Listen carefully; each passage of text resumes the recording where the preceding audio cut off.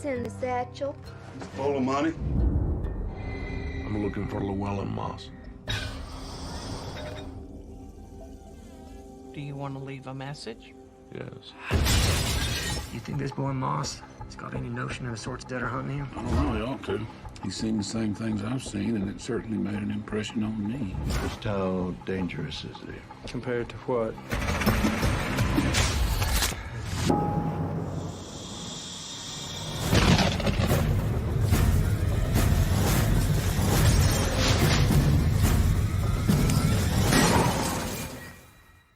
Call it. Hey, I think hey. it's more of an intro than the actual movie gives you. Like the movie just like bam starts. It's like Dude, the movie you have to piece everything together on your own. It's pretty interesting, man. But dude, how are you doing? I'm doing pretty good today. I got my the patron saint of New Jersey right here, so we got Yep, that going there on. he is. There's always something new in the room when you look. If you look close enough, there's always some new thing I'm doing in here. Yeah, But, Dark Hour's always rearranging everything. You just have to pay close attention. Yes, it's all of the clues, the breadcrumbs as to what might be coming down the pipeline. You never know. Oh yeah. Well, hello to everyone in the chat. Welcome. This is the two host number 15. Yeah. Yes. That's pretty good. Dude, 15, unless you count the interview special and the two host trivia versus. content, the two host That's versus. true. But no, this is Yeah. two host Saturday matinee number 15. Yep, and hey to everyone in the chat, we see you. Cannoli Sasquatch, thank you, Big C, Dude, Yeah. Cannoli. You have a definitely a future in like the production industry cutting up trailers. I think, dude. Hopefully, they hire me to cut up Suicide Squad, and David Ayer will get mad again. Release the Ayer cut. Release it. The Ayer cut, ladies and gentlemen. Hey, Jama, how you doing? Hey, Waylon. Yes, Bocephus. Yeah, not Bocephus, Bocephus. But and Steve, and speak of the devil over there. Hostman's Lounge. There you go.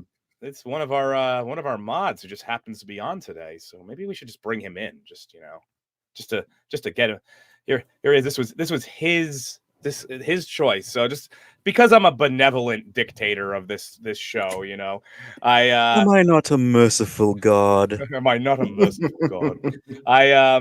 But to give back to the mods that do so much for the channels and such, we let them occasionally give us suggestion, and if they want to be on it, I will bring them on. And Hostman wanted to be part of this one, so we're bringing him on. How you doing, buddy? Yeah, I'm doing good. How are you guys?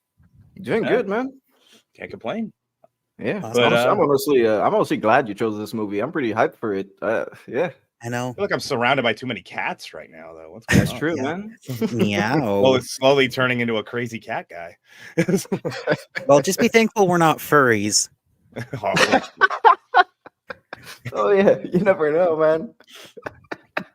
So yeah, actually, like I was saying, you picked this movie, and it was me and Uninspired were joking. Neither of us had ever watched it before. It was always on my backlog of like I'll get to it eventually kind of movie. And I always knew, like everyone always told me it's awesome. It's it's really it was one of the last movies that won Academy Awards that really deserved it, was one thing that I've been told a lot. Yeah. And I'm really glad you chose this, and it gave me an excuse to finally knock it off of the pile of the backlog. So same for me, because yesterday we literally called each other before watching the movie and we were like, fuck, we actually have to watch this movie now. But after it, like I was an hour into the movie and I just texted Dark Hour. I was like, man, dude, this is actually really, really good. You need to hop on this. It's and I watched it immediately after that. But I always try to need to read the book. I don't think you need to read the book. I don't read books. I'll read Blood Meridian. I got through college without opening a single book, which is probably making our next guest extremely upset based on his name that I just said that. I'm gonna let you take this one, Hostman, because this was your find for me, or your suggestion. So. So, some of you in the chat may know him from around the interwebs. He is a professional writer who is at this very moment fulfilling his very own book, Dr. Alpha, Dead Man's Lullaby. He is a lover of literature, a defender of free speech, mocker of malicious nonsense, and a devourer of happiness. It is Literature Devil. Hello, hello. I'm gonna have Postman write. Yeah, all the let intros Postman do the from now intros, on. man. He just made that up on the spot. So Wow. I literally just took up the second part of that from his Twitter bio. So, Oh. So I wrote it technically. So I'm gonna have You wrote it. Literature Devil to write all of the intros going forward, and have Postman say them. So it's like, Oh, Literature Devil, nice to have you on the channel, man. First timer, and it's a pleasure. Yeah, thanks for having me on. It should be pretty fun. Yeah. it's like we were saying. I mean, you got a couple of first timers here for. I always go the wrong direction. A couple of first timers here for this movie. So you're gonna have to school us on the actual the book and all that. So. That's true. Yep. I think it'd be pretty fun to go over the story in general and the characters and how. I mean, I think they did I think it was the Coen Brothers movie, and they did a really good job putting in a lot of substance and character and personality into this movie. Yeah. There's not a lot of wasted space in the script either. It's very tight. No. When I heard that it was based on a novel, I was like, oh, this is gonna be like 2.5, 2:45, and it's almost exactly 2 hours, which is really solid. 202. Yeah. It's really It good. feels a lot Can it longer, really? but it's not that long actually. Yeah, it's 2 hours, 2 minutes, and it definitely it feels like they put a lot in there, and it does, like you said, it does feel longer, but not in a bad way. It's like you want it to keep going. It's for tone. Yeah. Yep. Yeah. All right. But we and a do lot have of it- two. Oh, hold on before you go on, Hostman. Yep. We have 2 more guests we got to get in here. So this next guy's making his second or third. I'm not sure how many times, but I've streamed with him so many times at this point. He's like my Canadian brother, and that is Tyler Wolf. I have brothers in all sorts of countries: Canada, France, England. So, how you doing, buddy? I'm doing all right. How about you? Yeah, can't complain. Sitting here talking about a good movie with some good people. And for the record, this is the third time officially. Third time, okay. Yeah, I mean, it's hard for me to keep track because we've streamed on a couple of different things together, so it's hard for me to keep track exactly That's which true. one you're. Yeah, you're gonna eventually you'll be on here like a dozen times, and we don't even have to keep track anymore. 100%. Yes. But yeah, and we'll bring in our last guest, also hailing from Canada. We got a lot of Canada representation here today, and that is Jedi Brooks. Hello. How are you doing today, buddy? It's so crazy to be able to talk about this movie because it's one of those ones that obviously we all know how it ends, right? So that's one of the things that I want to be able to get into. But it's one of my favorites for sure. Yeah. And I can't believe that you guys haven't seen it before yesterday. I'm still getting. I honestly can't believe I hadn't seen it before. When when it was brought up, I was like, "Shit, I still haven't watched that." It's been like 16 years, and I still haven't watched that movie. Yeah, dude, I'm lucky enough to have avoided everything about the movie except Anton Chigurh's look. That's probably it. I had no idea what the plot was. I had no idea who was in the movie except for Javier Bardem. That was it. Well, that's what I was gonna say. I was gonna say, when you guys were talking about the trailer that you chopped up, it's just so strange seeing it advertised like that because it's like it's not you get the wrong impression of it from a trailer like that. Did you chop that up or was the honestly, that's kind of how the original trailer is. I just chopped up a minute, but that's how the original trailer is. It's very fast paced, especially near the end. Yeah, which is weird because it's a slow burn movie. So exactly, it's almost like false advertisement. I feel like that must have thrown some people off because it's much more of like a slow burn. Yeah. This movie is weaponized tension, man. The whole thing, start to finish, is just tension. That was one of the things I wanted to say from the beginning of this is the type of movie that creates the type of tension I would normally need a horror movie for. And just the immersion and the focus on the suspense. The fact that there's no soundtrack. Oh my God. The fact that there's no soundtrack is one of the things that really elevates this movie. You just every single scene you're sitting with whether just the ambient noise or just the character breathing, it makes such a big impact every single time. I didn't even put that together there. Yeah, you're right. Not one single soundtrack throughout the entire movie until the end credits. It's like a song at the end. Yeah. I don't know. There were moments where I felt like I heard like a few songs, but that's usually I can hear music whenever Anton. Diegetic. There's one diegetic note songs. That's the only justification Yeah, Yeah. that's the only Yeah. justification I can think of. Because And- there are car radios or car radios, diegetic music, things like that. But like, there's no actual soundtrack throughout the entire thing. I was trying to keep an eye out for it when I watched it again last night because that's one of the things I was complimented about it. Canada I is think just there's- in the chat, just taking over too. What's going on? Yeah. I've opened up a can of worms here that I need to seal.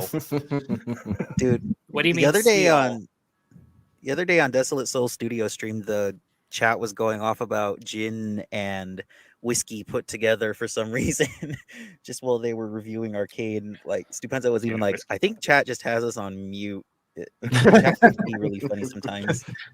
Well, hi to the chat. We see you guys. Yeah, really appreciate you guys coming and spending time with us. I know that a lot of people are hyped for this stream because a lot of you guys like No Country for Old Men, which understandably so now that I've watched it. And so I guess we should do the round table of everyone's experience with the movie. I know we've already said a bit, but guess we'll start with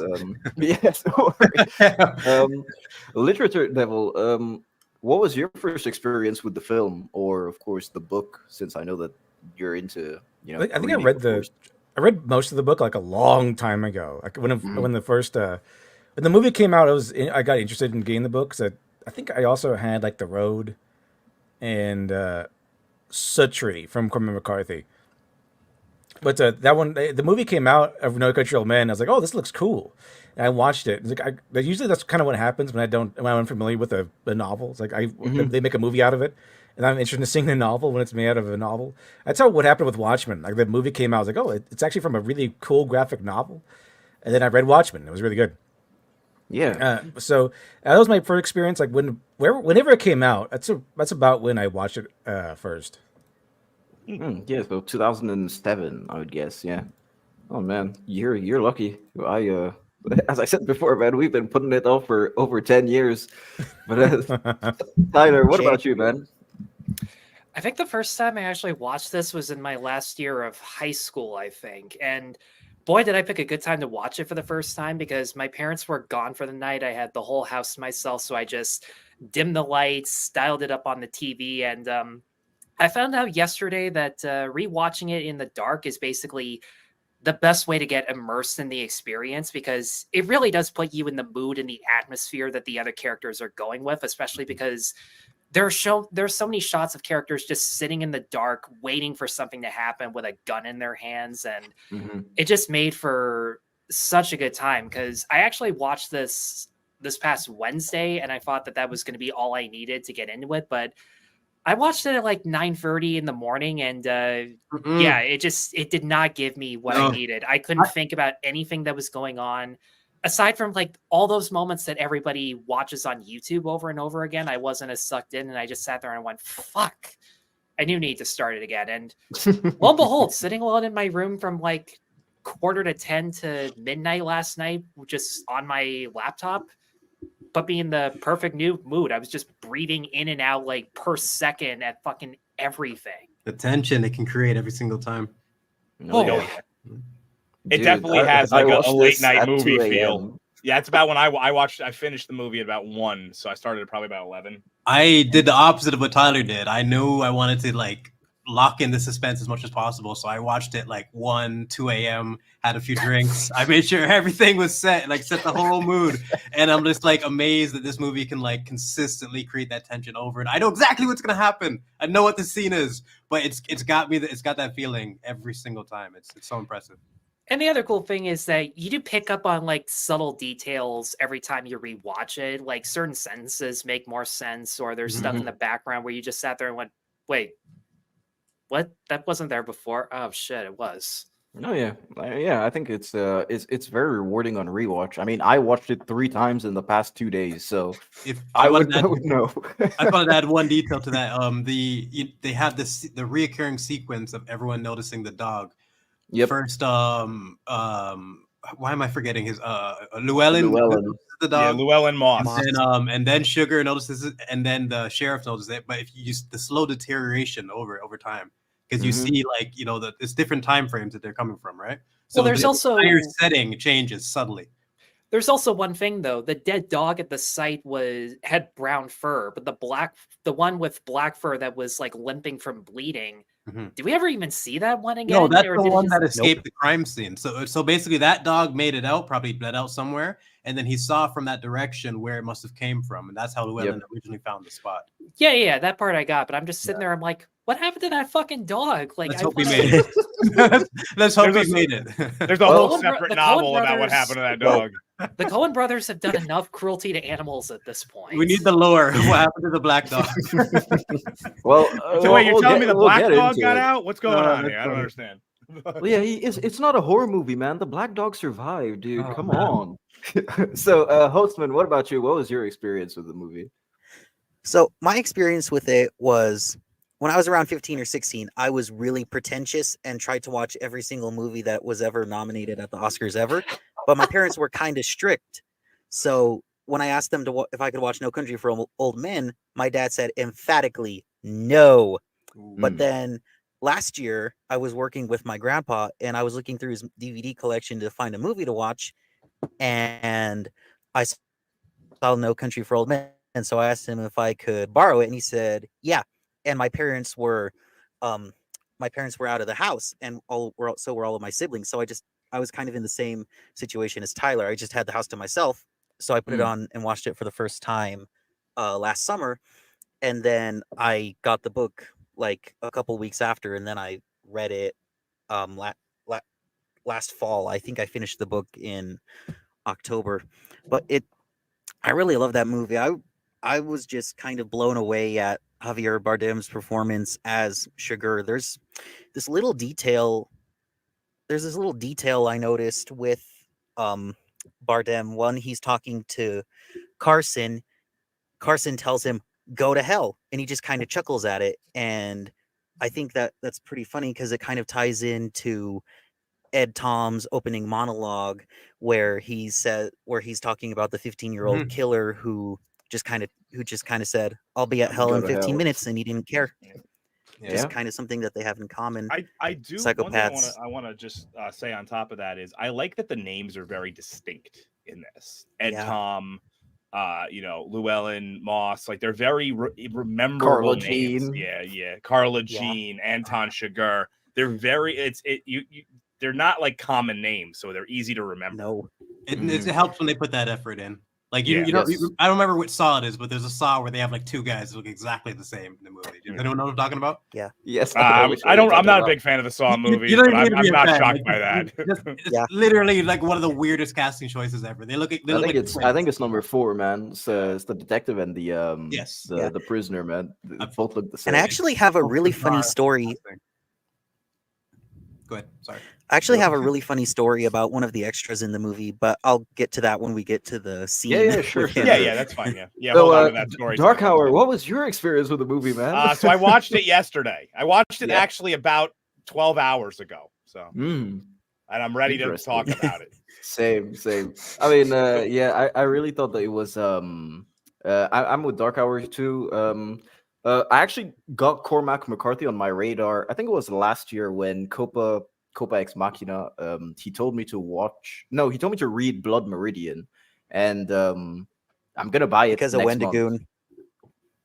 I haven't seen Wendigoon's video on it actually because I wanted to read the book first. Dude, that's that's thing why. blew up. That was crazy. Oh yeah, dude. That was the reason I watch everything I read Wendigoon The Road.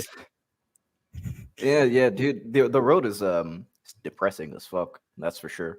But yeah, and that's listening pretty to an much audiobook. it. Like, so I'm very, very happy that I watched this film, 100%. And man, I'm really, really hyped to get into it and break stuff down because I really think there's so much subtext and so much that you can, I guess, infer for yourself. It's a lot of it is implied, and so especially when it comes to the themes and everything like that. So I am very curious to see how everyone's opinions may differ or may agree with on certain things. So yeah, I guess we can get into it. Did I get skipped? I didn't ever... Oh, dude, Brooks, do it, bro. I never actually got one. I could have swore you did it already. No, Same. I added something to what Tyler Wolf was saying. That's it. I didn't actually get a turn. All right, My go bad, ahead, man. My Brooksy. bad. Sorry Go about ahead, that. No, man. everyone was getting their origin story with it. I was just making a point on what he was saying in terms of what. Oh, okay, yeah. So that's where I got. Yeah. My wires crossed. No, I saw it when it first came out. I'll make it quick since I saw it when it first came out. I've seen it like probably like 10 times. It's one of my. I think last night's rewatch confirms it as one of my favorite movies in terms of what you really need to be able to do with a movie is get me into that zone every single time, like consistently. I know exactly what's going to happen. I know this entire plot, I know all the characters, but I can get that tension and immersion every single time that I watch it. And it's a combination of the performances, the ambiance, like the lack of soundtrack, like I mentioned. And one of the details that I wanted to mention is one of the best movies for emphasizing consequences for actions. Like even the very first scene, not well, we're about to get into it, but the very first scene, there's damage on Chigurh's wrist that they emphasize when he's washing his hands. That they didn't need to do that. They did it with they do it throughout the movie, just showing little times that showing the consequences for actions rather than just having people be OP and invincible, which just grounds the movie in like a way that most movies don't bother to. And one of my personal favorite pistol scene probably ever is the dog in the river. So it's just so many little details in terms of being grounded that I love. Oh, all right, man, dude. I really I'm hyped to have you appreciate the guys on minimal use panel of to talk about CGI this. too. 100%. Well, Yeah, wasn't it the originally? CGI they it used was- is a bit get into it. iffy.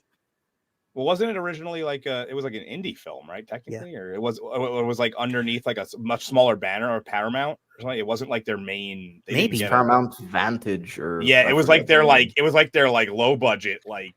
Yeah, because Miramax kind of Miramax always kind of straddled the line between like blockbuster and indie because a lot of indie filmmakers end up making bigger stuff. Yeah, it was like originally like written in like for like indie stuff, so like they had a very minimal stuff that would have required any type of CG, so they just went with that.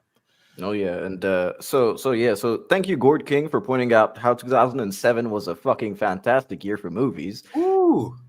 Super bad. Some of these will be on the list. Some of them are already on the list, and some of them are on the list and have people on this panel that are already booked for them. 310 to You has been on my watch list for ages. Like, is it good? Anyone recommend it is. I like it. I saw it a while ago. I would recommend it. Yeah. Okay. I would recommend it. Yeah, for sure. And Hot Fuzz. We're doing Hot Fuzz. I think next week, right? Next week, and Jedi Brooks is on that one. Jedi Brooks is here for Hell yeah. So we got a double up. We did the Shaun the Dead one. It makes sense to bring the same crew back, right? Got to do the trilogy, man. Yes, sir. All right. So Miramax. R.I.P. Miramax, I guess, because they don't exist anymore. That's for sure. Womp womp. And it's No Country for Old Men. So just a little disclaimer for the chat for those of you who haven't seen the movie but are still going to watch the live stream. Thank you, of course. But this one is kind of, I guess, mature because you're gonna see dogs die. I haven't censored anything at all, so I mean, if you're, so squeamish if you're squeamish, don't want to watch a dog get shot, which is fine. I'm more of a cat person. Hey, now at least the cat lives. I can handle dogs dying, but cats—that's a bridge too far. That could have been me. So just a heads up in case. That's pretty much it. And, of course, No Country for Old Men, ladies and gentlemen. So I just want to say I don't know what it is, but I've always loved that name, just that title. It's like something about it just really bold and stands out. It rolls off the tongue well. Mm-hmm. No Country for Old Men. I really appreciate the minimum. Oh, go ahead. I was just gonna say the name ties into the theme very well. This is no country for old men. This is not a place that your grandfather would recognize. This is changing. Yeah. Things are changing. Things are far more brutal now than they ever were. I really appreciate the minimal nature of the intro. It's like sometimes you get those like really over the top intros. Like one that comes to mind right off the bat is like Fight Club, which is right behind me actually. Like with all the graphics and like, you're not sure what you're looking at. Clearly it's like going and it's like it's slowly turned. This is just bang. Here's the title. Let's get going. So simple. By the way, the title of No Country for Old Men comes from a poem by William Butler Yeats, Sailing to Byzantium, and it is talking about like I'm too old for this place. I'm getting out of here. So that's kind of immediately what you get with this movie, where it's like the old sheriff, it's played by Tommy Lee Jones. He's describing to you that in the old days, my dad didn't even carry a gun. Like it was very peaceful. People were cooperative. But now he ends his speech on the event of, I got this guy. He killed the dude, and then he was going to be executed. He said, "No, I always wanted to kill someone. I don't care why. I just wanted to, and I'll be in hell. I'm going to go to hell in about 15 minutes." So it's like not even just moral degradation. It's like amoral. It's like the society, by the time he became sheriff, became amoral. Yeah, and I think it's interesting because the audience's reaction to that. So, for example, I kind of chuckled when he said, "I'll be there in 15 minutes," when he was talking about the guy going to hell. And I realized that I'm sort of like Deputy Wendell, when Deputy Wendell laughed at the other story about the old people, the old people that were getting murdered. And I was thinking, wow, this is kind of a reflection of, I guess, young versus old, and how maybe I see something differently than the way he sees it, of course.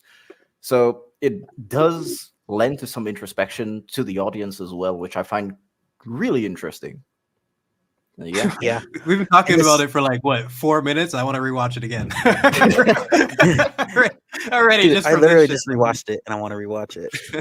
And yeah, so good. but this opening monologue in the book is about 5 pages, and it also includes another story from Ed Tom where he says that one time he pulled over a truck, and they shot his windshield out, and he was this close to dying, and he was just kind of reflecting on how dangerous the job of being a sheriff was.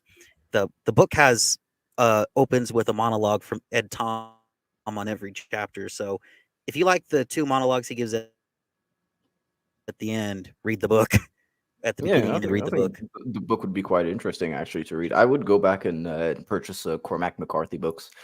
But so as we were saying before, it's times of change for the sheriffs. Of course, as Literature Devil said, they don't even carry. They never used to carry guns before. And you wouldn't even believe it. And as an audience member, I don't believe it. But hey, I think Tommy Lee Jones is really well cast in this role because he has some one-liners that really make me chuckle throughout the entire film. Sometimes when he's on screen, I don't know about you guys, but I think to this me might be my favorite performance of his. And he doesn't have a lot of screen time. He doesn't get a ton of screen time. Part of the reason. Very minimal. When I watched it on Wednesday, I was blown away by the fact that a half hour went by and I didn't even notice that he was gone throughout the entire thing. Yeah. But it also kind of serves with the point of examining evil and moral consequences. It makes sense for a cop to be out of the picture for that long of a time. And it also suits his arc that he's missing out on like preventing crime and saving lives to the best of his ability. Yeah, and so impactful in every single scene that you didn't even need that much of him. It was and the way the film is kind of structured, it's everybody's familiar with the term cat and mouse game, but this is kind of like cat mouse dog game because it's like you have obviously Anton, I mean we haven't gotten to it yet, is making his pursuit, but at the same time like Tommy Lee Jones, Ed Tom is he's like sniffing around for clues, so he's the dog in the situation. So it's really a 3-layer cat and mouse game. Yeah, I'll call it a rattlesnake, mouse, and dog game. That's rattlesnake, mouse, and dog. Yeah, Anton Chigurh, the rattlesnake. Yeah, for sure. And speaking of the devil, there he is in the back with his I guess. Oh, what a great first shot of him, man! Oh my god, beautiful haircut, man. Absolutely majestic. Just who came up with that thing? Like it's so iconic. No, 2 of these. Everything about this man is perfect. His haircut, his coin, his stupid cattle prod thing. So many iconic Violet Beauregard haircut, man. That's how it is. And one thing that we do learn about the sheriff is that he was a sheriff at 25 years old at the same time that, and he was serving at the same time as his father, but not in the same county, which of course, sort of become relevant late at the end of the film where he's speaking about his father, which is interesting. Yeah. And so we finally get go ahead. An interesting line from the book. I was just gonna say on the thing where he's talking about his dad being a sheriff at the same time he was a sheriff when he was 25. He also kind of expands on that, and he says that he knew a guy who was an ordained Baptist minister at 18, and when he was transferred, the congregation cried. And he kind of mentions the fact that people don't grow up as fast as they used to. Yeah, that's how it is today, man. It's very very weird, and Yeah.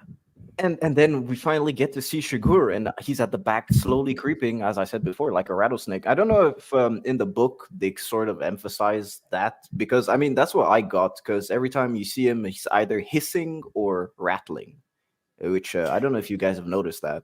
The focus that he puts on stealth throughout the entire Yes. movie is something that I can't think of any other killer or villain or like. It's such an important thing. Just taking your shoes off and going in your socks is like those little details. It's Yeah. all He's the work very that is silent. around this man. Yeah.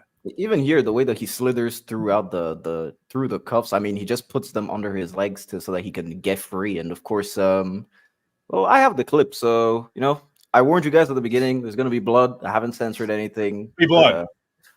Yeah, there will be blood. There will yes. be blood. Let's see a cop get killed, man. There we go. I got it under control. Oh no.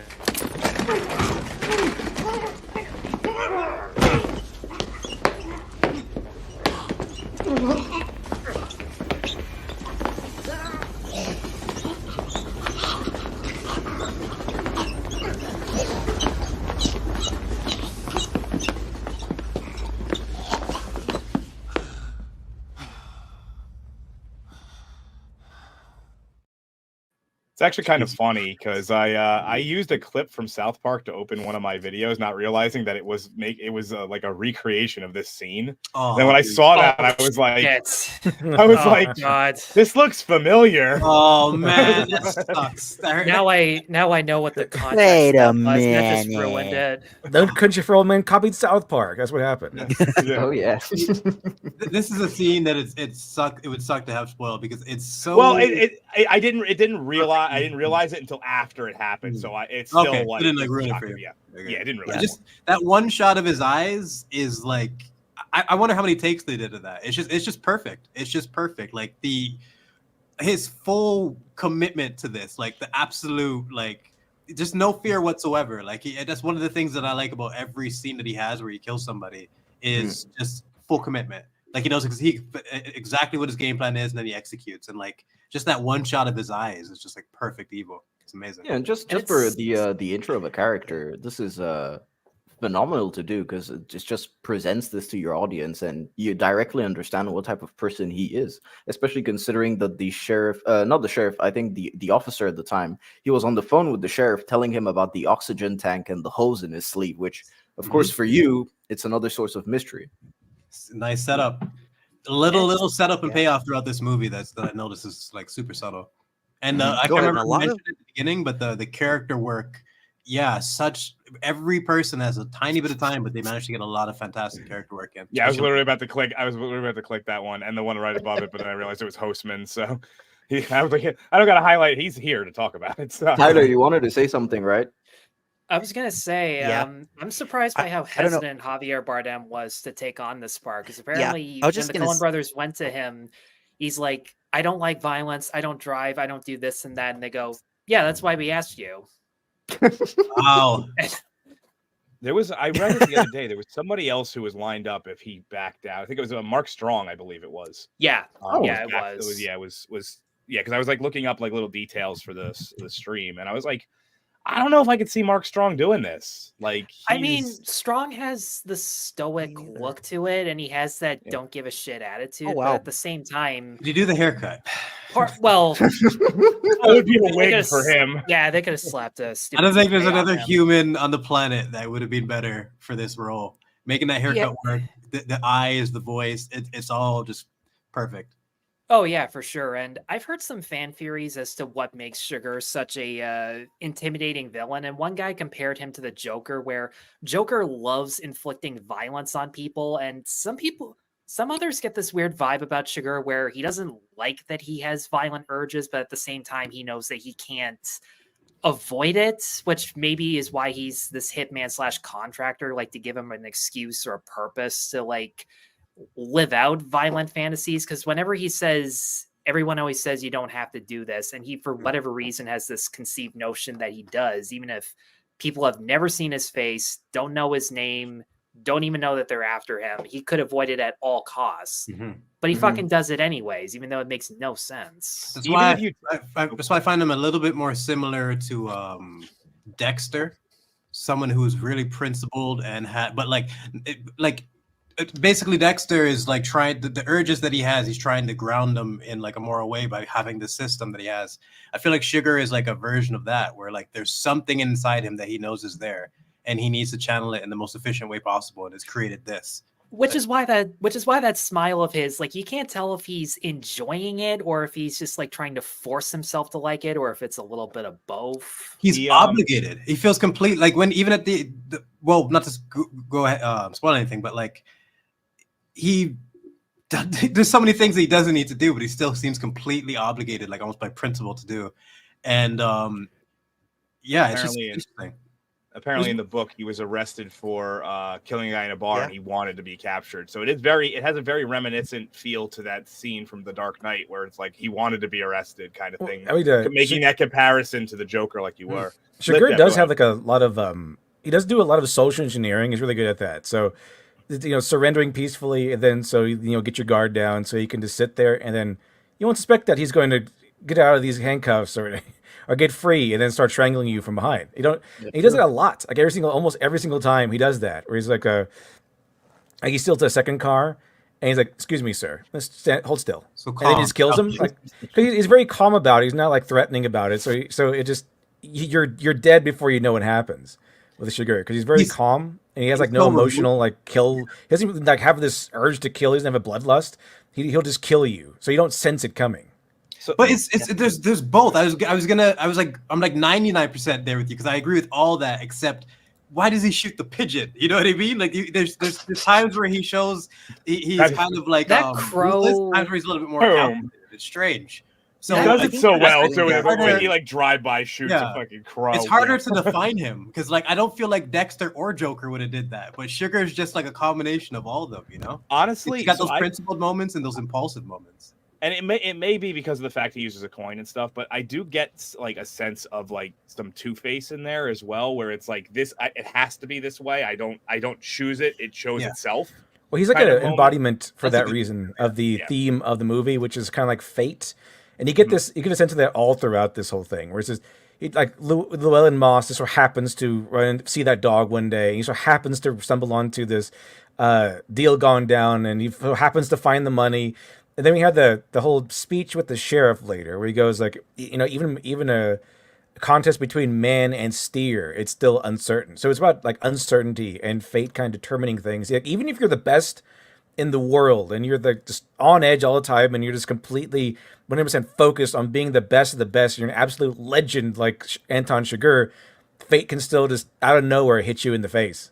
But there's one thing about that, though. Yes, Llewelyn does see the dog through the trail of blood, but he also made the choice to follow him.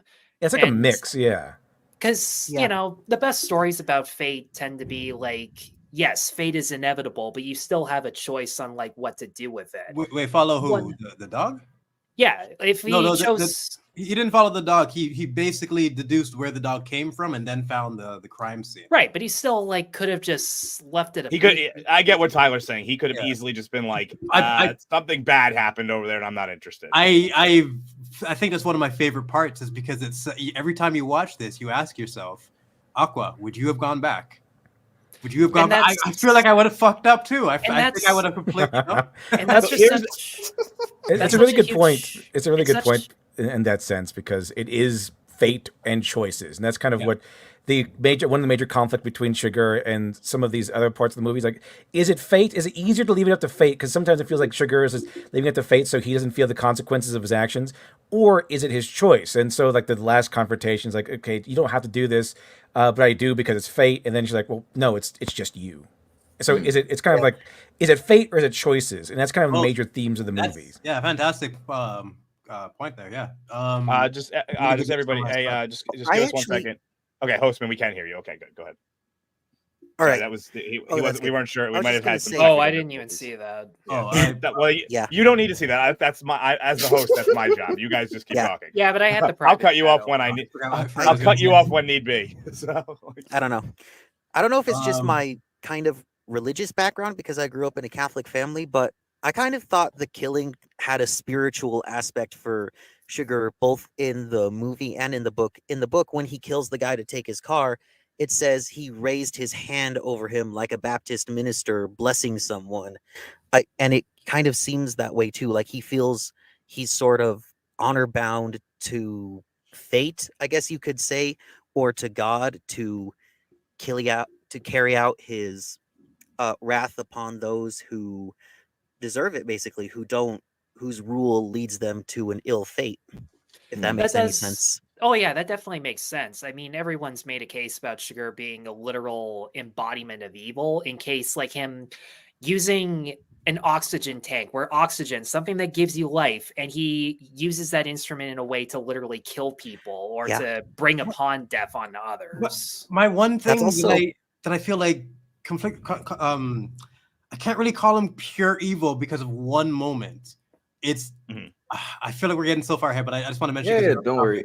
I think I know what scene you're the talking option about. that he basically him saying, giving her the option for the coin, saying this is the best I can do, rather than like he came here committing to do the job, but then he also gave her like that's like the only sympathy he shows in the entire movie of like, okay, I will give you the option of the coin.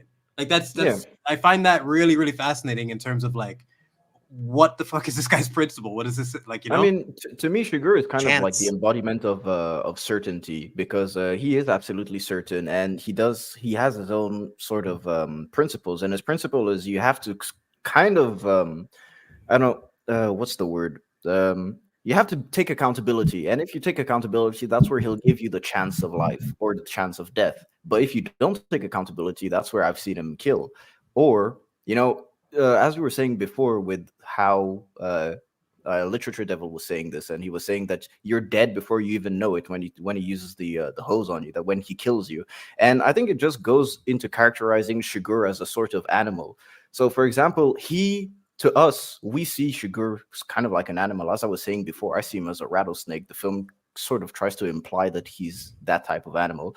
Maybe he sees us kind of like cattle because the way that he just kills us mindlessly Well, kind of it, but he tries to give you maybe a chance sometimes, but most of the time you're just in his way and that's pretty much it, then he'll dispatch you. he understands it's funny that emotion. you say He understands emotion based on his comments, but he's also completely like emotionless in those moments. Exactly. Like it's a strange blend. Go ahead, sorry. it's funny that you say cattle, that he views us as cattle, because that instrument that he uses, that's actually something that is used to kill cattle for Yeah, I know, meat that's why I said processing. it. Yeah, that's what they point that out in the movie. I'm pretty sure. Yeah, Tanya Yeah. Lee says that to Carla Jean in the diner, and I Mhm. don't know if he actually puts together that that's how the one guy on the highway got killed, because it baffles him that there was no bullet, and then proceeds to say, "Oh, this one guy uses this to kill cattle," and I'm just sitting there going, "Dude, it's right in front of your eyes. Like, do you notice it or not?" I maybe think maybe he and plus does. He just there doesn't. is a farmer sitting behind him as well when he's talking about it to sheriff not sheriff to Deputy Wendell, so yeah, I think he does realize it. He just doesn't Just processing want it. to admit it because he process wants to it. seem wise. Yeah. I think he's All just right. processing the reality of it, and you can see him push his breakfast away. He's just like, "What the fuck is even going on here?" It is No Country for Old Men. Yeah, yeah. They highlight like, that. He's basically, I'm an old man and this is not my country. No, just Nope. it's just crazy. Yeah, and so like moving on, we finally meet Llewelyn for the first time, and Thanos. yeah, whoever came up with the name Llewelyn Moss, thank God, because that's just it's a cool name, man. I like it. It's spelled Llewellyn? really weird too. It's not spelled Llewellyn? like, yeah. Oh Yeah, yeah, I do love that name. And the first time we see him, well, he's hunting, so which is it's kind of a good juxtaposition of him and Anton. You know, be a predator and prey. Although he is less efficient than Anton because he hits his prey, but he goes away, and that's what Yep. makes him stumble in the desert where he finds the dog that's going, and of course he tracks down where the dog was coming from, and it is very very interesting to say the least when he comes upon this little gem of a place, a nice old western shootout where of course, fair warning once again, you're probably going to see dead bodies, ladies and gentlemen. It's for Man, educational purposes.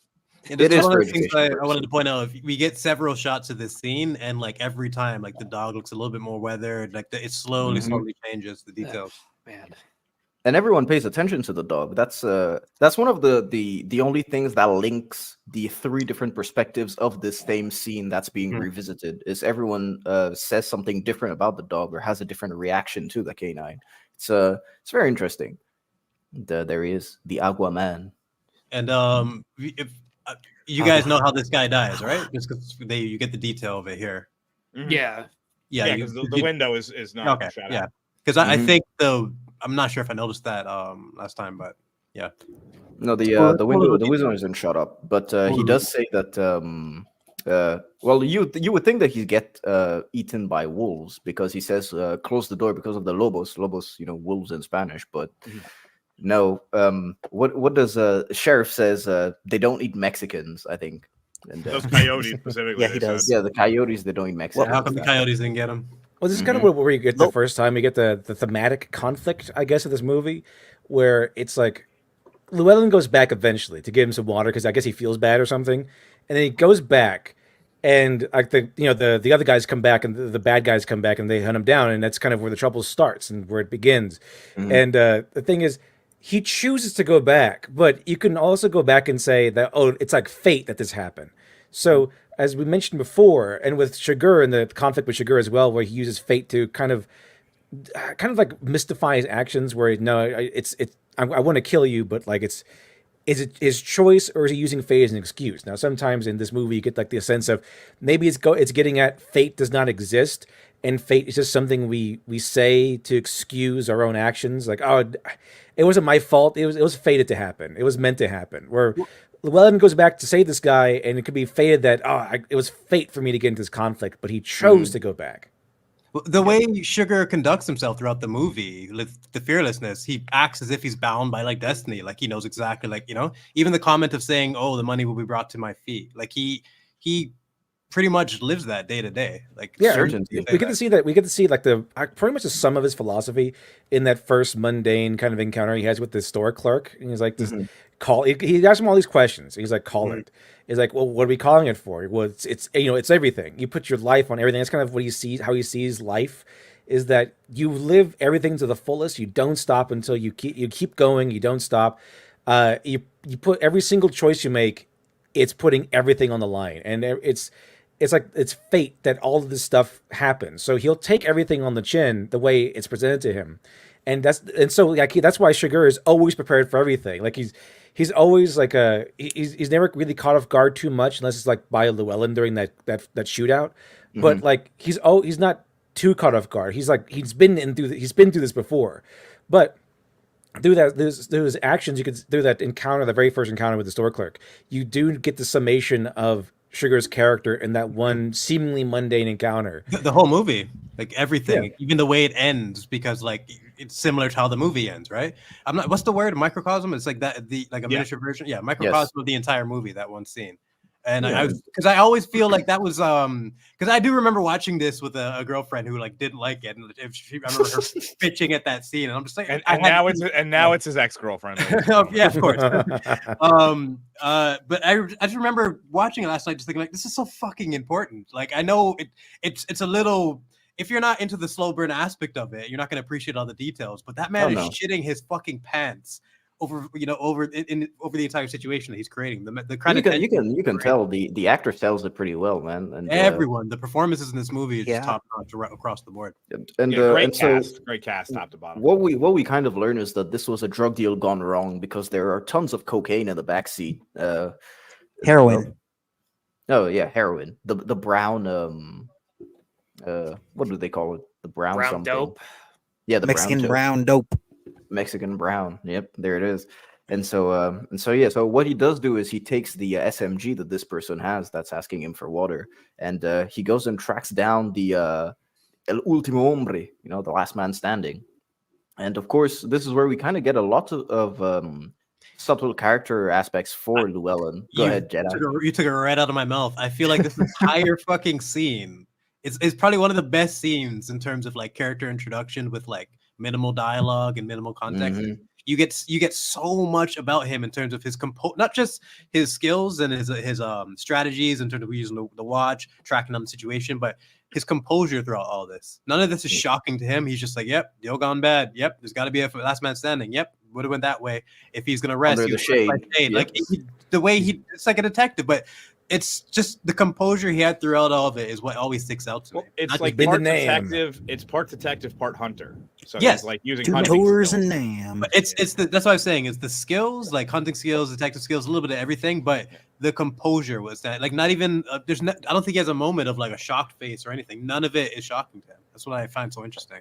There actually this comment right here from Steve Casaboom. If he's talking about Moss, yeah, I agree. There was some sisu to it that was going on at this specific spot. And yeah, like Sisu was that movie that came out last year that was like World War II. Oh yeah, that was like the same people who made John Wick, or like studio or something. Like that. Yeah. Where like he kind of like as the movie goes on, you learn more and more of his skills. And it's like you don't need to just dump all the traits right off the bat. It is really fun to have someone like slowly subtlety in evolve. writing is pretty good, isn't it?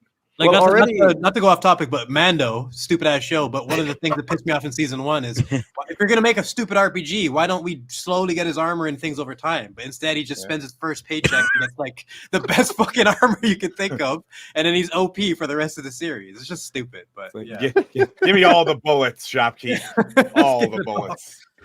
Dude, and I mean, just the fact of him waiting and looking at his watch and seeing if the other guy is going to move, or if to see if he's dead or still alive, and if he's going to get attacked. And also, one thing that I really did appreciate from this movie is the way that Llewelyn handles a gun.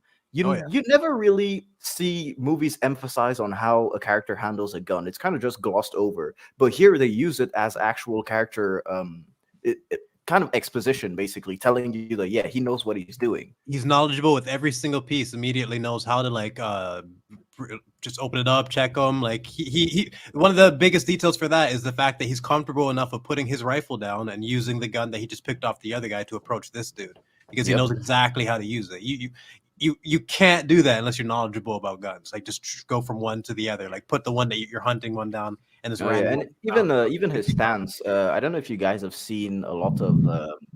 I don't know if I can say this on YouTube, but I'll say it anyway. So there's a video that you can find on YouTube. It's a police officer in the I think it was late 80s, early 90s, and it was a very horrible stop.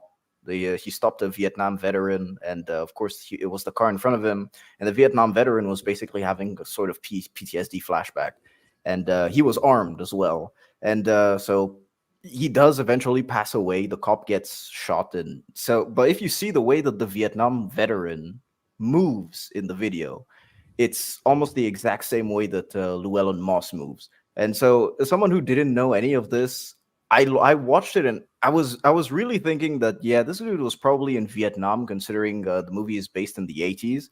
And after once they confirmed it, I was like, there's a very weird uncanny realism to everything, which just adds depth to it. Brolin definitely did his research on how he should have been doing that stuff. Oh yeah, 100%. Well, Cormac McCarthy. One thing Cormac McCarthy does really well is that the way guns are handled is always really accurate in his books. But he himself was an Air Force veteran, so he had experience with handling a lot of the guns that he wrote his protagonists and characters. Well, he was in the Air Force, so he supposedly he supposedly used guns in the Air Force. This was an interesting comment here from Melvin. Disagree. I felt Moss was very stupid in this. He made one bad decision after another, right? So I don't think that they're bad decisions. I think that they're just decisions. Yeah. And he deals with the fallout of them as they come along. It's only a bad decision if you know the outcome. He says it himself as he goes out to leave with the water, saying that it's one of the stupidest things he's ever done. This is stupid. If I don't come back, like he knows the risk he's taking. He's sitting in bed thinking that there's a man dying of thirst out there. I'm the only one. The funny part is, though, I mean, we're gonna get to that shortly, but actually, that bad decision is actually a good one when you think about it. had he just chilled at home with this bag that he was unaware has a tracker in it, they would have just died sooner. Exactly. He literally would have died the next morning. The whole milk scene. Sugar would have been there by noon. Like it's there's so many ways. So his bad decision, or as you're calling it, or I just call it a decision, a choice he makes, and then the fallout happens. There was no good outcome either way. I don't think anyone makes a bad decision in this movie. I just think people just make decisions. That's it. And there are literally a couple shots in this that foreshadow the fact that Llewelyn was kind of fucked the second he took that money to begin with. Yeah. Well, one thing that I do want to mention. I'll mention it later when we reach Llewelyn's. Yeah, we this is definitely one of those movies we're probably going to keep trying to jump for. But Waylon Bacifus for $1.99. Thank you, man. No Country for Old Men or Hell or High Water. No Country. Yeah, I'd have to. I mean, that might be Prisoner of the Moment. I've never seen Hell or High Water. I didn't know that's that actually is. a decent movie. I'm just gonna vote No Country. just I'm probably just Prisoner of the Moment right now, especially. But no, it's good, man. I honestly think Taylor Sheridan is kind of overrated. Yeah, kind of. He's gotten better over the Yellowstone. years. Yeah.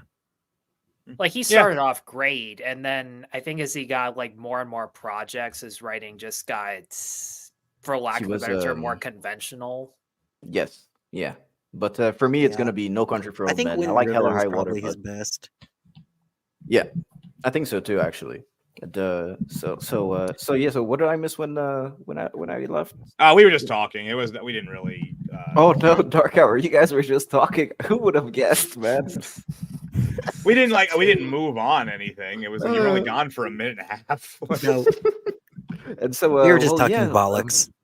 The money, $2 million in cash, ladies and gentlemen. That's 2.4 million specifically. 2.4 million. Yeah, that's what it looks like.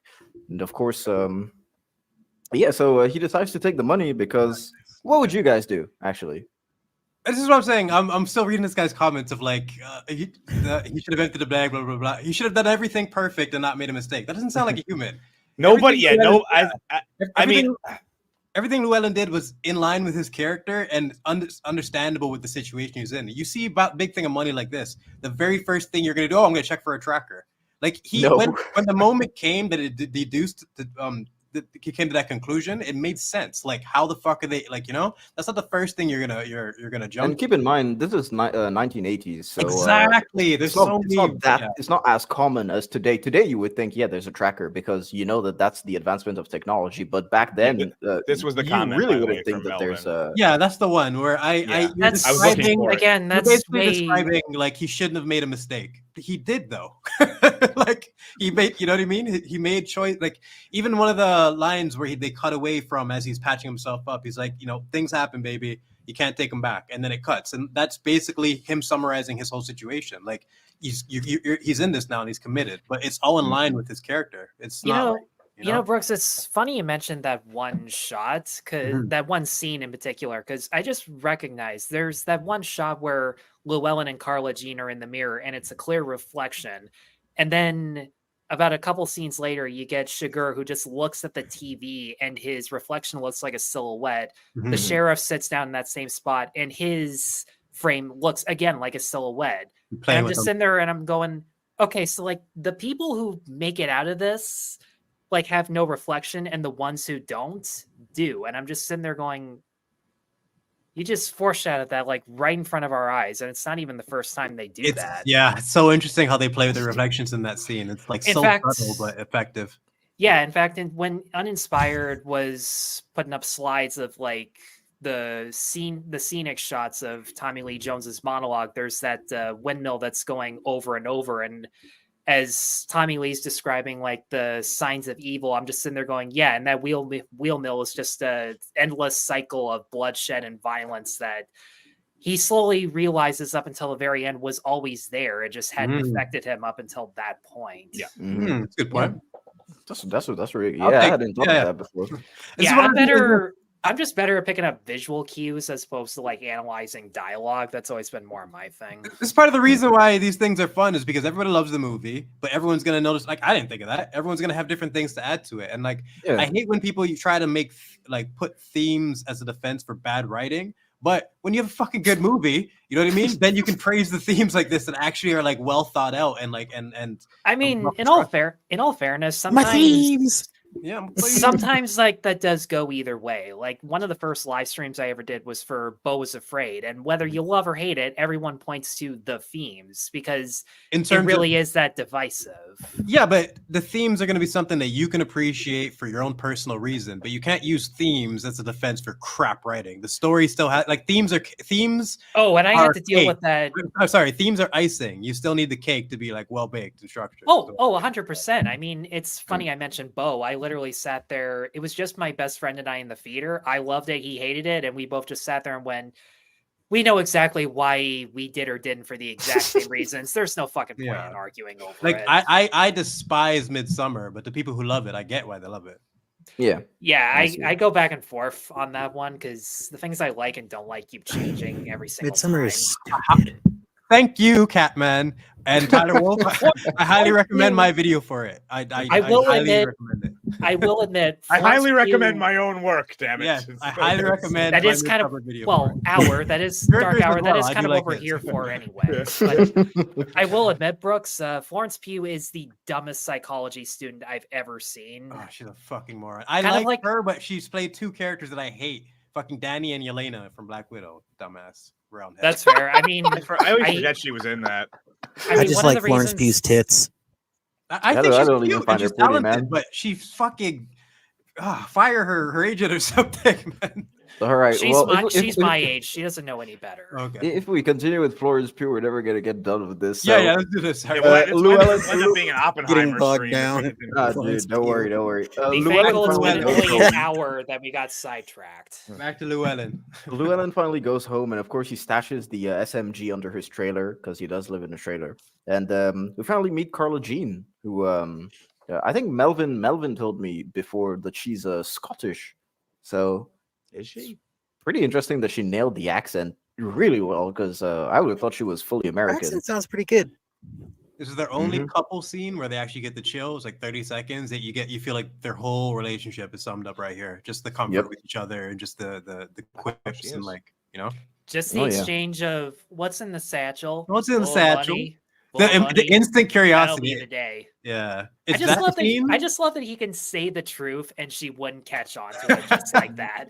Yeah, I do love their dynamic instantly. But it's that scene and the phone scene where she instantly knows he's fucking injured. Like that's a woman that has your back. She knows. She knows if you have a cold or a sore throat just from like 2 seconds on the phone. Like that's a keeper. Dude, she knew he was fucked, but like still held out like the glimmer of hope that she might have been wrong about that. Yeah, this chick was a fucking keeper, man.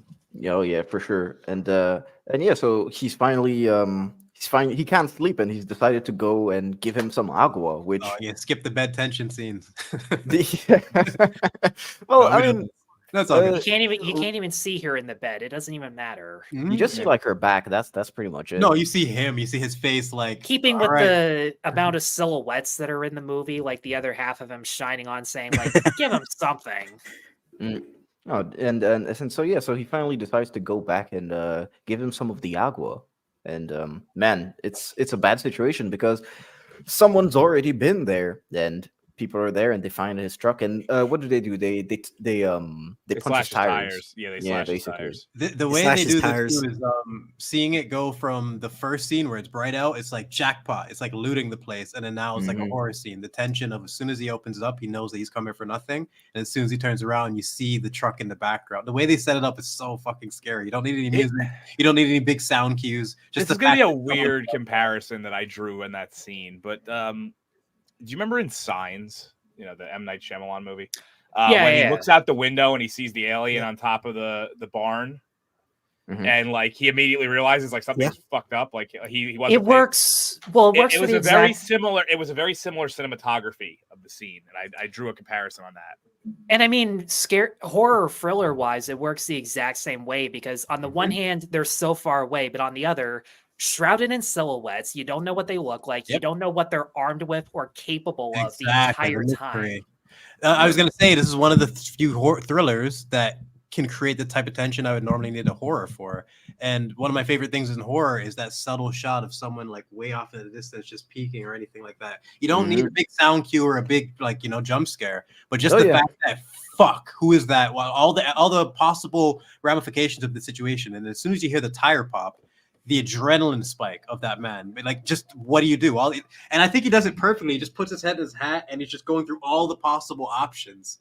And then, like, yeah, it's crazy. I will say this now, if there is one bad decision I could say, like, there was very little reason for him the first time he had to approach from a distance. Yes. There was very little reason for him to not just drive right up where the trucks were, though. It didn't make any sense. It didn't make sense for him to park no. Terrain. I think they do mention that. The reason the guy had to the dead bodies, remember he was on them out, is because this is the only one that had all-wheel drive. Oh, right. They literally have a line to account for that. Details, man. I love the little details in this movie. It's so I was like, what's the point of this scene? What are we getting out of this? Oh, yeah. There's so many little factors when it comes to that. We haven't heard from Literature Devil in a little bit. So after Tyler, once you're done, let's get Literature Devil involved.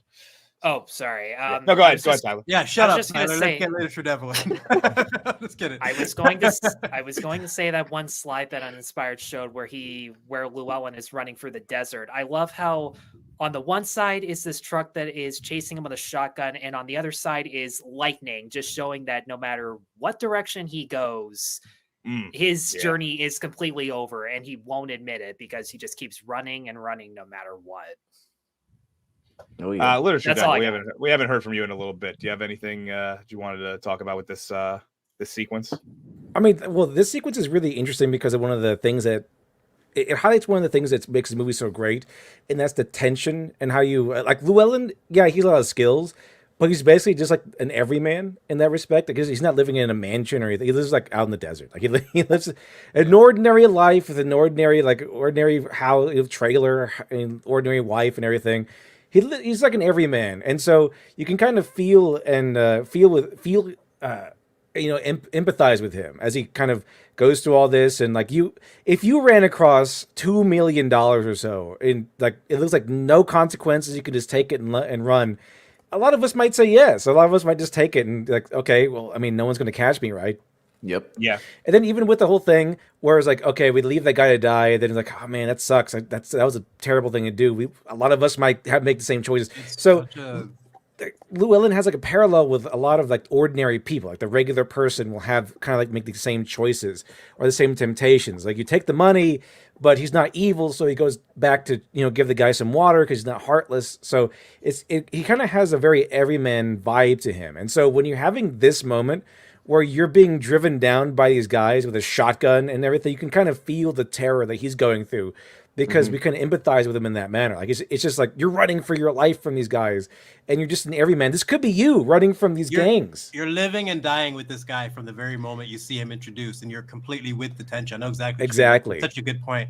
And just the fact that it's such a simple decision. And I really love the fact that it's one of those things where, yeah, he fucked up. Look what it led to. But who the fuck wouldn't have taken the money? And who the fuck wouldn't have felt the guilt of knowing that guy is literally dying out there and you're the only one who could help him? It's like every time I watch it, I'm like, fuck, I would have done it too. I would have been out there running like from a dog. Like I would have completely fucked up. It's the reason why it's so tempting and why we might take it is like, okay, under normal circumstances, okay, it's not our money, we shouldn't take this.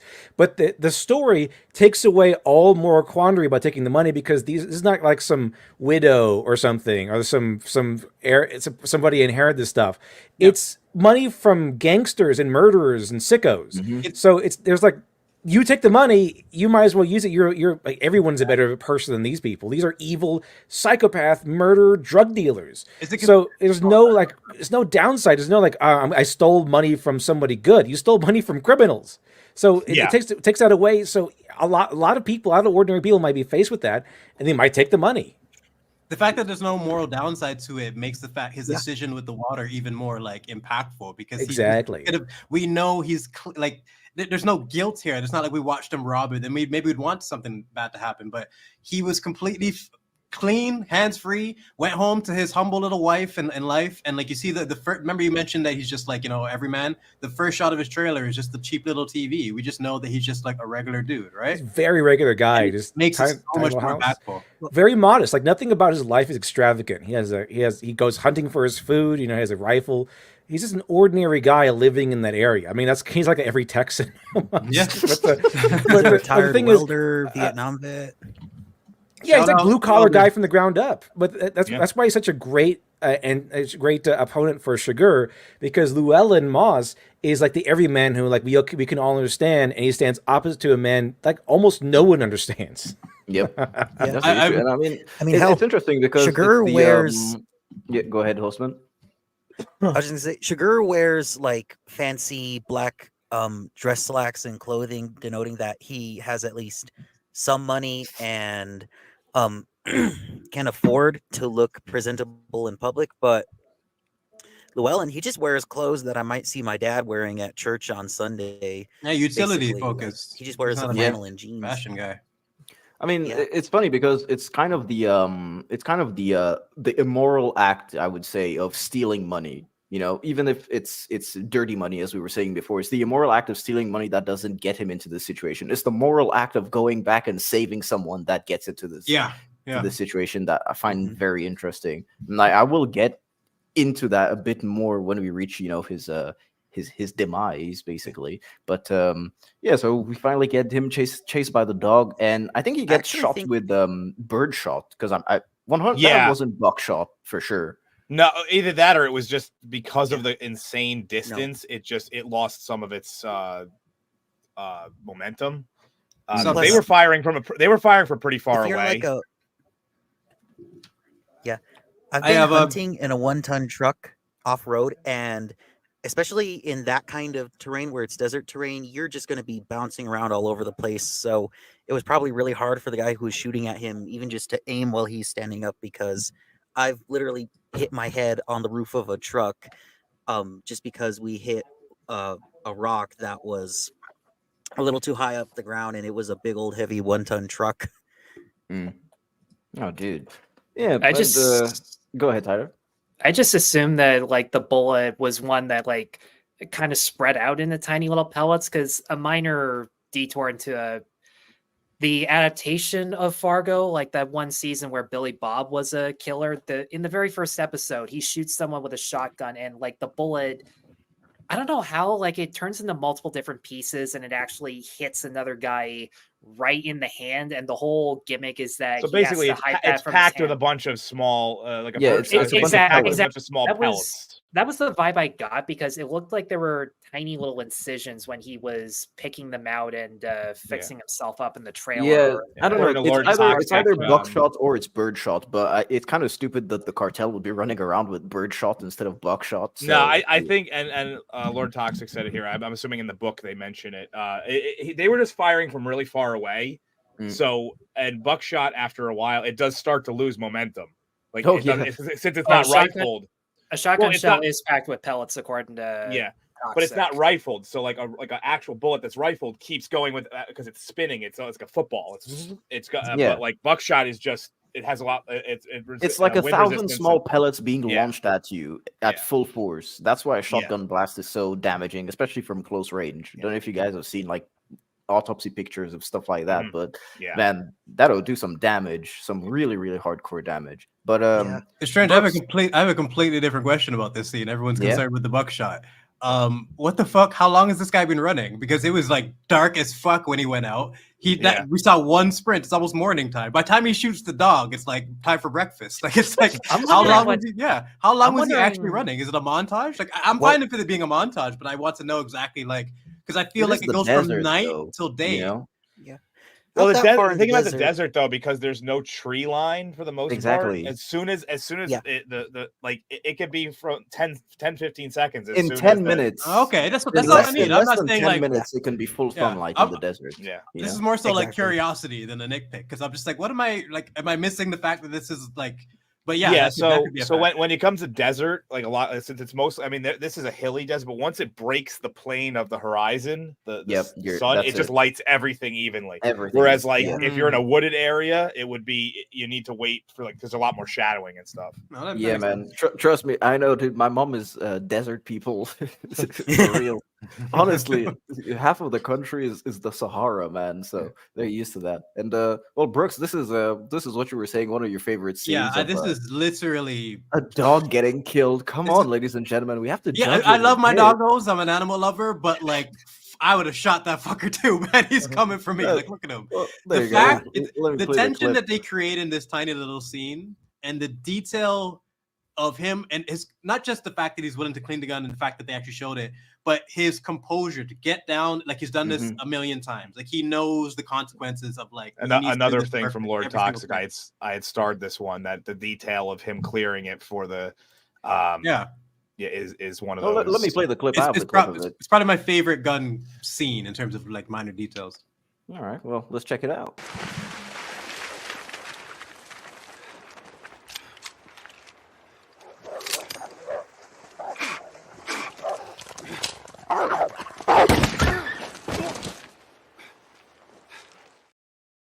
Jeez. Rest in peace, doggo. Yeah. I love that the dog. I love that the dog keeps the momentum. Yeah, the momentum. They don't have him go flying away. Like, he actually knocks him. Everything about that is so fantastic. No, dude. As someone who imagine if Disney would have done that as recently as last year, man. Disney did make Old Yeller. Yeah. I mean, you could probably take this dog, depending on where it bites you. You can take him head on without a gun. Especially if you're a trained fighter. There's a lot of people like underestimate the strength differential between a human and one single dog. Yes, it's gonna suck. You're gonna get your skin is gonna get ripped, but if you had to take a dog in a fight, you could. You can take him for sure, dude. I can attest to that. I was attacked by a dog last year in November, man. That shit mauled my my left arm, and I basically had to punch. It's not going to be pleasant. It's not going to be a fight that you're not going to come out unscathed. But you have a lot more at your disposal than they do. They have teeth, and then you can pick up a rock and start bashing them in the head. Dude, I'm telling you, punching works just fine. But you're gonna get mauled, man. I still have the scars on my arm till to this day, man. I'm telling you, you can survive. And plus, it was a big dog. Like, it reached my my chest basically. It was kind of like a Doberman, I think. So if I can do it, you can do it, man. Don't worry. Yeah, you can. Uninspired's just out here fighting Doberman pinchers for no reason. He's just like, I was just chilling, me, bro. Come on. Doberman pincher just rolled up to me and just decided he wanted to fight. It had a patch on its eye. I don't know what the kind of shit it was into beforehand. It's very comforting. Me and my grandpa got attacked by a customer's pit bull too. So yeah, you can take them as long as you've got like a 3-inch knife and you can back yourself into a corner. You can take Yeah, you can take a dog of that size. If you're armed, I'm sure, but like everyone's describing, like Dark Hour is like, oh, I'm gonna armbar a dog. Dude, have you ever seen the movie? I was just using my fist. Fuck you up. What are you talking about? If you have a rock or a knife, then yeah, sure. I'm saying, I mean, if you're out like I don't want. You're not fucking jabbing a pit bull. Like, first thing I'm doing is grabbing a big ass rock. That's the first. Have you seen the movie The Green Room? Yes, with Anton Chigurh, right? Yeah, it kind of reminds me of those. Like, that's what I thought. Like, these. That's what the attack dog feels like. Like, it gets to you, you're dead. You're immediately going to die because it's been trained not to just attack but to kill. So it's immediately going to go for your throat. So in the Green Room, they have like these attack dogs, and every single person that gets by an attack dog dies almost immediately. They're doomed. So also, Green Room is a great recommendation, man. It's a fantastic movie. Yeah, it's a really good horror movie. It's also pretty scary because the bad guys are real life bad guys, like they're actual like white supremacist types. Yeah, Patrick Stewart playing a normal bad guy is something to behold, man. This is really good. Also, I never thought I would hear Patrick Stewart say what he says in that movie. Yes. Did he even say anything that off? I remember him kind of being underwhelming as a fucking skinhead of all things. He's a very weird villain, man. But he was the polite villain, and I'm just sitting there going, no, this is not what this movie needs. I kept thinking, like, what if Picard was like this? Like, what if Picard was this guy? Skinhead? What if Picard was just No Country for Old Gentleman skinhead? Yeah, just. A dog can kill you. Yes, a dog can kill you, but literally anything. If it goes for the neck, it can kill you. That's like, for sure. What if Picard was racist against Klingons? Like, he's just hated. Like, like racist dude. Picard. I guess human supremacist Picard, I guess. Yeah, Like that's what happened to me when the dog attacked me. It tried to go for my throat, but I Yeah. know in those situations you have to grab them by the chest and push them down if they try Just to do that. sacrifice That's what your you have to arm. do. That's all I'm telling you. If Well, you get here's attacked by the a thing dog, is, be ready to like I said, sacrifice an you arm. can a human can take a dog. I'm not sitting here saying Yeah. it's easy. I'm not saying it's an No. easy task. No, no one is. But it is possible, especially if you have the problem a lot of people encounter in any kind of physical altercation is they don't have the composure to make that decision to be like, oh, it's attacking me this way, I need to stop it. They panic and then they like go like this and then dead. You know, that's really that panic and not being able to maintain your composure in a physical altercation is what actually Yeah, dude. kills I you. mean, what I did is I basically put my hand because I have a very big. Well, big isn't the proper. I have very long hands, which is very different than big hands. I have very long hands and long It's like fingers. me, I got piano fingers. I got these skinny little Basically, yeah. Holy Managed to shit. put my entire and I have very strong grip strength. So I just managed to put my entire hand on top of it, like over his mouth, and I managed to open the door to the house, and I threw him away and just closed the door, and I was like, "Yep, all right, that's it. We're not going outside for a while." So love- yeah. I love how many people are making PETA jokes about the dog because Honestly, I wasn't expecting the chat to go into like, I could take a dog. I can't take a dog. Rottweilers are the worst. Pits are the worst. It's like, yeah, but all the Go PETA jokes, all the PETA jokes are reminding me about that one time they were making Barton Fink, and PETA legitimately asked them how they were treating the fucking mosquitoes on that production. Actually, That's a real story. I'm not fucking kidding. Who gives a fuck about mosquitoes? What? Exactly. Actually, Melvin has a good point here, and it's something You I want thought about. you want proof that PETA is fucking delusional? Just tell everyone that story. So here's Melvin has a really good point here, and I thought this myself. Actually, the dog was at a severe disadvantage in the water because he was able to touch the ground, so he had gravity on his side. Was he though? Yeah, I mean the dog. So think about it. The dog is literally doggy paddling. It has no like weight to it. So That's essentially, true. all he really had to do in that instance is Drown kind of him. Drown him. Exactly. That's no. What was that? Yeah, but what you I were think just that would have been a describing little was the too panic know where he's and the meant to adrenaline PETA. rush. I don't think that's a viable option when he knows that there's people that are trying to shoot at him. If That's it's true, one-on-one that's with a true. dog, It's also then yeah. one of the problems with this scene, and it's one of the few problems I had is that we don't know the spatial awareness of where the guys pursuing him are. I think the fact Yeah. that they go down the river that much distance and we know the Yeah. terrain is difficult, that's all I really need. Like, Well, they I mean, think just proof they're doing that the it now. terrain is difficult is the fact that he doesn't really have shoes anymore. He's putting what is it? Well, yeah, he cloth kicked or his shirt, kicked his right? shoes off so that way he could swim. Because if he had Yeah. his boots on, Yeah. he wouldn't have been able to, which is a And great again, detail. Because his he had resourcefulness. Trying to walk long distances in cowboy boots is hell as it is, but especially on that kind of terrain, you do not want to be wearing. I'd rather Nope. Did he have? Oh, wait, just did be we lose in Host? my bare feet than wearing cowboy boots trying to walk on that kind of terrain. Oh, Also, yeah. there's long term Am I back? effects. Yeah, Consequences. you're good. You're good. There's long term consequences because he shows later, about like 20 minutes after this, that his feet are His still foot. really screwed. Yeah. And, Yeah. and so yeah, so it shows. It's another one of the details I was mentioning where they highlight Sugar's wrists after he chokes the cop out at the very beginning Yes. for a few seconds, and then they highlight Llewellyn's feet as he does the spray. Like they keep And they both wrap re-emphasizing them. Yeah, they keep re-emphasizing the fact that these guys are taking on injuries and like be consistent, Mhm. you know? Real good And details. and yeah, so we finally get to the kind of like one of probably what is the most iconic scene of the film. If you ask someone who doesn't It's know up there, yeah. No Country for Old Men, This and was of the course scene this that was- I had seen long before this movie. And I'd watched this movie, so like I know this scene. So Yeah, you see, like I just knew the coin toss. That was it. That just that phrase, and yeah. So I mean, I think it's very interesting because not only does the clerk, it's just a normal dude, and of course, someone who's alone in this place, he would remark that your car comes from Dallas. He'd look at the plates, he'd recognize things like that instantly because observation, especially if he's been there for as long as he says he's been, which is about 4 years, I think, specifically. And well, he does get on Anton's nerves because he does that remark of saying, that's where. just want to go ahead, point out go ahead. this is a Tim's talk has a great. I know we've moved on from the dog, but this is fantastic. Yeah, I fought a giant dog with a beard and an eye patch named Louis. on the Mount Olympus in a thunderstorm. I was lucky. I won because of my lightsaber nunchucks. We don't have to go back to the dog thing. I just thought that was a great comment. So yes, I mean, this is the part where we get a lot more about Anton Chigurh and who he is and kind of his principles. Because after he gets that remark from the clerk that he's coming from Dallas, he's like, "Yeah, is it of your concern? Why are you bugging me? So I'm gonna bug you." So he asks him, "What time does he close? What time does he sleep? Where does he live?" And of course, it ends up coming to him saying that the clerk telling him that he married into the business and that he didn't start this gas station there. And I think that brings into the accountability aspect of what I was saying before about Anton Chigurh. It's like, he'll give you a chance if you're accountable for your actions.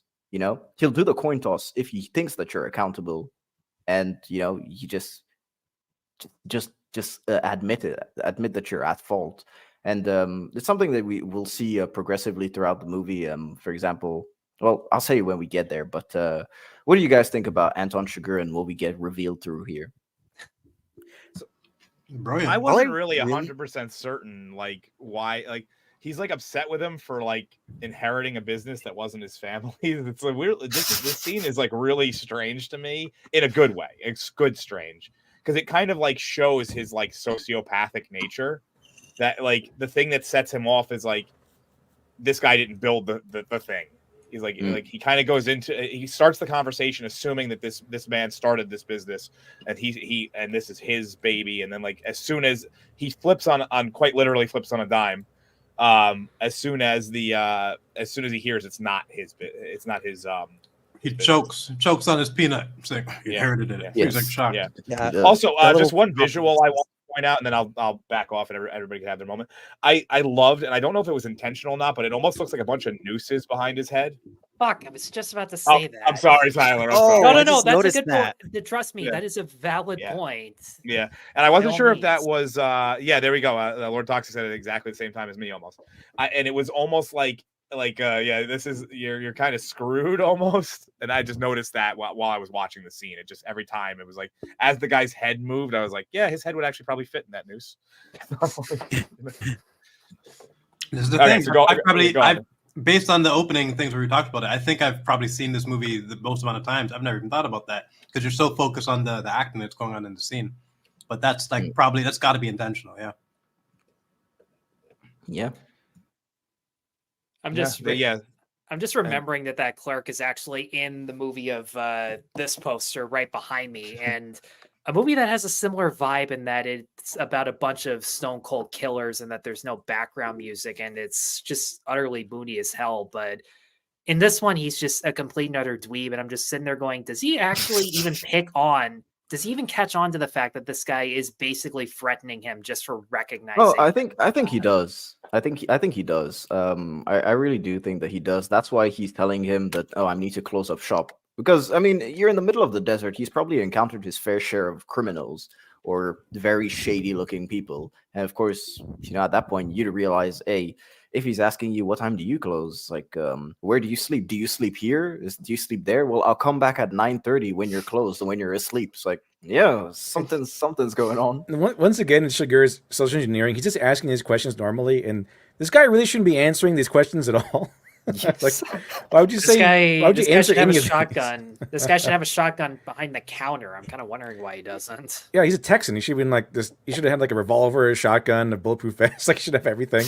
But he's like, we closed at this time. I live over there, and like, here's my social security number. And all this. Yeah, it's like he might as well, like as soon as it's like, oh, you live in the house back there. I've been like, no, that's a convent with a lot of nuns in it. You shouldn't. Don't go kill anybody there. That's real. I'll come back. I'll come back then. Why would you come back then? It'll be closed. I know you'll be closed. It's like, okay, well, let's leave now, please. Like, are you this is actually what Iceman said right here. It actually kind of sums it up. Is he's kind of like in panic mode. He's just answering because he doesn't really.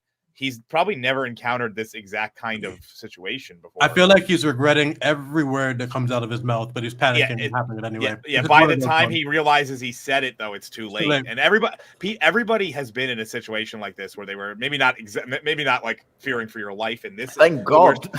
But where like somebody's asking you questions and you're like, "Fuck, I shouldn't have said that. What did I just do?" Like, and then they ask you another question. Yeah. Yep, the combo breakers. We just keep going over and over and over. You're like, oh my god, just. Usually it's when you your own get pulled brain. over or something. That's usually the situation where you're like, you almost feel like this urge to defend yourself. Yeah, even if you didn't And- do anything. Yeah. It's Yeah. weird how that happens. And then, of course, we get the infamous first coin toss scene. So, yeah, I did cut it down. So let's check it out. What's the most you ever lost on a coin toss? The most you ever lost on a coin toss? I don't know. I couldn't say.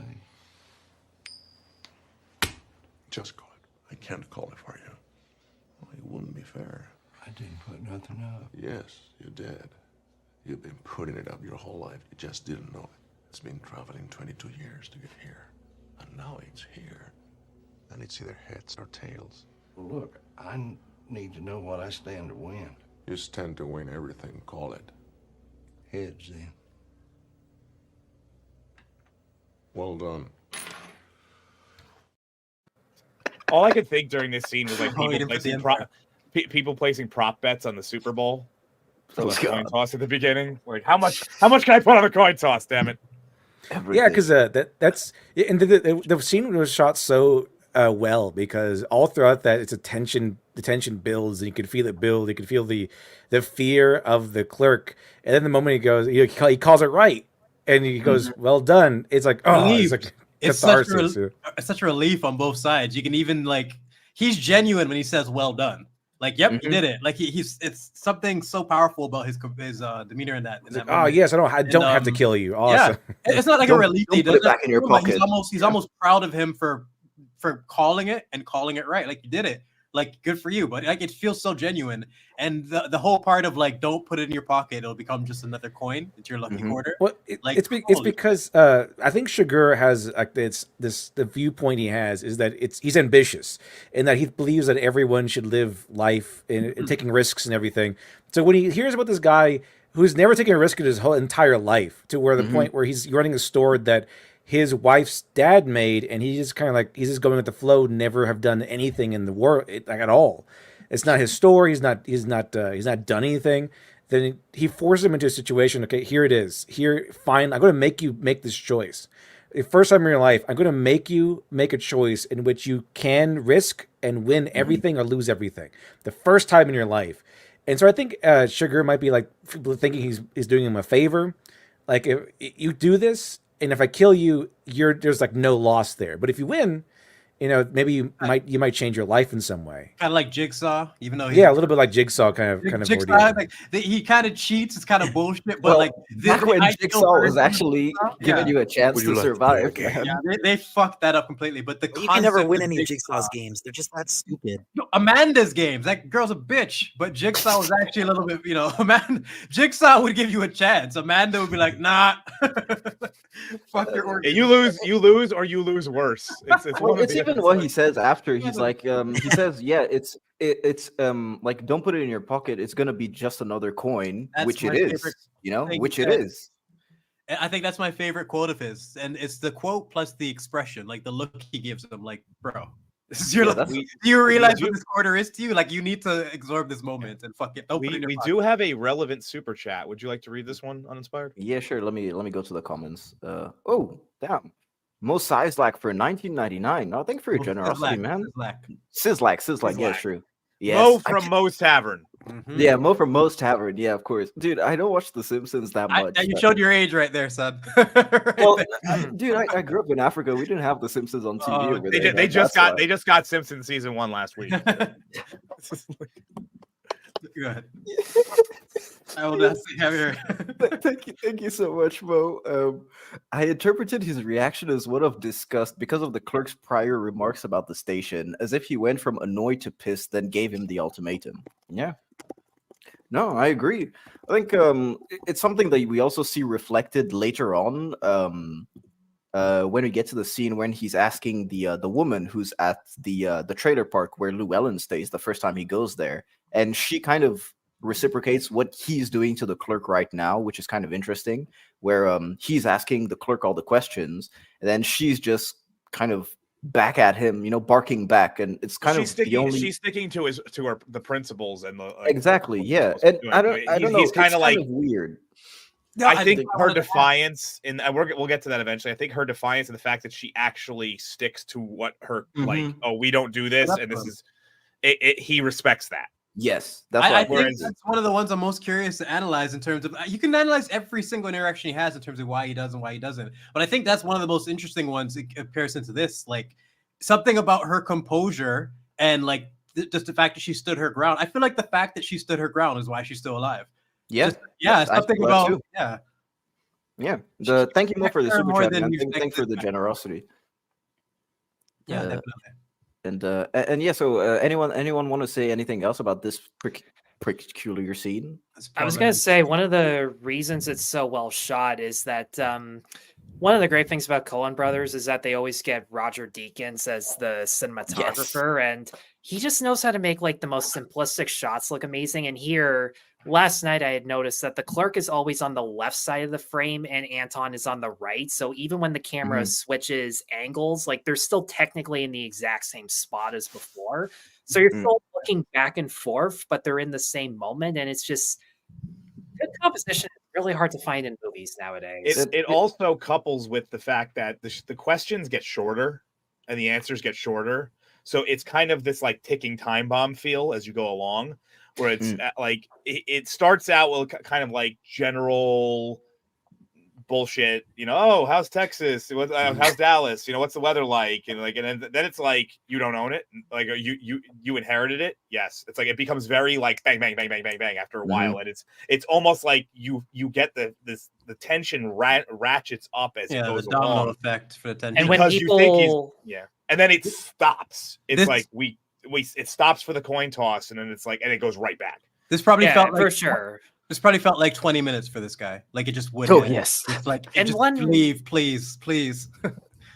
And one thing, everybody thinks of silhouettes in cinema as like when their face is either entirely covered or just like covered on half the side. But with Anton in this picture, especially, you got to look real close to tell that like one side of his face is darker than the other, just like two sides of the coin, for lack of a better term. Although that pun did just come in handy right there. No, the Two-Face, whoever brought up him being similar to Two-Face, it's a combination of like so many people. Two-Face, Joker, Dexter, just little elements of so many serial killers that were interesting. And also, just to add to the fact of what I was saying before about the rattlesnake aspect, just before he does the coin toss, he drops the candy bar and it rattles on the table. It's very, very, very specifically. And the rattle comes back in the only other instance where he does the coin toss at the end with Carla Jean, where the kids are passing by the bicycle. You can hear the rattle. That's it. So that's why I was saying that the bicycle wheel, exactly, yeah. So that's why I was saying that whenever he does the coin toss, you only hear a rattle. However, when he kills, you hear the hiss of the oxygen machine. That's it. It's just hissing around. That's why I say he's like a rattlesnake to me. And you can make the argument that hose is like his tail or something like that. Exactly, yeah. Because I mean, the knob at the very end is like the rattle at the end of the tail. Yeah. There's definitely a lot of symbolism that like can go over your head. So well, I think the symbolism of the dog and cat metaphors are like right in front of you, because dogs are always hunters and they get completely fucked over when humans either can't or won't hunt for themselves. Meanwhile, cats are like there for comfort for anyone who has one. Well, I mean, cats are hunters too. That's You know what I mean. You know what I mean. Go and hunt. One of my favorite things about cats is they will go find something, kill it, bring it back to you just to prove. They'll be proud. Hunting. Well, it's to be like, you suck at hunting. Look at what I did. No, they'll be happy. They'll bring a mouse or a bird or something and put it to your feet. Like, yo, look what I did. It's horrifying when you're 6, but like you realize after a while that they're proud of it. Yeah. Cats and pigs are actually the two kinds of domesticated animals that can revert back to their wild state the easiest. Like all it takes is a couple of weeks maybe out in the wild, and they're feral. They hold on to a lot of their instincts really. One of the most interesting things about cats is that they're naturally light sleepers, and like because they have to be alert for like predators. Well, you should tell one of my cats that. No, even the laziest of cats, they're still aware, man. Well, here's the thing. The difference between dogs and cats is we took wolves and made dogs out of them. Cats decided they wanted to be smaller and be pets because they wanted to be near the food. So one was made by intervention. The other was made by decision. Yeah. So there you go, Chama. No. Oh, dude, I'm telling you, man, I'm a cat. I'm not a cat person. I'm a dog person. I grew up with 8 dogs in the same house. But Till the age of like. that's probably why dogs can't really revert, because it's literally been bred out of them. Whereas cats, they were like, we could probably do this thing where we chill and eat some like free Maybe if fish. you get a I think that's husky. what's I interesting guess. about having cats is that they're much more wild. You can't tame them. You can't tell, like dogs, you can tell them what to do, sit, paw, this, that. But cats, it's like literally living with a fucking wild creature. Teach a cat to dance. I dare you, man. Bro, I've been trying for years to get these cats to listen. They don't fucking listen. Oh man, and so yeah, so in the movie right now we finally get Llewelyn, who goes back to the house, and well, he's there because he's about to tell Carla Jean that she needs to go to Odessa to see her mother, and of course it just shows his resourcefulness once again, because he says it's I guess it's like midnight now. At 9 a.m. they're going to go to the courthouse. They're going to use the number plate of the car. They're going to track us down. They're going to know our location, so we need to move out before then. Grab all your stuff. Whatever you leave here, you're never going to see it again. So it's just go. I love that we get both sides.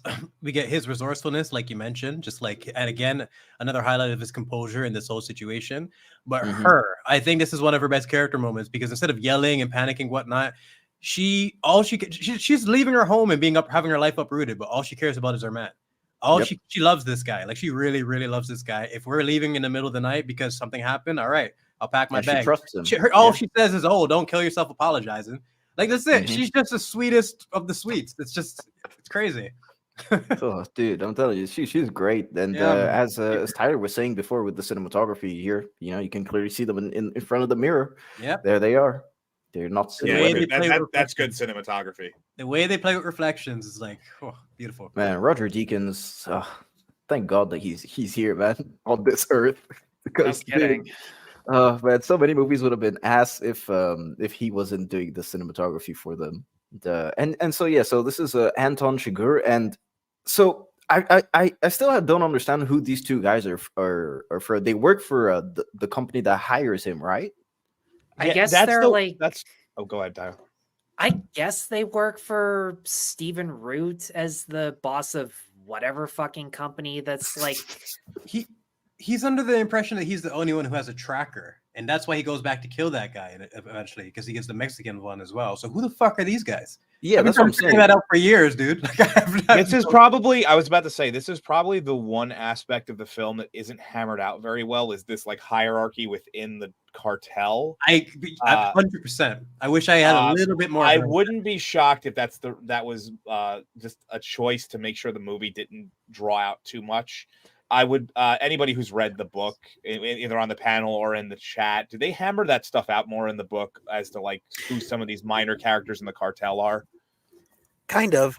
Like, these guys, they excuse me, the ones you see are the Americans, quote unquote, so they're like American crime interests, and then the Mexicans, or I think as the waterman says, the Lobos, those are the Mexican cartel interests. Like, the Americans are more sort of bureaucratic. Yeah, they're corporate. They're more sort of a bureaucracy, and the Mexicans are kind of just like Wild West sort of kill you as soon as look at you kind of guys. Like, even just the way Carson Wells is, he's very meticulous in the way he plans, because he's a hitman for the Americans. He's just kind of a meticulous, very well thought out numbers guy. And then the Mexicans, they'll just kind of be like, "Oh yeah, I saw it. Let's get this man. Let's get the American." Yeah. How Melvin, to answer your question, he's not Xavier. Like, how I just don't even know what to say at this point. Like, you wanted this guy to pretty much predict every single thing that's going to happen in this movie and never make a mistake, when the things he did were in line with his character and we have an understanding of why he did them. It's so strange.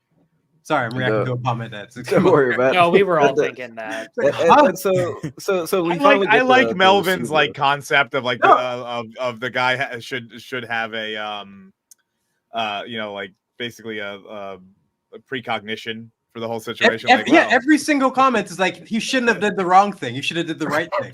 It's like, bro, it's the omniscient point of view, man. That's why. You gotta get the God's it's eye Captain view, Hindsight. Yeah, yeah. Hindsight 2020. Like, come on. We love you, Melvin. Don't worry. No disrespect. I'm just like, I completely disagree. That's why I have to like highlight it. That's what I'm saying. So Anton finally gets the receiver, and he kills these two people that were with him, who I guess we don't ever know who the fuck they were, but they probably worked for the Americans, I'm guessing. And so that's number one of how he does it. And of course, this is where we get that second scene of them going to the same location. And Anton is a very matter-of-fact person. Because the other people react, they say, "Oh my god, it's a dead dog." He's like, "Yes, it is a dead dog. What do you want me to do?" That's it. It's just stating the facts. And that's just who I see Anton Chigurh as. He's just a very matter-of-fact person. You tell him the truth, he will respect you. You're like, he doesn't like it when you snake around, I guess. Yeah, everyone has a little bit more of an emotional reaction. Like the Wendell's like, "Oh, they even killed the dog." He's the only one that's just like, "Yes, it is." There's just nothing. Then of course you finally meet, Tom and Loretta. And Tom is going to investigate a car fire, and he's taking the horse. That's not. I think these two managed to capture what Llewelyn and his wife do too, in just small scenes. We love you, Melvin. Don't worry. Love you, Melvin. We're just messing with you. Hold on. Why is it a character flaw? It's in line with his character. Yeah, where characters are supposed to have flaws, right? Like he's not. Just the fact that he admits what he's doing is stupid. Like he understands the consequences of his actions. He's not oblivious. But he does them anyway. Yeah. Like he's doing something that I would have went back and fucked up with the water. I've said that multiple times. Plenty of other people would have went back. So I would have let that motherfucker die, man. Yeah, I ain't even gonna lie to you. No, I know. I would have assumed he died already. I would have. I 100%. I would have went back and I would have fucked up. I just know I would have. But like I said before, it's not a fuck up because the fact that he goes back is the reason why he's still alive. Exactly. Like we've covered this. You got to let it go, Melvin. So we get Tom and Loretta, and I guess it's kind of like the same relationship with Llewelyn and Carla Jean. It's they understand each other, and you can tell it. It just radiates off the screen, and it's nice. Not everyone is just in a fucked up relationship in this movie. They all have loving people that they care about, and except for the mom. No one likes the mom. Yeah, no one likes their mother-in-law. Mo has sent us another relevant super thank chat. you, Mo. Dude, he's not Reacher. He also pays for his mistakes after giving the ultimatum. Exactly. Like he's so fucking human. It's just you understand. Yeah, your regular blue collar. It's a Coen Brothers movie. They're all fucking idiots. That is kind of the point of most of their movies. Well, here's the thing, and I think I kind of get where Melvin's coming from here. Yeah, and the truth is, it becomes a snowball effect. Once you make one mistake, like I've said before, I said earlier, it's not a stupid decision unless you know the outcome. Unless you know the outcome, it's just a decision. And once you do make a mistake, not really an unintentional mistake, what ends up happening is now you're trying to correct it, and it's always going to become an issue of like things are going to start going wrong quicker because now you might have to make a decision outside of either in haste. You have to make a quick decision, which is kind of like what you were talking about. Like, all right, you're going to go to your parents' house. Like it's the first thing you can think of. It's the best concept you can come up with. Or you're gonna make decisions out of character because you're in character. Your in character decision already puts you in a shitty situation. So what you're going to end up trying to do is correct it by going the opposite direction. Yeah, so it kind of goes either way. He made plenty of smart decisions in terms of understanding, like, maybe when would you stop looking for your $2 million? He understands the situation he's in, and he slowly gets more pieces. Like it just feels natural. Like even with he does make a lot of really good decisions in the very near future in the movie. So the two hotel, there's so many little things. Okay, so we finally get to meet Deputy Wendell. Who was about to say something? Go ahead, Brooke. Yeah. Sorry, that was host. Sorry, everybody's using avatars now. It's hard to keep track. Yeah, let me help you out. There we are. Anyway, what I was gonna say was, you said that everybody in a Coen Brothers movie makes dumb decisions, but that's kind of the foundation for tragedies and comedies is errors. I mean, you can even kind of see that with Joel Coen's latest movie. It was a production of Macbeth with Denzel Washington. I fucking Yeah. love this Macbeth. I went and saw that like New Year's Yes. Eve of 2021. Did not disappoint. And out of all the Shakespeare plays, it's the one that only Coens could have really brought to life and make it their own, Yeah. just because of the exact things that you just mentioned. Yeah. It's because the Coen brothers understand humans are flawed and that we live in a fallen world, but there is still the capacity for good. So even though people like to say they're misanthropic and they don't really care about people, they do care about people. They just understand what human nature is. It's that foibles lead to more mistakes, which snowball into ultimately this great cataclysm, like Llewelyn being shot by the cartel or Macbeth dying at the hands of Macduff. I just think it's kind of interesting to analyze their sort of movie making philosophy from reading Shakespearean plays like Macbeth. Yeah, for sure. And I mean, for the first 3 seasons of like Noah Hawley's show of Fargo, that was actually what made it the writing still clever, even when it became less like inspired by their work and more of Hawley being the pretentious twat that he is now. Because dude is just jerking off to himself the entire time in every movie and show that he does ever since. Oh no, I agree, man. It's pretty interesting, especially if you follow his career. No, I think that he's become a bit too big, I guess. I made the mistake of seeing Lucy in the Sky at the Toronto Film Festival, and like the 5 different aspect ratios he used, like made me. I thought I was going to have an aneurysm from how many. You gotta leave the aspect them. ratios to Michael Bay and Christopher Nolan, man. They're always changing their aspect ratios, especially for Transformers movies. I agree with Iceman that like season 3 was when that show stopped being good, because Right.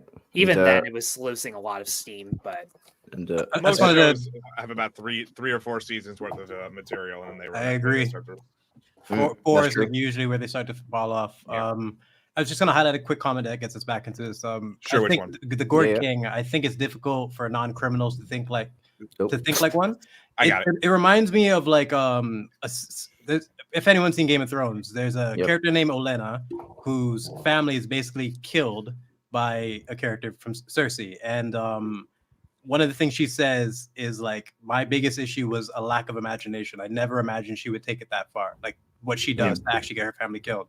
And that reminds me of Llewelyn. It was just a lack of imagination. He's like, who the fuck would expect something like someone like Anton Chigurh, like, you know what I mean? The things that he does is reasonable, but like they don't work because of the person who's tracking him down. So it's just a lack of imagination on his part too. Yeah. I mean, Anton Chigurh's work is right in front of us. He's burned the car that he used, and this is the one of the first person that he had killed. Basically with the oxygen machine. I forget the name of it specifically, but so he finally burns it, and what he does is the sheriffs, they don't stumble upon, they're on their way to the OK Corral, as they say, although they do see Llewellyn's truck, so they recognize it directly, so they know that Llewelyn was there, although they don't know his implication in the entire situation. And of course we get their version of the scene once again, of them noticing the dog, and the heroin is gone by this time, of course, and so that's pretty much what we get. We do get the fact that they are, how would I say this? They are very good at their job. They can pick up on things quickly, especially just considering the layout of the scene, which is always good to see characters who are competent in roles where, they need to be competent, of course. He's a sheriff. He's been there since he was 25 years old. If he couldn't scope out a situation just by appearing, then I think that would have been a massive problem. We get to compare all of their deduction abilities, Llewelyn, Chigurh, and the sheriffs now. Get to see the way all of them read the scene. Except that they have the added. By the way, Hostman said he has to go charge his stuff real quick, so he'll be right back. Oh, okay, no problem. And so basically, you have these guys. They also have the added fact of the 2 people that were executed by Chigurh that are on the scene there as well, instead of just what was there before. So yeah, I think it's a great juxtaposition. The fact of recycling it. I do appreciate the fact that they didn't reuse the same shots each time, because that can sometimes be annoying, especially when films try to do that. But man, I think it's a good scene that tells you pretty much all you need to know about the sheriff and, well, of course, what's his name, Deputy Wendell as well. Which one big detail as well is they immediately recognized Llewellyn's truck by name. Mm-hmm. Yeah, I said it. Oh, you did? Oh, sorry, I didn't hear you say that. I don't know what streamer brain. But one thing to add to that is that they mentioned, do you think he would have done this? And they're like, no, I don't think he's the type, you know. So we get a little bit of his, you know, people. And so so we finally get Anton that visits Llewellyn's house, which is empty, of course, and he finally gets the telephone bill, which he knows to go to Odessa because that's one of the calls there. Where he does it, Odessa, of course, which is where the mother is, and Carla Jean, which is where he's trying to send her off to. And he drinks milk, ladies and gentlemen. What is it with psychopaths and milk? I don't know. We need to see this. This scene reminds me so much of the first Terminator film. So much, like using the when he gets like the address book and all that stuff, and then he uses it later in the film and in Terminator. It's very similar to that. That's one thing that's fun about 80s movies is like it's not he would just you look up someone's Facebook now and it's like 2 seconds, where it's actually fun watching. It's almost better to make like it's better for tension to make it a period piece. Anything 100%. Like pre-internet era. I was gonna say, you guys understand now in the Twitter thing that the chat you put in why I just posted milk. That was my only comment was milk. Now you get it, right? Yeah. There were too many comments for me to read through. That's so weird. Milk, that's it. Psychopaths and milk, man. It's weird love in cinema. I don't know. But also, you know what Tyler was saying before about the way that they frame him on the TV as a silhouette, and of course, you see the sheriff framed on there after. They framed them on 2 different sides, if I remember correctly, which I guess you could say they're on both sides of the law. You know, one side of the law. And I don't know, I just find it interesting because of the cinematography. You can also think of so many meanings that it has. And man, yeah, I was thinking of the sheriff being like representing good, Anton being evil, and Llewellyn kind of being in the middle, where he's definitely because like his motive is very gray. He's stealing, but he's stealing from people that no one gives a shit about. Mm-hmm. Yeah. Then, of course, this is the scene that we were talking about before about her and Anton asking her for questions, and she stood her ground, and Anton was just like, "Yep, fuck it." And I don't know, because someone was in the bathroom and flushed, which is how he knew that she wasn't alone. Although I don't think that he would have killed her. Honestly, I think that he just respects her at that point and the hustle. This woman, by the way, looks like basically whoever cast her, where they found this woman, she was perfect for this role. Mm-hmm. She looks. I wouldn't be shocked if they actually just went to a local like trailer park and were like, "Hey, you want to be in this movie?" She was like, it's. I used to live in a manufactured home like years ago. I used to live in a manufactured home park, and the woman who ran it looked exactly like this woman. Like it was like to a T, the hair and everything. Very realistic. To touch on what Uninspired was saying, I think he was first thrown off by her composure, the fact that she stood up for himself, and then he was caught off guard by there being more than one person there, and then he just dipped. It was like one of those, just like, what are you gonna do? The double she's like the first person Chigurh encounters who doesn't actually succumb to his social engineering. He's like, "Give me the information." He's like, "No, I don't give out information.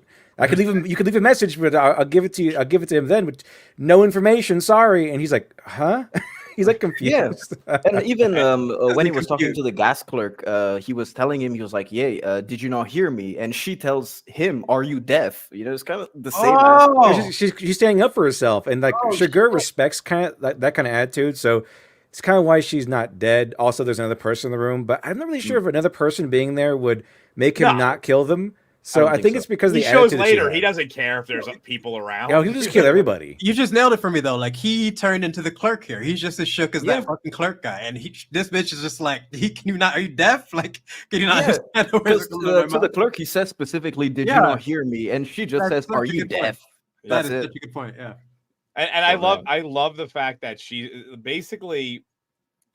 I can't. I'm just gonna end up repeating myself because that's exactly how this kind of a woman who looks like this would react exactly like that. Like, I don't give a shit. 100%.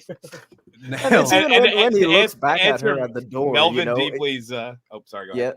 No, go ahead, man. I'm gonna say answer Melvin deeply, and I guess Gord King's thing. Yeah, that's a whole lot of women. She's got a good fried chicken recipe somewhere. Like she's got like, she's got some recipes that she remembers by heart. I just love that she's like the most courageous person in the entire movie. This one moment. It's the fact that when he's about to leave, he looks back at her and she looks at him and she basically moves in front. He's like, "Yo, what's up, man? Like, yo, you want to fight?" And then he's like, "Okay." Then he leaves. She acknowledged she wasn't taking it. She's the only one who doesn't take his shit, and she acknowledges the threat right away and just stands her ground. It's like if everyone just took this approach, it'd be a completely different movie. But she probably, like we said about the clerk, he should have a gun. She probably does have a gun. She does. Oh yeah.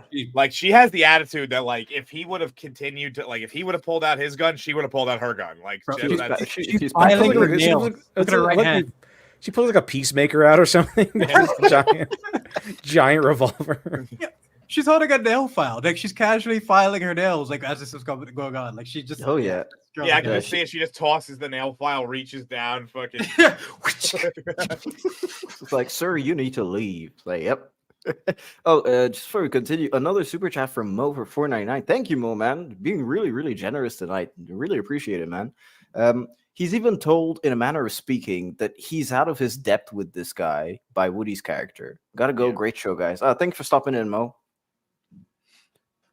For anybody who has to leave, always remember we do have a repost channel that we're trying to get people to be aware of, where we repost all the episodes. So we will. Yes, the schedule is also there as well. The entire schedule for February and March, you can find it over there on whose channel it's on and what we're doing. So yeah, so back to the movie. We have Anton leaves because he lost the verbal fight with this woman, of course, and we get to Llewelyn, who's telling Carla Jean.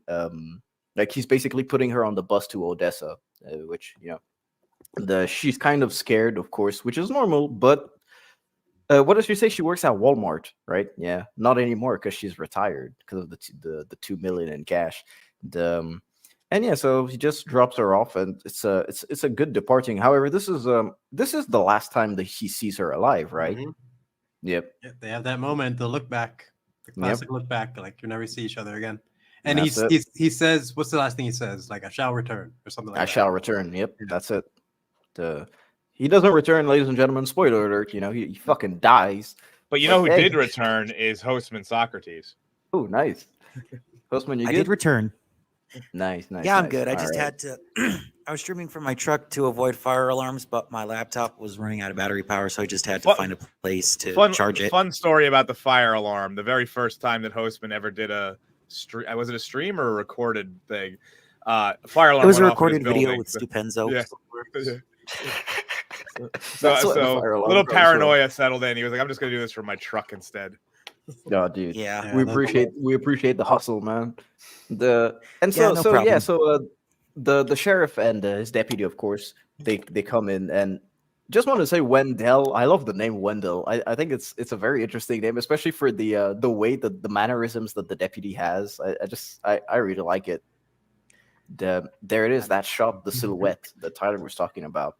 And you know how you mentioned like his father, like they barely even carried a gun back then. He's almost trying to keep that tradition, but he's halfway. He has a gun, but he doesn't like to take it out. You can see that he only if Wendell's there, he'll let him go in first.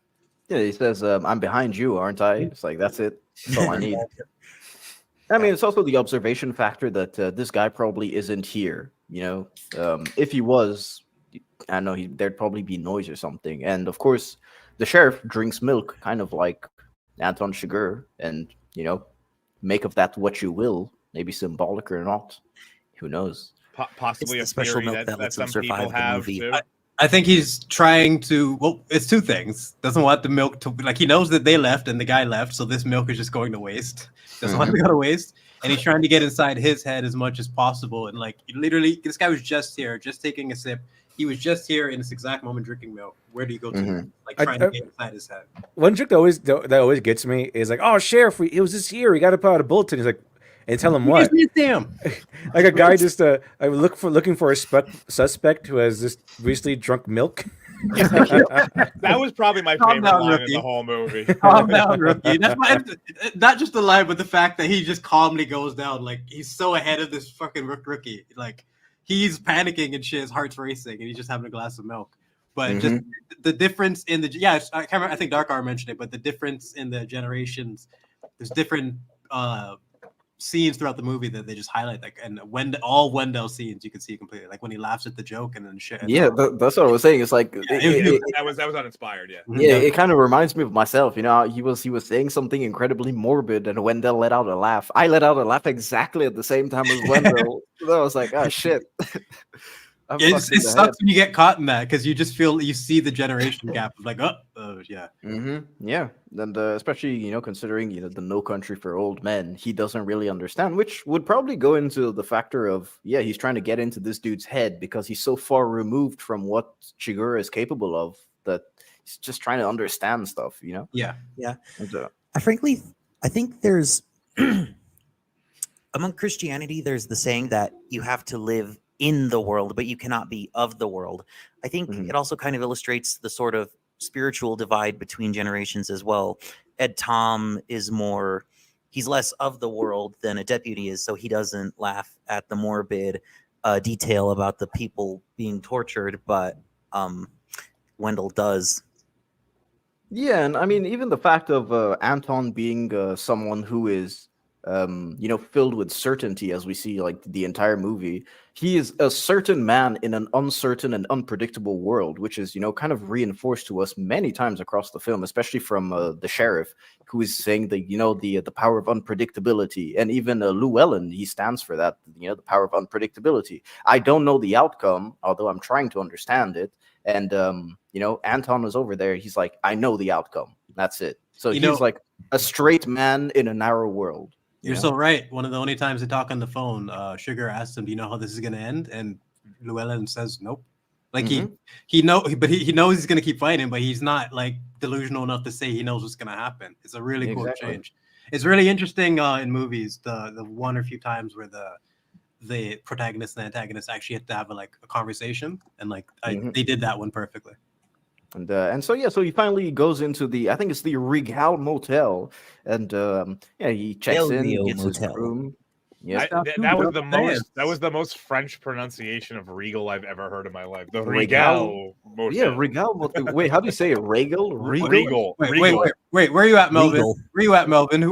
Look at this stupid thing that Llewelyn is doing. He's such a dumbass. He's a fucking moron. Why would you hide your money, bro? Why would you just put it out there? You should have known that you don't need to hide your money. Like, come on, man. Give Llewelyn a break. He's smart. I think Melvin has left the building. No, it's all good, man.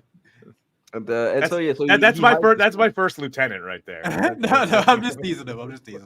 Don't take it personal, Melvin. It's just fun. So he hides the money in the vent, and of course, you know, the smart thing to do is he pushes it to the side so that it's not just at the entrance, which I don't think a lot of us would do. We'd probably just open the vent, drop the money, and that's what I mean. For the best. There's so many layers. I would have put it under the bed for being lazy like that. If I do this, I would do it in the first realm, or maybe push it to the back. But there's no fucking way I would strain my shoulder to push it to the side. I don't think I could. My shoulders are screwed, man. I don't think I could do what he's doing right exactly now. What I'm talking about. All I'm thinking about is his joints as he's doing that, and I'm just like, the effort this man would have died in 10 minutes. He would have just put it under the bed and called it a day. It's like, fuck it. They would have been awoken by Chigurh in the middle of the night. No, wait. You said you would have left them to die, so you would have got killed by noon. Yeah. You would have been drinking milk, you know? I would have had a chance. Yeah.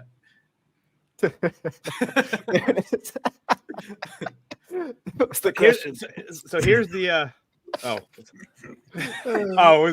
was what was your opinion on this particular sequence?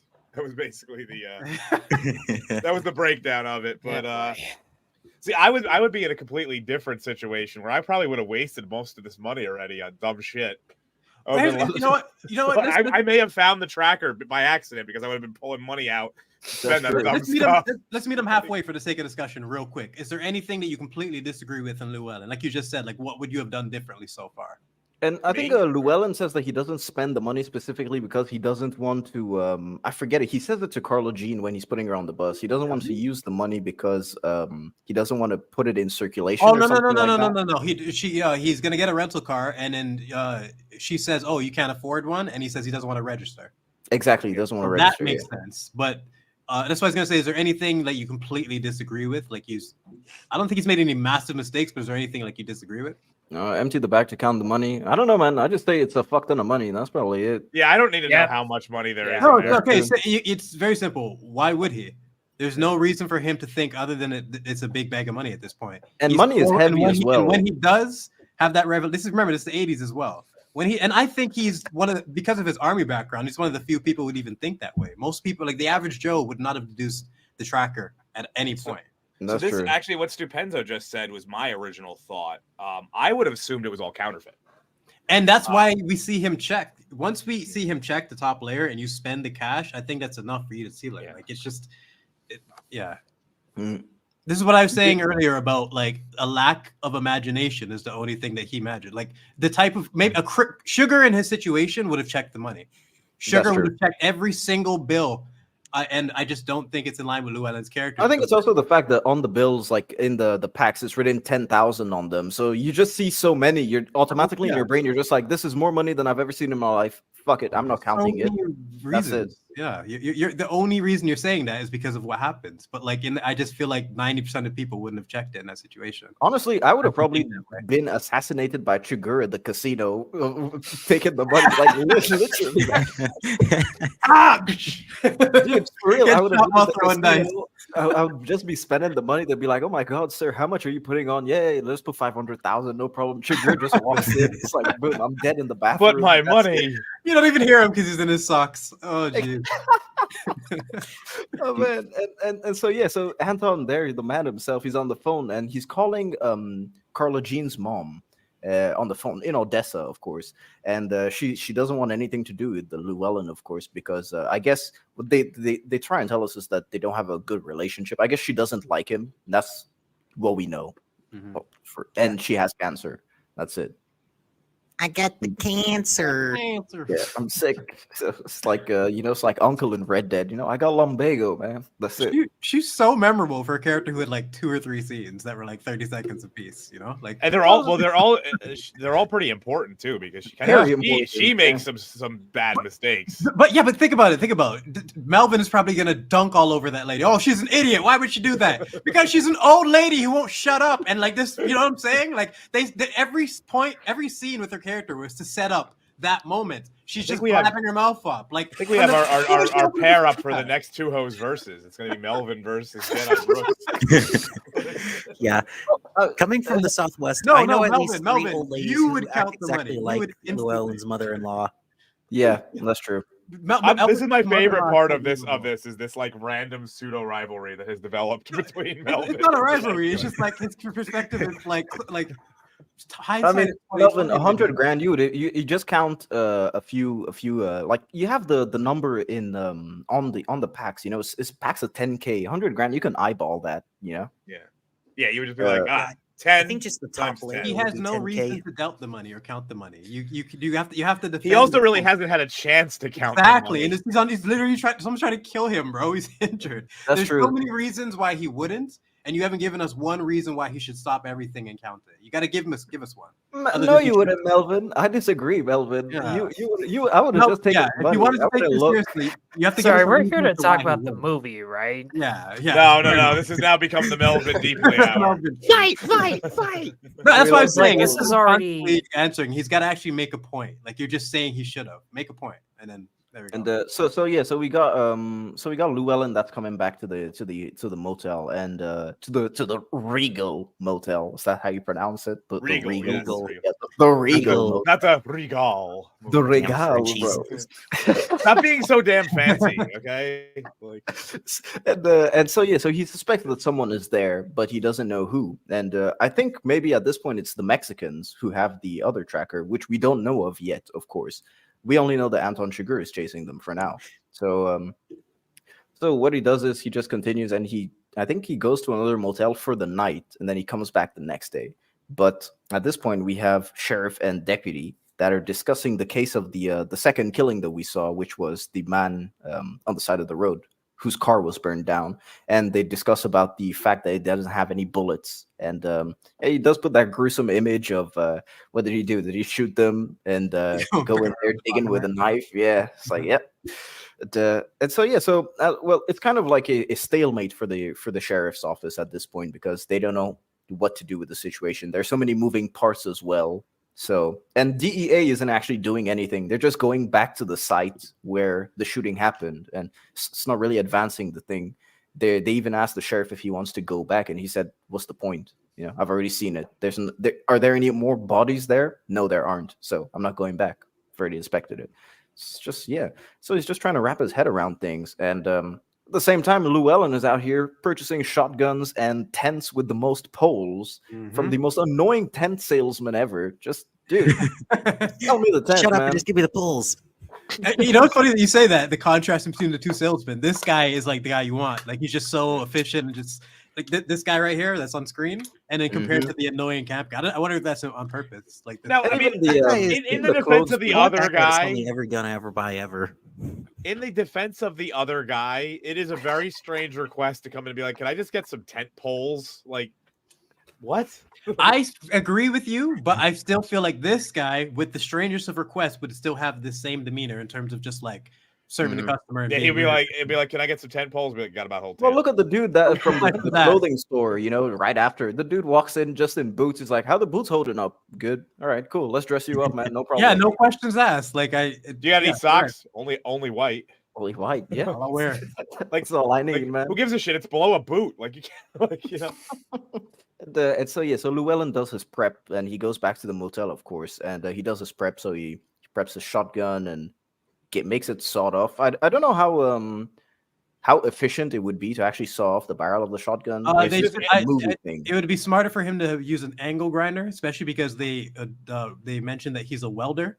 But just the fact that he is a welder would make me assume that he knows what he's doing. Like I didn't even realize this. I did this by accident. I brought in an expert on one of the things in the movie. Yeah, that's when I remember that. I'm like, yay! Like it's one of those times where you can actually bring your expertise to something. Because like I will, I've been a welder for years now, and the scene that they mentioned, they nailed it. Like seeing both people's experience with it. Like he's Llewelyn is legit. If it could be welded, I can weld it. All the things. So for a shotgun, it's not as big of a deal if you're using buckshot because it's not. You don't the barrel itself doesn't need to be as Yes. So in this instance, it's fine, and he even cleans it up a little bit afterwards. You see him kind of like retake out some of the extra. If this was a rifle, he was trying to do this with, it would fuck the thing over completely. Yeah, it would be. I think shortening the barrel on the shotgun gives the pattern of the buckshot a wider range. It gives it a wider range. It also makes it easier to conceal it. Yeah. It's concealment, and he's trying to basically make sure you kill him with the first shot. He's not trying to just one person, right? Yeah, and so of course with the prep of already, he is getting the I think it's the adjacent apartment to the one where he installed the where he put the bag into the vents, of course, so that he can grab it from the other apartment without being in there, of course, which good work as well, you know. And that's so much extra work that a lot of people wouldn't do. It just shows how cautious and like you'd put it under the bed and call it a day, man. That's it. Yeah. Seriously, a lot of people would just hide it in the closet. Yeah, I just leave it. I mean, at that point, I would just leave it right on top of the TV. I'm like, they're gonna find it anyway. Notice how none of us said we would stop and count all the money immediately. There's so many other things that we're prioritizing. So I just think it's so like believable. I just started spending, man. To be honest. For Melvin's sake, I would get the room and I would take the time to count the money and be like, how much money is this money? It's a lot of money, and now I know how much of a lot of money there is. There you go. Again, to add, for Melvin's sake, even if you disagree with us, it should be interesting to at least understand why we think this way, or why I think this way, or why you think this way. It's like we don't have to agree with each other. But like, my only thing is, I feel like I'm giving reasons as to why. I just need that from the other side. That's it. So, of course, Chigurh tracks him down with the receiver. Is there any specific reason as to why he's going to this location? Because I do think he was going to Odessa at first, wasn't he? Or am I mistaken? I paused it on the scene, and there are phone calls to Del Rio and Odessa. So I think he just kind of said, okay, if he's not going to Odessa with the person he was calling, I would assume he called the person in Del Rio, which it may have been the motel, and he naturally assumed, okay, he's probably going there. Okay. Yeah, I see that. It's something that I missed, so I was asking for I missed that as clarification. well. I was scratching my head on that. I just know the fact that motel is literally as you come off the highway makes it a little bit more believable for me, because it's not like, oh, he stumbled upon it. No, like you have to pass by it to get off the highway. So the way they filmed it was believable, and like that's a scene that could have really been botched, but they did it in a believable manner. Yeah, and so he tracks him down with the receiver, and I just love the absolute tension that you get of just the beep, beep, beep, beep. It's Well, the like, way I interpreted it is kind of similar to what Jedi Brooks just said. So he's going a direction, and then like that receiver is kind of that tracker's kind of a piece of shit. In the sense that you have to be within a certain range of it to even get a set like the signal, and I think he kind of found him by accident. That's kind of how that's how I saw it. He did not expect to track him to that hotel. He expected to track him to that city or that location at least, right? Yeah. And I It's feel an aspect of fate. Yeah, but I was saying the way they filmed it with the hotel being directly off the curve of the highway, like it's not like he went through the city and he stumbled by that hotel. You literally got off the same exit stretch of road. Yeah, like it makes sense logistically that he would bump into him, and the tracker's all he needed. But let's be honest, most of the work was him. Like I think he would have found him without that thing. Like he's just like, yeah, he would have tracked him down for sure. And so he gets his own little apartment in the Regal Motel. And on the other side, you've got Llewelyn preparing to get it out of the vent, which that's why he needed the 10 poles, and he uses hangers that he cut, which incredibly smart. And duct tape will never fail, ladies and gentlemen. It's I guess the serial killer's number one possession. Duct tape. I guess one nitpick I have, this is a missed opportunity to show like that he's a welder and show some like trade skills there. He could have did a little bit more. Like just having him cut that with an angle grinder, just that alone, just that detail instead of the saw, I would have appreciated. But why would he have an angle grinder? Because he could have picked it up with the rest of the I guess, he could have went and just bought it. I didn't really think that's super versatile tool that you would in this situation. Like you can cut through metal, like that's useful. Yeah. That's true. Yeah. And so Anton Chigurh doing Anton Chigurh things, removing his shoes, being all, nice and that was slimy. really smart, because in the movie you get to hear you hear the boots, and then he takes off his boots, and then he becomes incredibly silent. Like, that's why. Yeah, they emphasize boots. Cowboy boots are very loud. You're right. I think that's part of the reason they had all those boot scenes to contrast that with his socks. Can we just talk about briefly this ridiculous fucking silencer for a shotgun? Is that real? Does anyone know about guns? I don't think you can silence a shotgun. I don't think it's possible. No, I really. Let me look it up. Because I mean, technically, silent, like a suppressor on like a handgun, it's still pretty loud. The Coen Brothers had to specifically design this thing for the movie, and it's just like a weird makeshift thing filled with all sorts of little bits in the book as well that Chigurh made himself.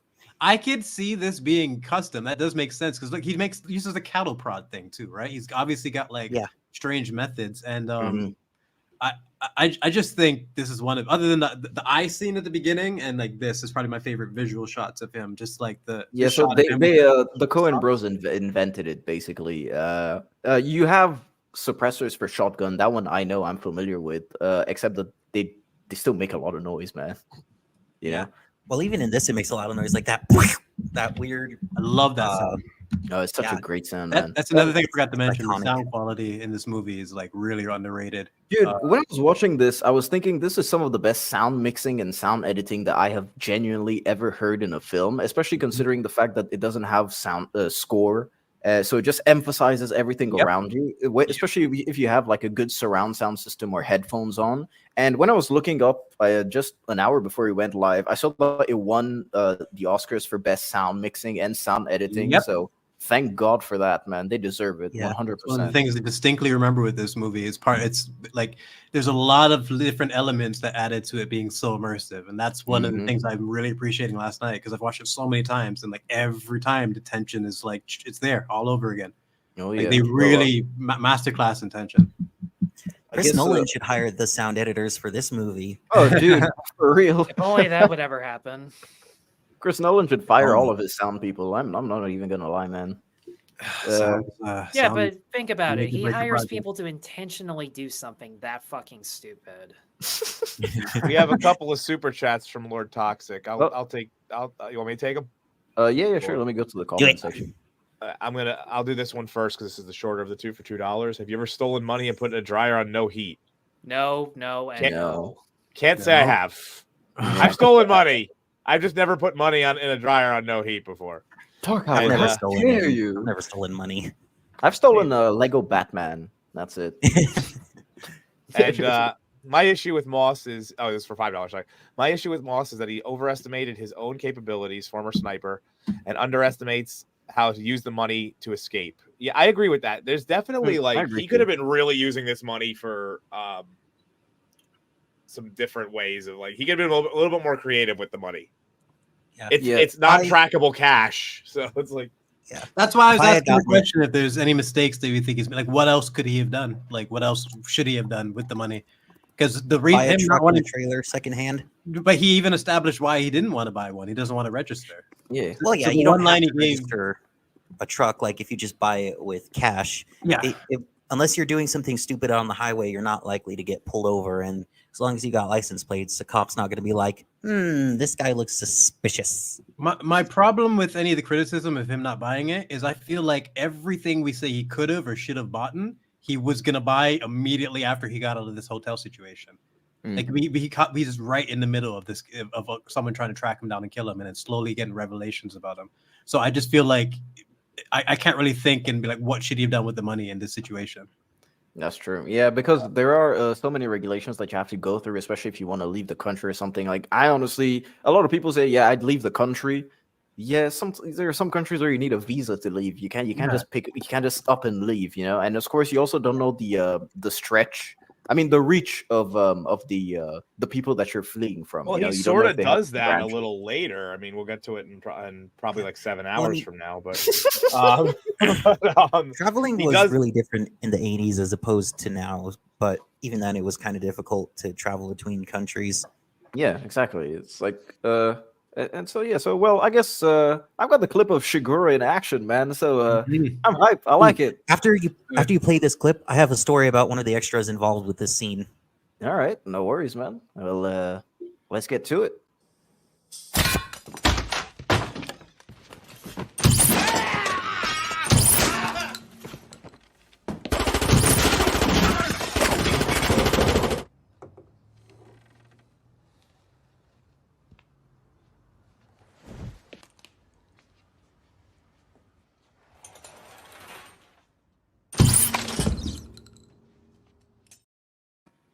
Fucking beautiful, man. Just brutal. And he asked the one question he asked was I think how'd you find him or how'd you track him? Yep. How'd you find him? And of course, this is the Mexicans that we learn later on also have a tracker from the same employer that hired Anton. Yeah. Yeah. Yeah. So anyway, I know the guy in the bathtub, the one who's saying "No me mate, no me mate." I know who that is. He used to own a country store in my town, Pecos. He actually used to be like his family, the Adellos. His name's George Adello. Like they own a few businesses in town. Like my dad used to do work for his brother because his brother owns a gas station.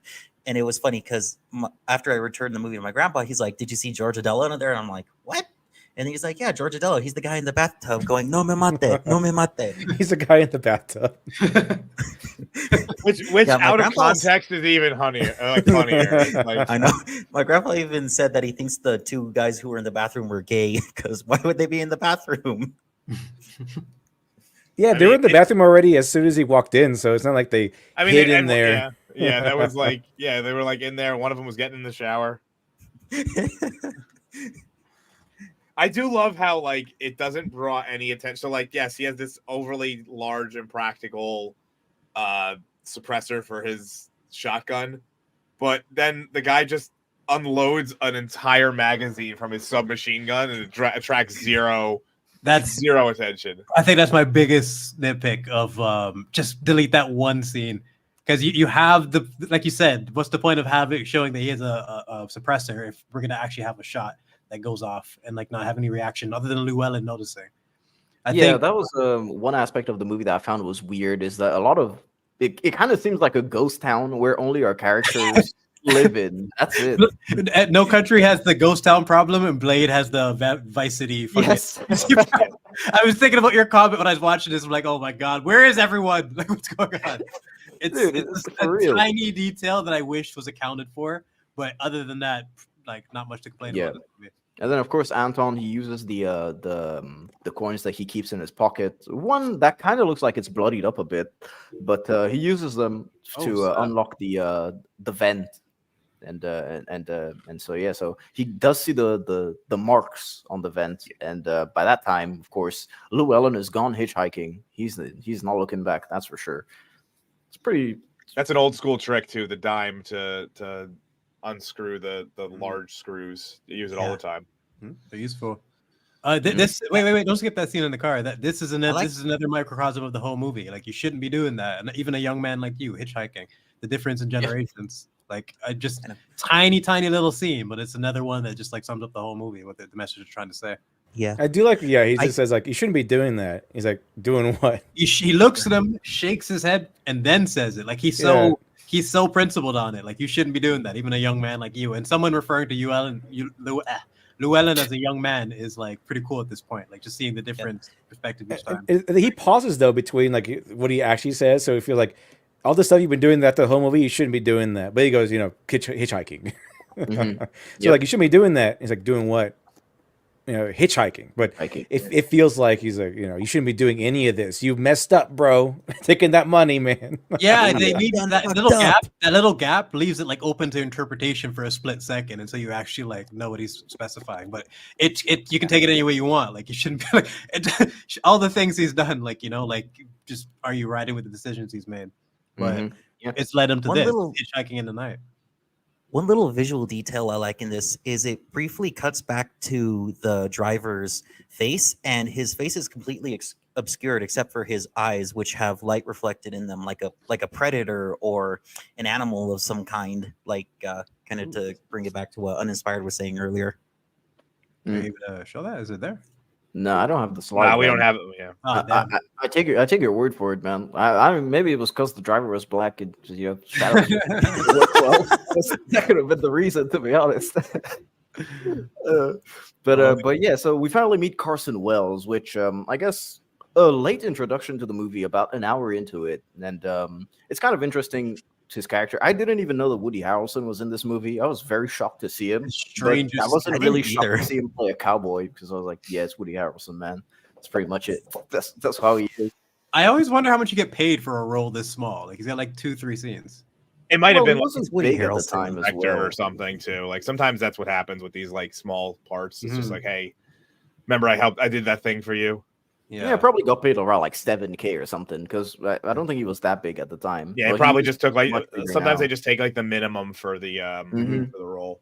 Yep, and so we get a little insight from his character called Carson Wells about Chigurh, and he just sees Chigurh as a psychopathic killer, and of course he is hired. I think is he hired to track down Chigurh or to just get the money? I think he's hired. I think he's hired to kill Chigurh too. Like, in the book, they explain that he's a hitman for the Americans, or like the mob, or whatever you want to call them. Like, they never say that here, but he is a hitman. Yeah, I do think that he's a hitman out to kill Chigurh. That was my opinion of it. Like, get Chigurh and get the money, because I guess the CEO guy, he tells him that Chigurh is basically a loose cannon now. He's kind of a liability. Yeah.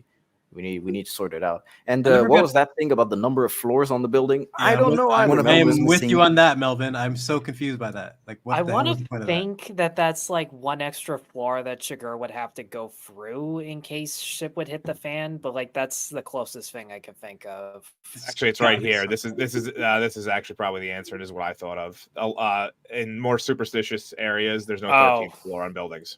Oh, dude, I honestly thought that he was referring to, I guess, illicit activities on the floor, like in the building. So one building floor that you don't see because you're not supposed to see it. It's where they do all the illegal shit. That's what I was thinking. There is a practice that's what now I was that thinking. they don't build a 13th floor. They don't have a 13th floor or Yeah. something like that. Yeah. So like the elevator has like numbers 1 through whatever, but there's not actually that many because they've skipped floor 13 because of bad luck.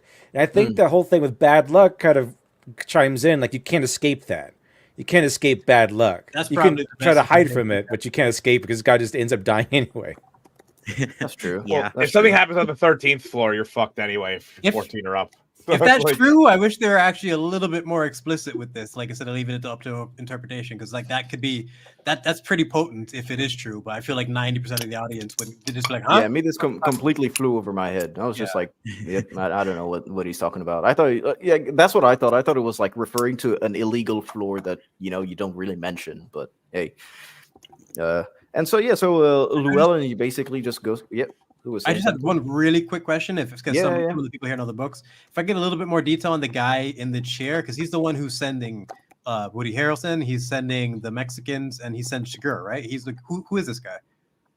No, like I think he's like a mob underboss or something like that. Yeah, something Even like in the I'm book, getting bum kingpin vibes McCarthy. from him.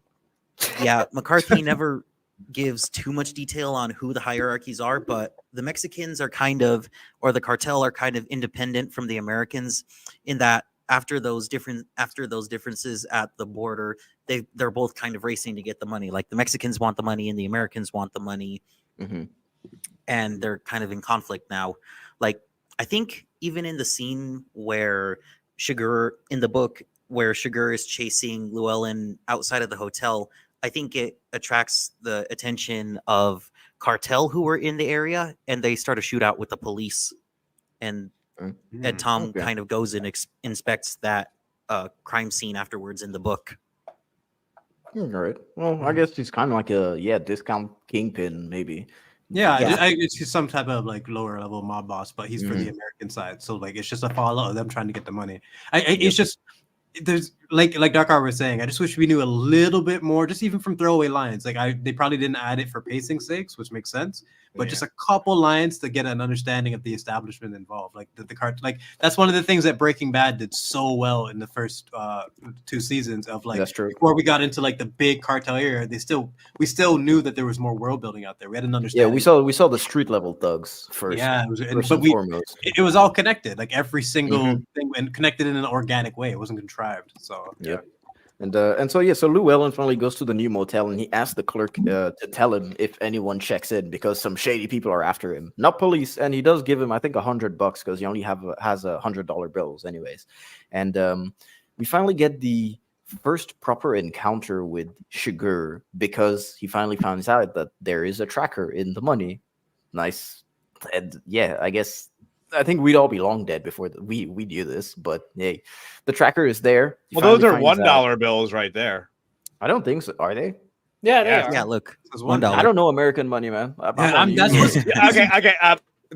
You might not know American money, but we use the same numbers as you guys, and that's a 1. Yeah. No, but like I thought it was just a bar. That was he hands the kid $1 bill for the jacket after saying he'll give him 500. That's my biggest question of like what happened there. I don't know American money either, so yeah. I think that there is actually $500 bills, but they're usually only used for circulation purposes, like from bank to bank transfers. Yes. So, Same here, man. You can have a €500 bill, but you can't really go to the store and use it. Whenever I worked at the store, they told us never to accept €500 bills. I don't know, even if they were like good and legal. I don't know. It's just policy, I guess. It's kind of weird. Gross British money. He's French. I'm French, man. We use euro. We don't use pounds. I was just making a bad joke. That's fake money right there. Dev gets it. See what? They fucked him over for the cash. Yep. There it is. I was gonna say this. What I like about this is a callback to the Aqua scene of just like him contemplating things at nighttime, and that's when he has both of the big revelations. And I just think this is the time where he like all he didn't do. He's sitting there in bed thinking, "How the fuck did they even track me there? How did they track me?" Like until you deduce it down to like there has to be. Like I think this is the moment where most people would suspect. He finally has time to sleep. You know. Yes, this is he has time and motive now to check the money. He didn't have either of those things before. Yeah, and so I mean, this scene is this entire sequence of the first time that we get a head-on encounter with Chigurh and Llewelyn is absolutely fantastic. From the point where he hears something in the hallway, and then he just calls, and all you hear is the ringing. That's it. No one's picking up. You know that something's fucked up. And man, it's just the subtle preparation, and then the shadows, and then everything pops. I mean, it literally pops. You know what? Let me play the clip.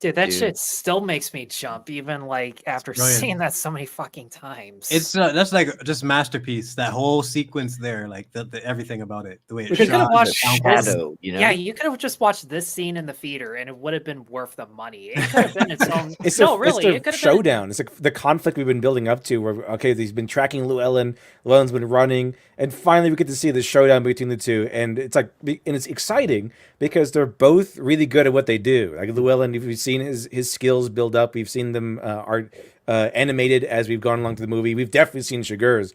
So it was very intriguing to see these two guys go head to head and see who would come out on top. And the answer is neither. They kind of have to run away from each other. Chigurh has to retreat. Yep. So it's very intense. It fucks up, man, because at this point he gets shot, of course. And then at this point he gets shot, of course. And then he comes up to this random dude in the street, of course, who he thinks is Chigurh at first, I guess. I think anyone would No, be no, scared he at this doesn't. No, point. he just waves him down. No, he waves him down. Well, at first he looks, away he's like, who is this person, you know?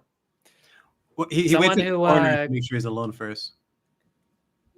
Yeah, one thing I'll say that I love about this movie is how stripped back it is. A lot of thrillers rely too much on their soundtrack and violence to create tension. Like, if it was Michael Bay directing this movie, that scene would have just had big just fucking super horns, weird, all. wobbly That's violin why it's one of notes the- and just One of the first things I always mention about this movie, like it not having a soundtrack, is one of its key features. It just ties all yeah. the work that they put for the performances and the immersive elements. It just the cherry on top.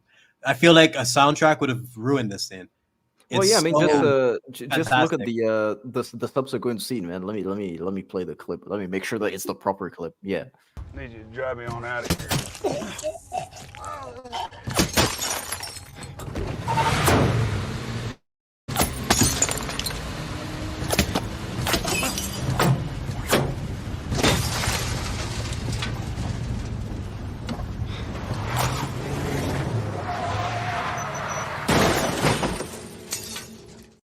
Now imagine this scene with the soundtrack, man. That would have ruined the entire thing. Yeah, just doesn't There's a- work. I just I don't realized know if it that's would've a ruined- Domino's in the background. The Domino's. Yeah, it's a Oh, yeah, pizza- Domino's it's like pizza, I a chain see it. pizzeria. Yeah, I see it. Hey, muscle car in the back, 80s. There we go. And yeah, and then of course you get Chigurh that's just stalking him down, a hunter trying to get his wounded prey. Exactly the first time we saw Llewelyn. You know, he was hunting, hit the person, hit the deer. I guess it was a deer, and then, damn, yeah. Except that this time the prey is the hunter is coming for you. He's not letting you go away. That's when Llewelyn, of That course. is okay. Hold on, I gotta do this. badass. Hold on. Look at that. look at that. That's. I had to do it. Oh, dude, yeah. Dude, I love taking screenshots Muzzle- whenever there's a muzzle flash is, man. I always enjoy it. And yeah, so I mean, this is where he's really moving like a Vietnam vet. He's just unloading on this dude, and of course, eventually, he comes out triumphant, and Chigurh is nowhere to be seen. Now, there is one aspect of this thing that I don't understand. Did he just leave Chigurh's shotgun and his weapons? That's a good question. Yeah. Oh, probably. Because right now he has Chigurh's shotgun in his hand, and then he has his other weapon that the one that he picked up at the beginning of the movie. But Chigurh gets his shotgun back later in the movie. So does he just have a couple on standby, or did he retread and try and get this? That's what I don't understand. Or is that a plot hole? No way he went back for it, but I could believe him that being his weapon of choice. Like that's something like. He seems like the kind of person who would have a bunch of the same. Yeah, that's what I mean. Yeah. Like, I feel like he's got like 6 of those suits and 6 of those guns, just personally. And he's been wearing that haircut since he was like. This is my Wednesday surprise shotgun. Yeah, yeah. I could headcanon for a day of the week. that would be interesting. Like it'd be cool to see if there's a detail on the gun, if we can look at if it's the same gun, blood splatter or something. But that's a cool detail. I see what you mean. Yeah, I mean, I don't know. It's kind of something that jumped out to me the first 3 times, like the 3 times I watched the movie. I just never understood how he got the shotgun back, or why Llewelyn would have abandoned. Well, I understand why he would have abandoned it, because he's about to cross the border, and you don't want to cross it with a gun on you. So yeah, and of course you get this scene where Llewelyn is finally on his way to the Mexican border with the cash, and he gets stopped by these 3 people who, of course, he asked to get his jacket, right? Dickheads. Yeah. I mean, at least they give him the jacket, man. They're probably drunk too. The beer guy was a prick. I kind of wanted to have like, okay, I pay for the jacket, give me the jacket, and he's like, give me the beer. And he's like, how much? Yeah. I wanted Llewelyn to like punch him in the face or take out a gun or something. Like, just give me the beer. The guy next to him was about ready to do that. I really appreciate that the fact that their friends are like, yo, just give him the beer. Just give me the beer, dude. I would be scared too, because I'd just be like, yo, this dude can probably do something to us if he's all bloodied up and he has a suitcase. You never know. He'll just drop the suitcase open and there's a gun in it. You can never be too sure, of course. You know? I think they understand the tension, but also the leverage. Like, this guy's dangerous and we don't know what he's up to, but he also needs our help. So like, just the quick exchange. But and it's clean at first with the 500 whatever jacket, because he knows he's gonna be out at night. But then they highlight just the difference in like values with the beer guy. Like, how much the dude is bleeding? Give him a beer. Bro. Just give him the beer.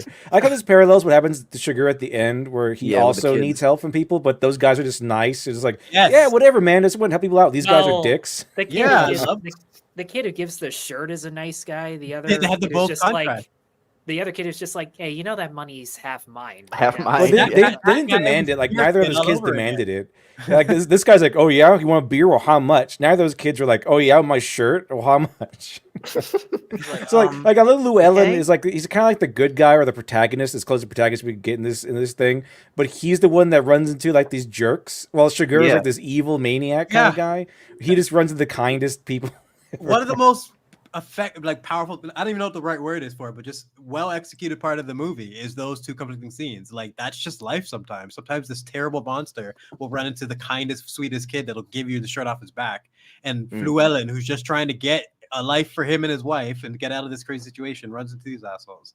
You know, well, I mean, he does run into the mariachi band. These panhandling mariachis. Yeah, mariachi band. They saved his life, probably. These guys. I'm very confused why they started performing in front of him. It's I mean, I thought he was drunk. If we wake him up, will he like tip us a little bit? I'm guessing he was like, they thought he was drunk, and it'd be funny to just like wake up the drunk guy with they're trolling him. Are they totally? Yeah, I think they were trolling him. That's totally something they would do. Yeah, I don't know. They didn't that really happens give the in Mexico a trolling lot. vibe off. What are they doing outside? All fully armed. Like, were they just on their way to like bad practice? Maybe like this, they're walking back from a gig and like, oh, look, a drunk guy. Yeah, book people. Where's the Lord behind? Well, they're right at the border, so they probably get a lot of tips right at the border, because people like come across the border and they just expect the mariachi band. Yeah, you know what? You nailed it right there. I feel like there's probably some cultural aspects to this where like if you were there, you would know. Yeah, stuff like that happens a lot in Mexico, where people who live in border towns, they'll try to take advantage of like tourists, or if they see an American, oh look, stupid American, let's see if he'll give us just like $20. Yeah, but would you really see a hobo on the side of the street and say, hey, if we perform, will he'll give us like his entire lot? If he looks American. If he looks American, yeah, probably. Give it a try. I mean, yeah, it's American. Not if he's a Californian, he won't. I love the or a Torontonian in my case. The hobos in Toronto are fucking terrifying. Hey, shout out to this fucked up city. Are they ever gonna fix the potholes? Well, my last time in TIFF, there were 4 trash cans knocked over by the same guy in one night. So no. And it was Tyler. Right. Fuck you! I didn't talk to him. No, I'm saying you knocked over the cans. I was saying we were talking about earlier with the music. Like this is one of the only cases of like diegetic soundtracks. Well, it's not even soundtrack, but just music coming from a diegetic source. And I just love it dying down from him. Just like he doesn't even have to say anything. Just like just reveal the wound, and they just slowly slink away. And maybe they were just. That's your question. The guy didn't drink the beer. He just used it to cross the border to seem drunk because he lost so much blood. He was just like he couldn't walk straight. So yeah. Yeah. Oh, I didn't even know that. I noticed he didn't drink the beer, man. I saw him put it down. I'm like, why didn't he finish that? What the hell? I'm like, oh yeah, you're right. He wasn't drinking it. No, he's just acting drunk to cross the border, man. And the dude was just like, yeah, all right, go ahead. Dude, that's what I'm saying. And that's actually very realistic. If you're going from the American side to the Mexican side, they don't give like half a shit. That's why I was going to ask you the portrayal of that scene. I wonder, you know, the point they're trying to make with that. But nice catch with that. Like I've seen this movie so many times. I've seen it more than you have, and I've never even. They actually are. It's very realistic in the way, like when he's going toward Mexico, like the Mexican guy's like basically like asleep, wakes up and is like. Oh, dude, yeah, that's for sure. And then on the way back, the American one gives him so much shit. He's like, how'd you even get in there? Like, dude, it's why do you not have clothes on? It's funny. Both performances are fantastic. One doesn't even have dialogue. So he's finally in Mexico, and he asks the mariachi people to bring him to a hospital, basically doctor, and he gives them a bloodied $100 bill, and they bring him to the hospital, of course. And on the other side, you've got Anton Chigurh, who's still, I think, on the American side, because when he watches TV, it's in English, although the people outside are speaking in Spanish. So I think it's right at the border, you know? Yeah, I think it's the same border town on the American side. Mm-hmm. Yeah, and so he basically blows up a car so that he can steal medical supplies, because as we learn, he got fucked up too by buckshot, man, ladies and gentlemen. One thing I just wanted to say about that scene is just like, not only is it just a fucking badass scene, it's just another highlight to his like composure. Like you have to be complete. Like his heart isn't pumping. He's not like this isn't a crazy adrenaline rush. He's just cold and calculated with all the decisions he does. That's why he can get away with tactics like this. This wouldn't work with other villains. I'd be like, this is nonsense. No, Chigurh would do this. He would do it. He would commit. He would jack that shit, and he would slip out the back. I believe it. You know? I mean, even just the entire scene where he's cleaning up his wounds. Yeah, the dude is unfazed completely, although he's losing so much blood. There is. Yeah, it's something. I go ahead, Dark. Sorry.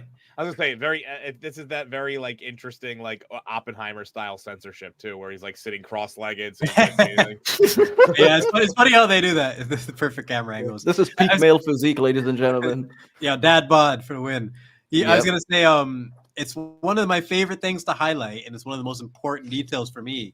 Seeing the villains take injuries and like grounding them, like that famous scene in Predator with the Predator injuring itself. I fell in love with the movie when I first saw that. I was like, oh shit, he's got like a little med kit. He's got his band-aids. It's like, I just thought it was so cool, but it just grounds the fact that this thing isn't like unstoppable. And Chigurh having this scene here is just, not only does he know what to do, but again, his composure throughout the whole thing, and just seeing that he's human, getting that reminder. He's in pain too, right? I mean, he's a bit human. No, not really. Kinda. But yeah. Dude, I've legit heard theories on like subreddits and stuff where people say that he's a space alien. Yeah, I've read ridiculous. That too. People say there's an alien. Then there's the whole theory that he is like the subconscious like representation of Tommy Lee Jones's character and stuff. There's that theory as well. Maybe. Interesting. Well, I don't know. I'd have to rewatch and try and look at that aspect.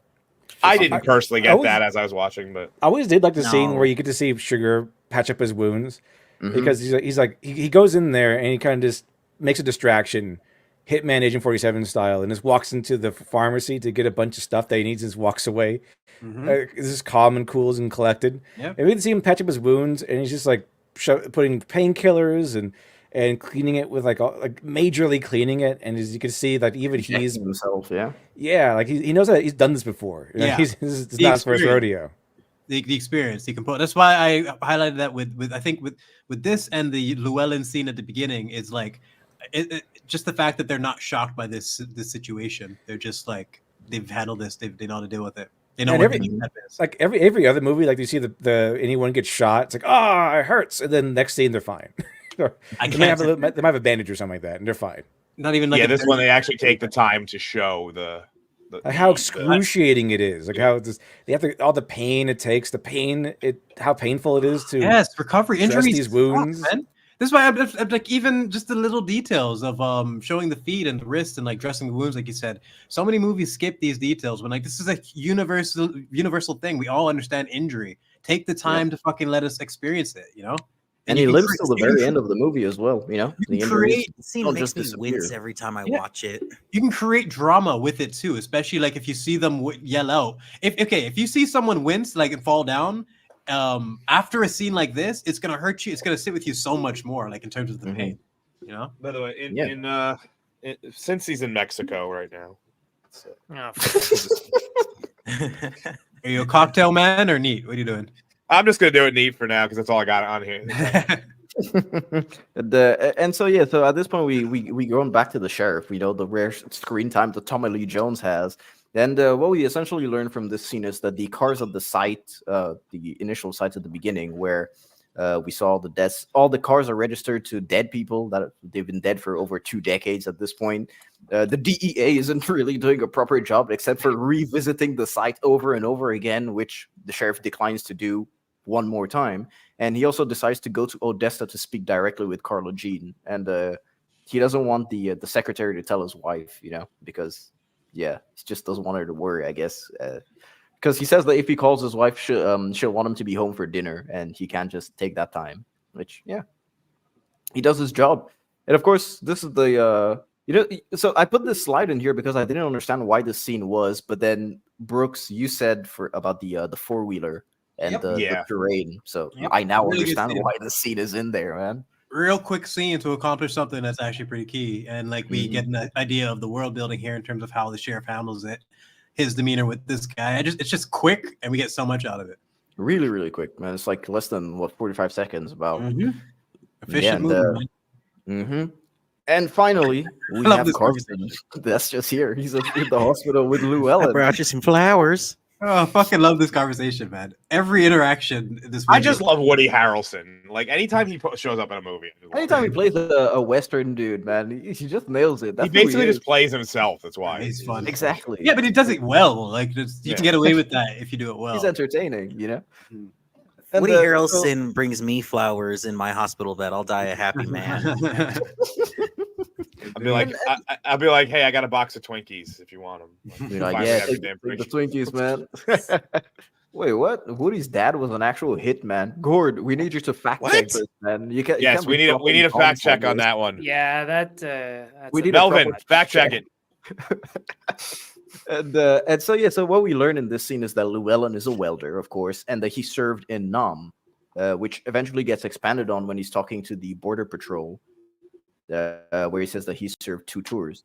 Wait, what? Even Alistair Campbell says true. Oh my gosh, he was right. He's right. Charles Boyd Harrelson was an American contract killer and organized crime figure who was convicted of assassinating federal judge John H. Wood Jr., the first federal judge to be assassinated in the 20th century. What the fuck? There's also a theory that him and what the fuck? I can't remember his name all of a sudden.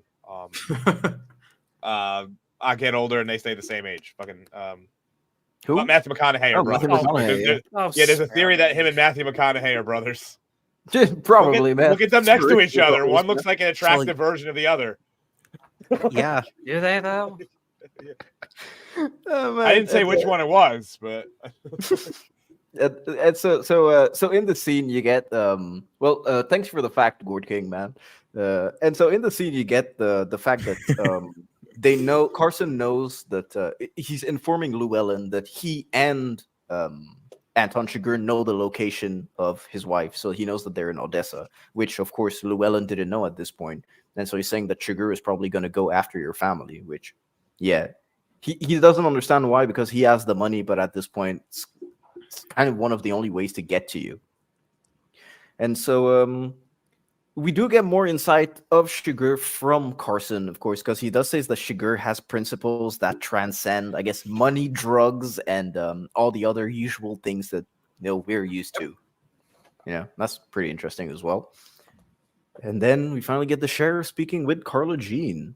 And this is the point where he does that weird analogy about, unpredictability and how you shouldn't just see what's coming out at life, which is a recurring theme. Well, it gets even more recurring near the end. It's basically even said just before Llewelyn dies, you can't predict what's coming. This is the one was like, with contest between man and steer. Even if the steer's tied up, you never know. Exactly. It's just very, very interesting, man. I think I really like the sheriff's character. I find it really interesting that he's making this story up because he doesn't even remember the guy. That emphasizes how important the point is. The point is more important. The point is more important than the story actually being true.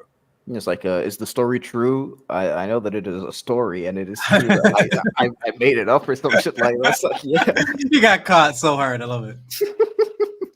So Woody Harrelson, he finally finds the briefcase, which I did forget to mention. Llewelyn, just before reaching those guys at the border, he threw it overboard onto the riverbank, which you can visibly see if you're passing by, which Woody Harrelson does. Carson Wells. I do like the name Carson Wells as well. I think that it's just rolls off the tongue, man.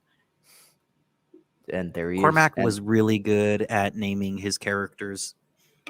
Even if they didn't have names, just like the judge, if you just think of that name, you immediately think of a cannibal albino. Not really, but hey, thank you. I don't. That doesn't evoke that to me, but yeah. I think of Judge Judy before I think of a cannibal albino. Me too, man. Well, if you've read Blood Meridian, you think of the cannibal albino. And one thing I did forget to mention is the fact that in this scene with Carla Jean, the sheriff does mention the air gun and its use on animals. This is the scene that like a lot of people with that theory that it's the same person is point to, that like he kind of like no sells it and doesn't like even pick up any of it. I don't agree with it, but while I was doing my research, I came across this theory that I'm sure there's some weird theories going around with this movie, man. There's so much that you can. What theory? Say again. What theory? The theory that Chigurh is actually and Ed Tom are the same character, kind of a similar, like he's a projection of him in a similar way to like Fight Club. I don't know. Fuck no, not that deep. I think it's more so he represents one of his deepest fears. You know what I mean? Like this complete. Oh no, I mean I didn't say I agree with it. I'm just saying that was what I came across in my research. I didn't even think you agreed with it. I just thought like that's just one of the perspectives that people have, but like no, not Fight Club level. But I think if you want to go to that way, the most I'd go is like he represents like Ed's biggest fear, like this a criminal, like he finally stops understanding criminals. He's come to like this is a tier that he just can't perceive. Yeah, and that's what makes him fear, the fear of unknown, like that type of thing. So Carson finally meets Chigurh for the second time, of course, in his life, and second and last, sadly.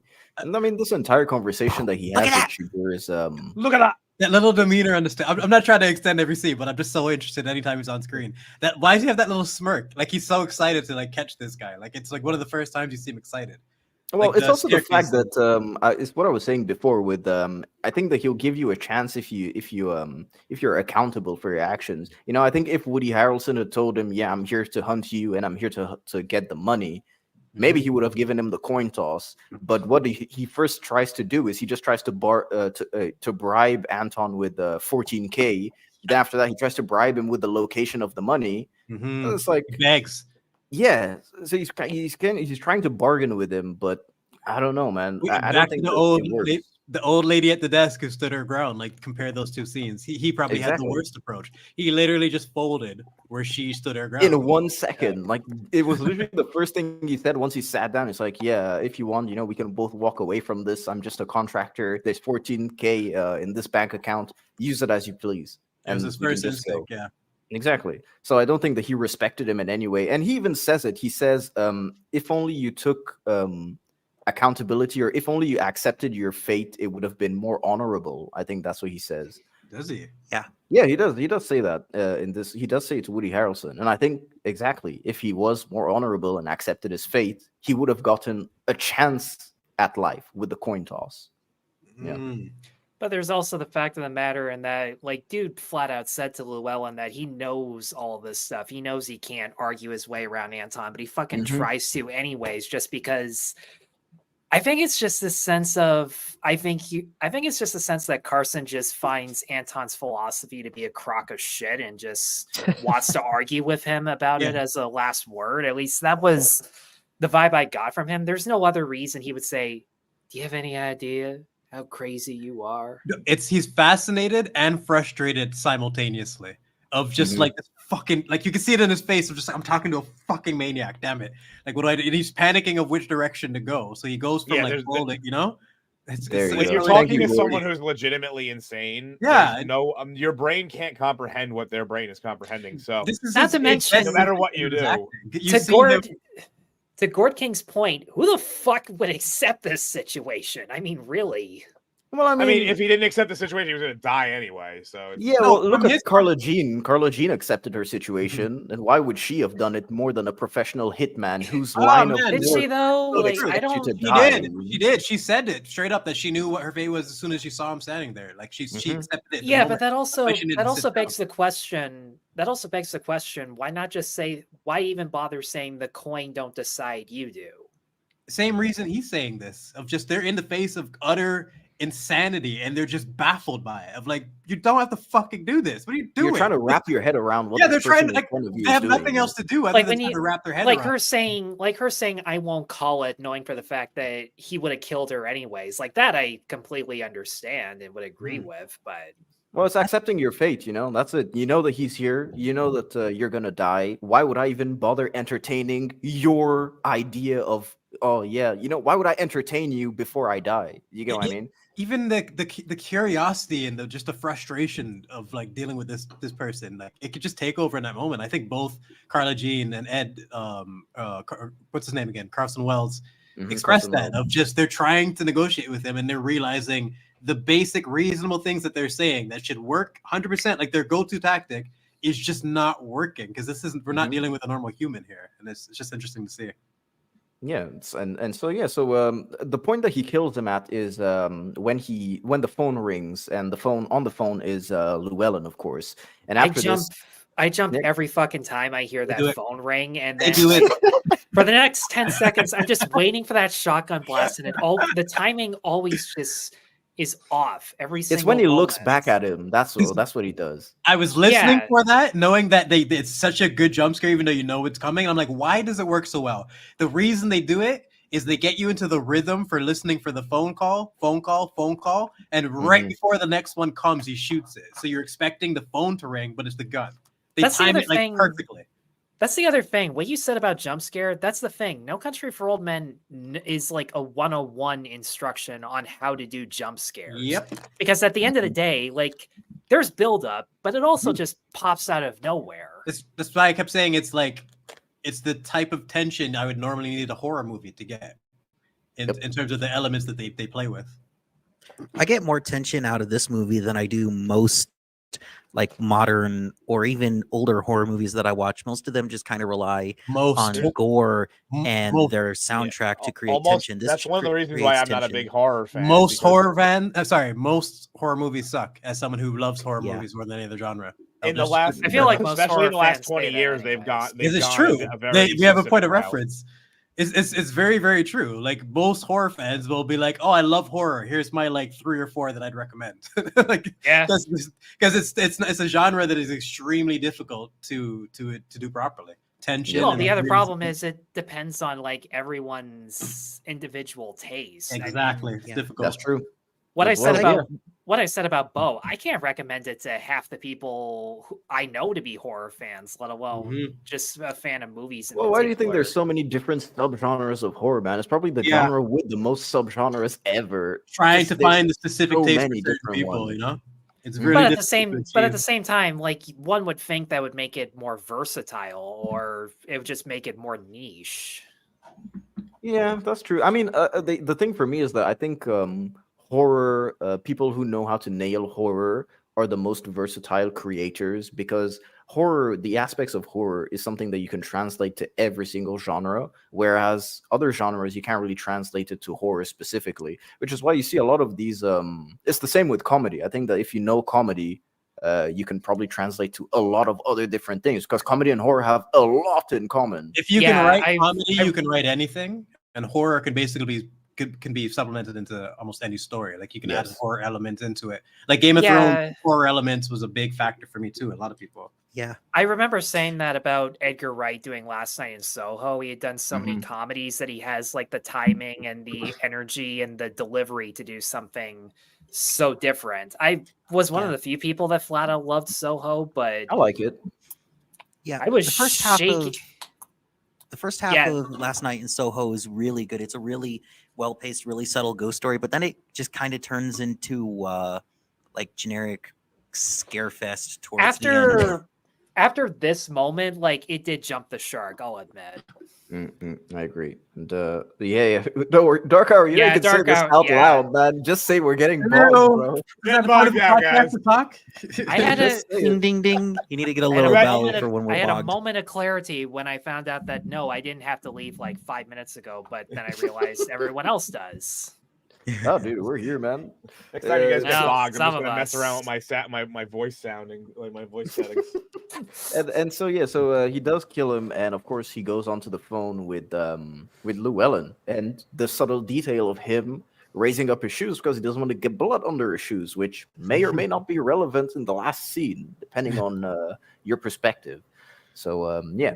And of course, this is where he talks to Llewelyn on the phone. He proposes a deal with Llewelyn. So either Llewelyn turns himself in with the money, which of course means that he forfeits his life, for Carla Jean to survive.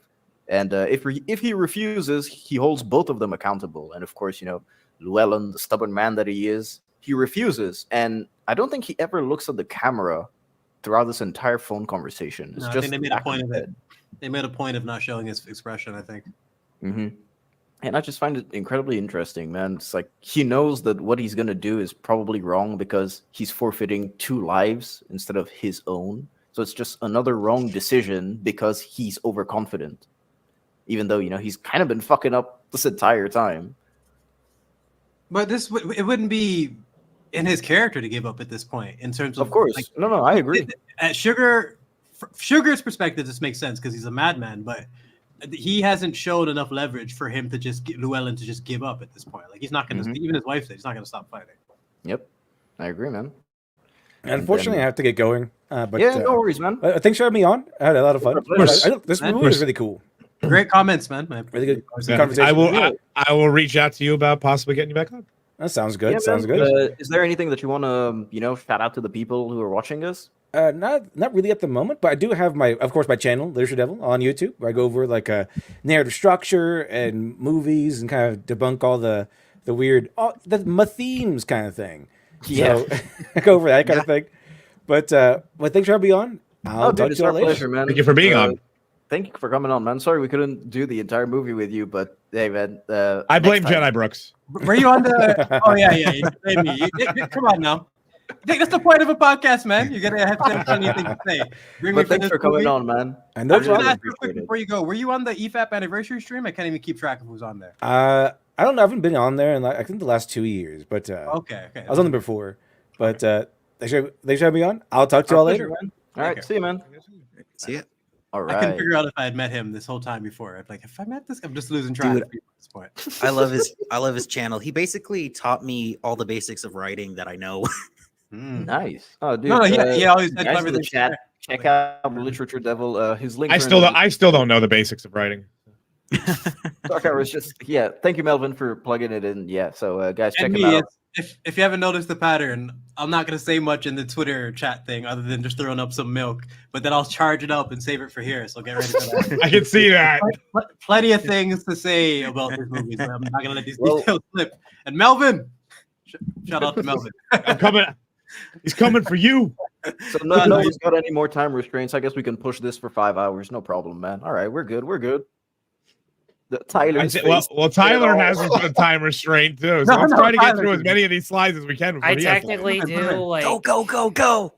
I just No, don't don't know worry, what it man. fuck. I just We're- don't know we're what it almost fucking done. is. All I know is that I have to Uber. To Nah, we my- don't. We only have. We don't have a. I'll keep my points quick because we're getting through. Don't worry, man. We've already covered so many things that we're not going to have to cover. That's probably. true. Yeah, I feel like we covered so many of these scenes that we haven't gotten to yet in like We're gonna be other able to- moments. Yeah. Yeah, because That's a lot the of them are benefit just of skipping emphasizing forward the sometimes. themes that we've already brought up, you know. And when we bring up the theme at the beginning, we reference the scene later on. So I just thought Yeah. that would speed. I just thought that would speed things up, but apparently there were still a couple roadblocks. Melvin, but Leave him alone. minor details. That took me a second.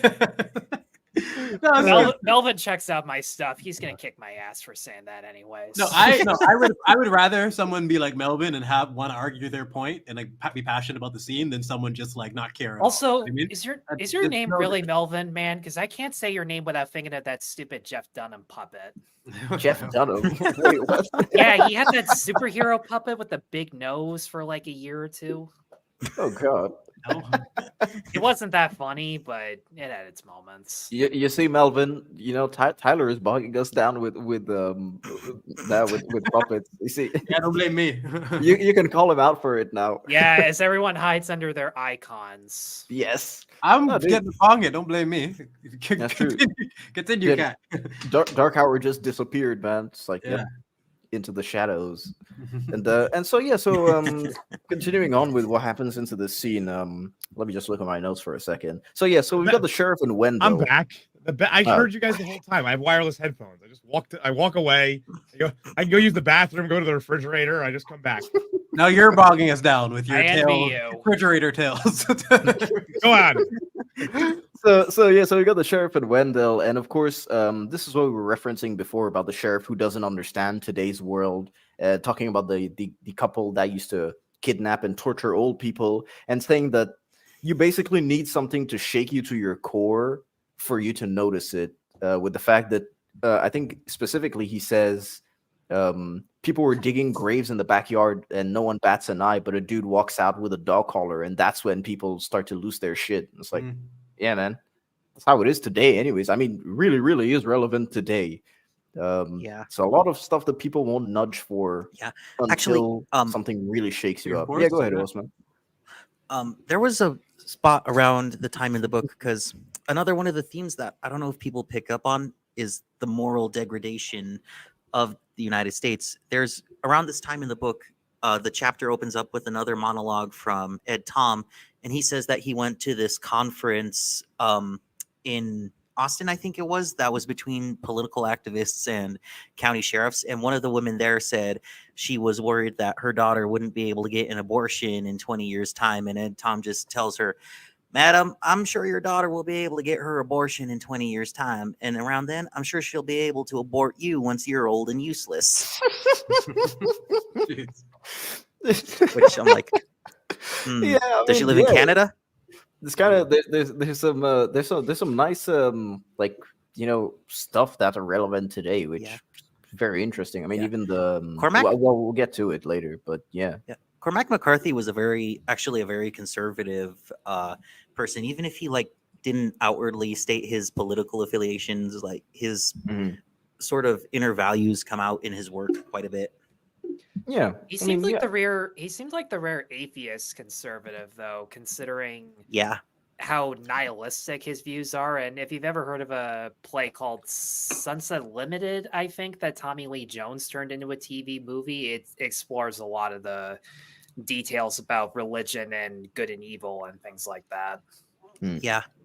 I never took his work to be atheistic, but you can definitely tell he understands that even if he is Christian, he understands that God may exist, but the world is still fallen and cruel and uncaring, kind of like the Coen brothers.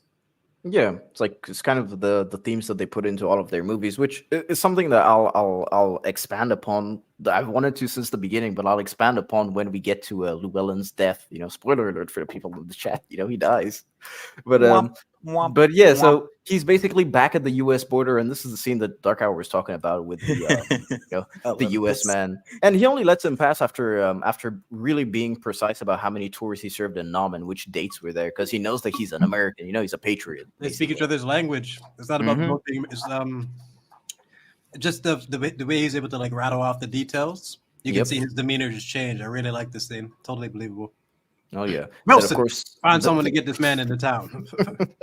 And there he is again, back at the same shop where the only thing he had bought were the boots and the socks. The boots and the socks, like there. He's like, how are they holding up? Questions. Good, very good. The boots are good, but he's no other clothes. Hey, listen, man. This is, I guess this is what you can call modern day fashion. To be honest, I ain't even gonna lie. I can see someone wearing this and saying that it's prime fashion.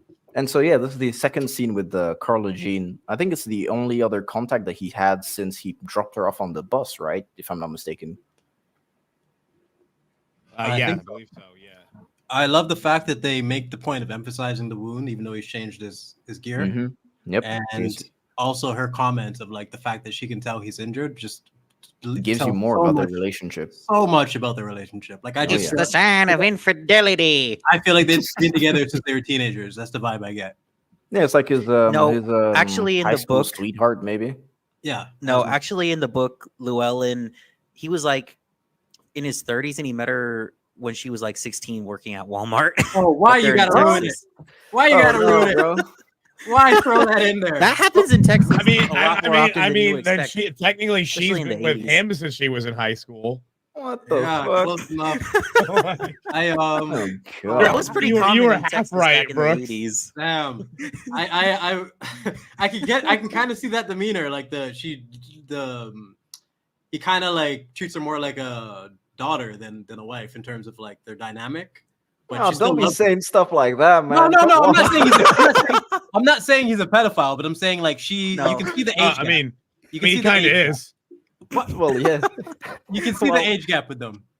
In the book, man. I'm gonna headcanon that didn't happen. They're high school sweethearts. Get out of here. Right, yeah, me too. In my mind, for the movie, they're high school sweethearts, man, because of the actress' ages, man. I gotta work on my Mr. Brown. Look at that.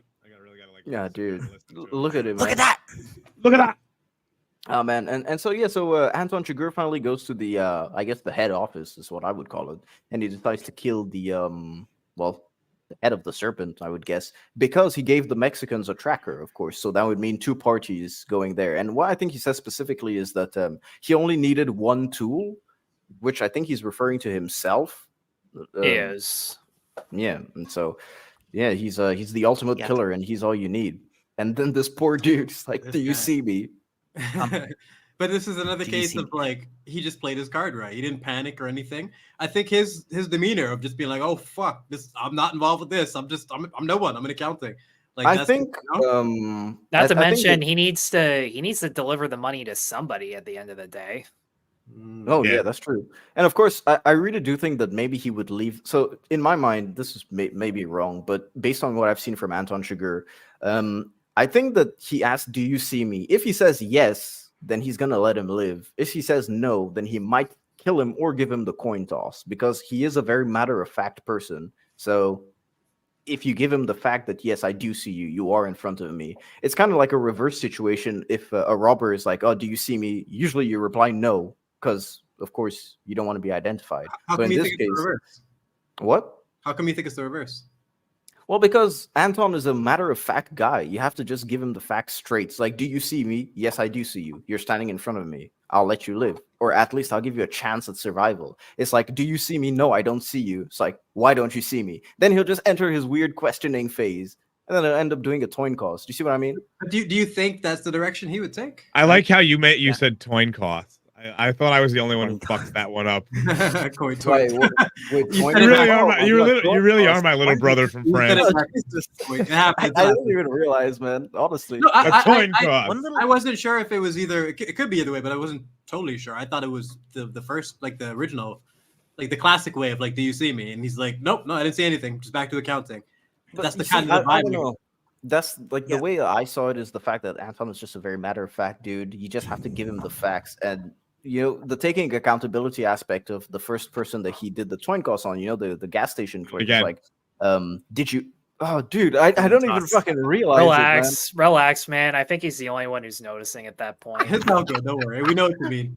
And so yeah, so what he does with the coin toss, yeah, there it is, with the coin toss, and so what he does is he lets you be accountable. It's like, is it is it your business or is it your wife's father's business? Oh, it's my wife's father. Oh, it's my business. No, it isn't. It's your wife's father's business. Be matter of fact of it. And I think that is why, in my opinion, it's if this dude is matter of fact, yes, you are in front of me, then yes, like there you are.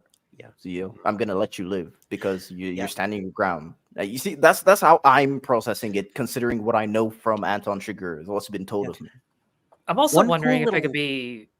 Sorry, I'm also wondering if that could just be a trick question, because any other killer, everyone would just say, "Who? What? Yeah, No." exactly. You see, maybe he's like asking him, "Do you see me? Do you understand what I am?" That's at least kind of what I thought about it. Like asking, "Do you see me? Do you understand what I am?" I think the thing we should highlight is any other villain, we wouldn't have this many things to interpret it. But with Chigurh, it could be this complex. Yeah. If anything, it's just a compliment to how complex this villain is. The fact that we're thinking about it. You know what I mean? One little background detail that I think is cool that they explain in like a paragraph in the book, but you wouldn't notice it in the background unless you did, is that Chigurh used birdshot to kill the head honcho because he knew that the glass was thick enough that if he used birdshot, it wouldn't shatter the glass and fall down onto people on the street below. He didn't want to kill bystanders or. What do you mean birdshot? It's smaller pellets than smaller buckshot. So, buckshot is basically what you see like in movies normally for shotguns. So it has more impact, but birdshot are way smaller pellets. They can damage you from up close because of the power. But if you're about, I don't know, let's say a room away, you probably just get tiny pellets in you. You know. Yeah. Okay. So he was willing to take the risk and let that man suffer a little bit more for the sake of people that may be hurt by shattered glass, which I thought was kind of interesting. You see Brooks on the picture, the amount of little holes that he has. You know? Yeah, tiny. That's from birdshot because it's tiny pellets. Okay, with that makes less force. It's so that you don't damage the bird. If you're, shooting it with a shotgun, it would basically just obliterate it. Yeah. Yeah, basically. And be no bird left. Yeah, no bird is left, man. It's like I don't know. It's that Dave Chappelle skit, where he goes to buy a shotgun. And then he's like, birdshot will defend you. Like birdshot is just to graze someone, but buckshot this here will kill a man. It's like I don't know if you guys fuck with Dave Chappelle that hard, but hey, man, it's my favorite comedian. Anyways, back to the movie. I remember all his OG stuff, but I don't remember that one. It was his OG stuff, man. One of his oldest. And so what we finally get is we see the mom for the first time. There she is, and right there you finally understand. Like she hates Llewelyn, and I think Carla Gina says that they've been together for only 3 years, right? Just married, correct? Yeah, married 3 years. They've been married for 3 years. Yeah, and of course the mom is happy. She has cancer. She's going to El Paso. She knows 0 people in El Paso, ladies and gentlemen. Every line of dialogue with this mom is just to set up how yappity and like how big her big mouth is, and it just makes this scene so believable. Dude, my mom is the same. If we're in a cab or anything like that, she'll just say her whole life. I know that I'm fucked if any of this shit happens to me because my mom will probably give away my location. Exactly. Sure. So quick. And so the Mexicans, they were following them right behind, and this guy just poses as a gentleman, which the mom accepts, and he gets the name of the hotel and the fact that it's in El Paso, Yeah, what were you gonna say? Just really quick. None of you guys saw Echo, I'm assuming, because it was trash. Nope. I watched that fight. I watched the fight, and then that's all I did. I just did a video on the fight. They do this exact scene, like literally this exact scene where Kingpin comes to get information from Echo's her auntie, I think it is, or whoever the lady is, and it makes no fucking sense because they do the entire season. They establish that this lady is like cautious and like wouldn't give me any information, but then she just blabs like this old lady. It's like it's the exact scene, but like terribly set up, even though they had a whole season to set it up. It's with Marvel writing, basically. That's what I'm saying. It's like Marvel's so bad. They had a whole season to establish the character. This movie had fucking 3 scenes, and they nailed it. That's true. You only hear about her 3 times. Go ahead, Tyler. I was gonna, somebody brought up preparation as like one of the big character attributes. I would say that's like the one. What comment did I just fucking miss? Sorry to interrupt. I watched fuck Echo on mute so I could relate to her better. Jesus. You got to say it, but that's hilarious. Anyways. Go ahead.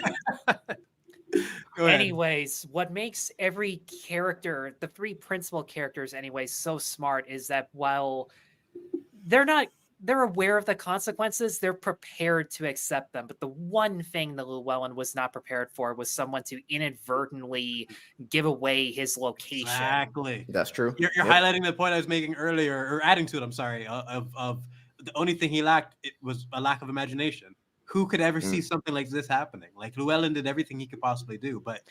And I mean, every character technically goes through this. I mean, Tommy Lee seems to think that he goes through it the most because he's a cop. He's supposed to be there for the average citizen. And I mean, that part is true. But it also hits hard with Anton every time, like, someone shoots him or he gets into that car accident where even though, like, he's technically the smartest out of all of them and how sometimes evil does prevail over good, evil still suffers consequences in some manner. Like how the car crash could technically be a way of someone or something fucking him up for the fact that just like karma, take after. Yeah, exactly, like karma. I think it's even more than just karma. It's like highlighting the randomness of life, of just like both sides are going to be affected by it. Oh yeah. The way Llewelyn, the way he gets hit by the car. In case anyone hasn't picked up, we just basically gave away the fact that Llewelyn dies. Yeah, he dies in like a scene, man. We only have 2 scenes left before his death anyway, so... I couldn't tell. I never know what scenes you guys cover in these things. I don't either. I would say... Really? Wow. His death, it's literally one of the most controversial deaths in all of fiction I've seen, in terms of the amount of people... and not gonna lie... I'm not really a fan of it, to be honest. We'll get there in like 2 minutes. That's we'll get there the big conversation. 2 minutes. Don't worry. Let's plow through these few slides and then we'll get. Yeah, don't worry. Well, I mean, all the slides are relevant to the plot. Actually, like there's stuff that I have to speak and can't like skip on. So yeah, at this point we have Carla Jean that calls the sheriff from the bus station where she was with his mom, and she basically gives the sheriff Llewelyn's location, which is the Desert Sands Motel in El Paso, which is the reason why he goes there. And of course, he goes there alone without backup because she specifically asks him to go alone and speak with him. Yeah. And Chigurh is on his way as well. And I guess he just kills this poor dude for his the Good Samaritans, highlighting the Good Samaritans in this movie. Yep. The Good Samaritans again. He gets killed. And I wonder what he does with the chickens, though, but that would get us bogged down. Maybe he just let him go. Probably. I think he dumped them right on the road and then went to the gas station and cleaned them off. That's true. That's a possibility too. She just dumped it. and so we finally meet the Desert Sands Motel in El Paso where Llewelyn is waiting for Carla Jean. Yeah. Do you have the clip for this? Or do you have any of the dialogue? No. I don't have any clips left. This is like essentially his last lines.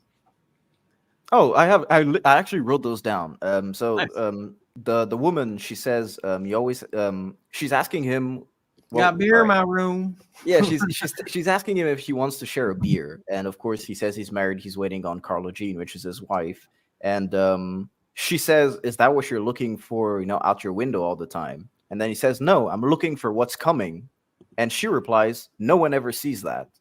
That's the last. That's the last line that we hear from.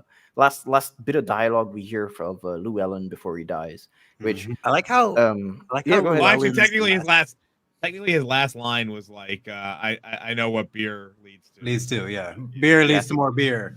Dude, and, Dark Hour, check out your mic, man. Wait, speak for a second. Hello. Wait, speak again. Like say a full sentence. Is my gain down or something? It's weird. It keeps dipping in and out. It's weird. Hold on, let me see something.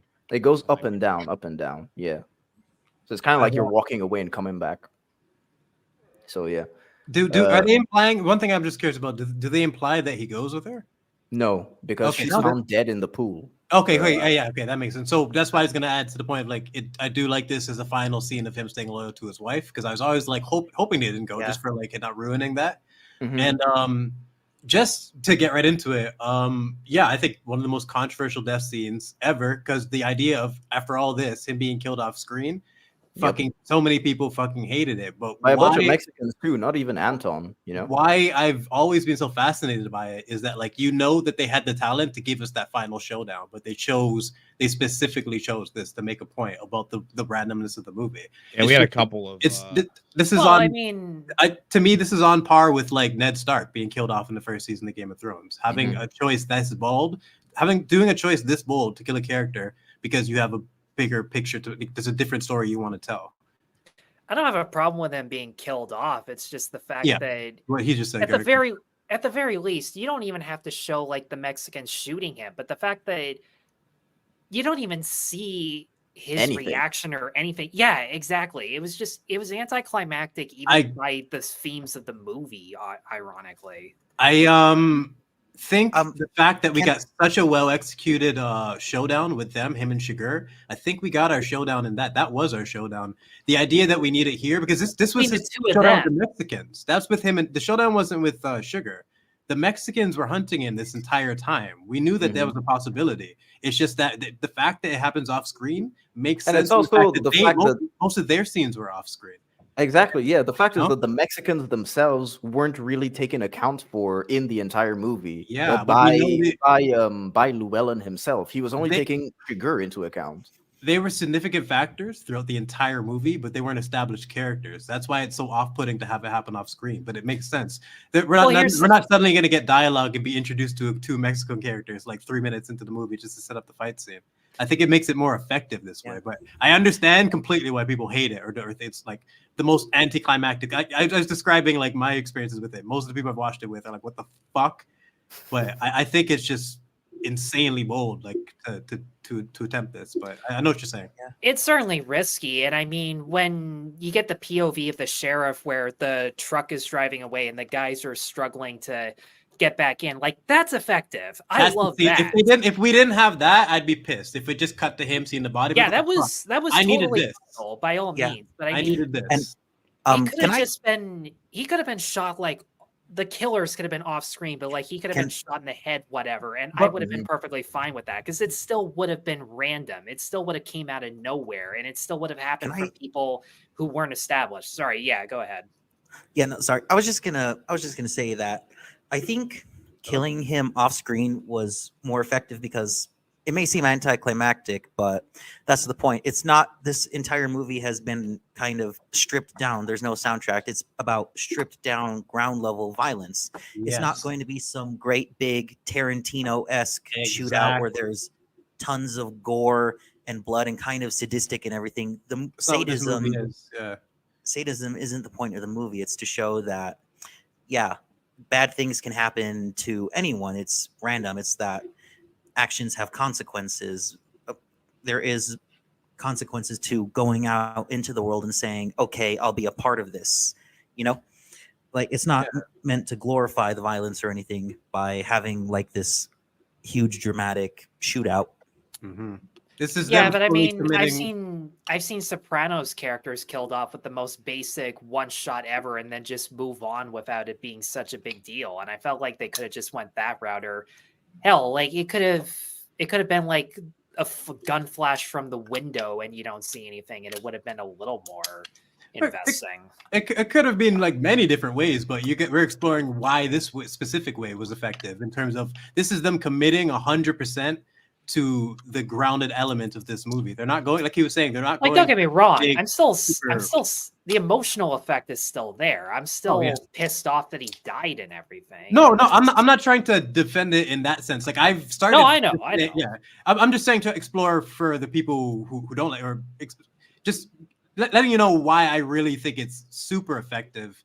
As someone, like I've said, I've watched this movie for years, going back and forth on this thing like forever. Like, what the fuck happened in this ending? It's one of the most interesting endings to me in terms, because we know that they had the talent for that big dramatic showdown at the end, but they chose this. Why did they choose this? And what's going to be what are we going to get from this that would be bigger, more beneficial than just seeing that crazy showdown. That I mean, like for me, think his the point you're death making is is huge.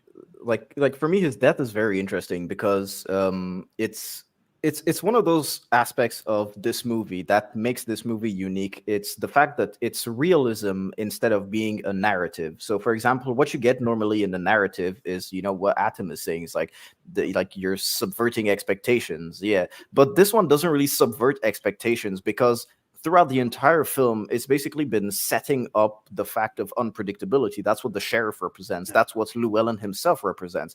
And of course, what makes that realism more palpable for me in this film is the fact of the morality aspect of it. Just because you are morally just does not mean that you're going to have a good death, like in a narrative, how a narrative is supposed to be told, you know? So, I mean, as we were talking about with horror at the beginning, horror is like the number one of morality meter. Like I call it the morality meter. You're good in a horror movie, like you're a saint, you don't die. If you go around, you know, you sleep around, you do this shit, you're slaughtered like an animal. And of course, it's that like morality aspect of it that I find very interesting. You know, in real life, look at all these true crime cases. You know, normal people that are just living their everyday lives get slaughtered like animals sometimes. Whereas you have, I mean, just look at today, you know, big corporations that exploit child slavery and all that shit. They're out here making millions. They're probably going to die comfortably in their beds with no issue whatsoever. And so the fact that the movie manages to capture this realism and make it so palpable without the audience feeling, how would I say this? Without the audience feeling quite cheated is interesting. And I do find it such a unique thing that this movie managed to capture well. I think a few other movies managed to capture it well. Spoiler alert, you know, Burn After Reading, there's a very sudden death scene in it. Yeah, The Departed as well, there's a very like sudden death scene in it. Even though Burn After Reading, of course, you know, it's kind of that's a good point. That one was built up a little bit more. Which one? It was kind of built. Burn After Reading. I haven't seen that movie. It's been like, I don't even remember it. But I was going to say with The Departed, I don't even know what that is. The way they set it up in The Departed is just like this in terms of this is an element that was built up through the entire movie. They built up both perspectives, so when we lose one, we can continue following the other. And the reason I really like this one is that the Mexicans were never like characterized, but they were always a factor throughout the entire movie. So them being an off-screen factor throughout the movie, I think it works. Them being this scene being off-screen. Like it's the idea of introducing two characters at that point so we can get to know the Mexican cartel. We didn't need that. That one scene of them escaping and all the elements that we have the sheriff coming up. We have the girl's body there. We have his body there. We see them going away. We get the whole story right there. We know exactly what happened because everything was at play. And can I say something else? Not to turn this into the I hate Tarantino stream, but I remember listening to an interview with Tarantino where he was talking about Dress to Kill, an old who's the guy who directed Blowout? De Palma? Yes, Brian De Palma. He's talking about Dress to Kill, the Brian De Palma movie, and he says the X-rated movie is better because there's this one scene where a woman is gutted, like slit open from her chest to her abdomen in the closet, and in the R-rated version, they don't show that, but in the X-rated version, they do. And I'm like, why is it better just because it shows this violence? Because this it's moment fun, Chan. That's the thing. Like, that's the grounded. thing. When Consequences.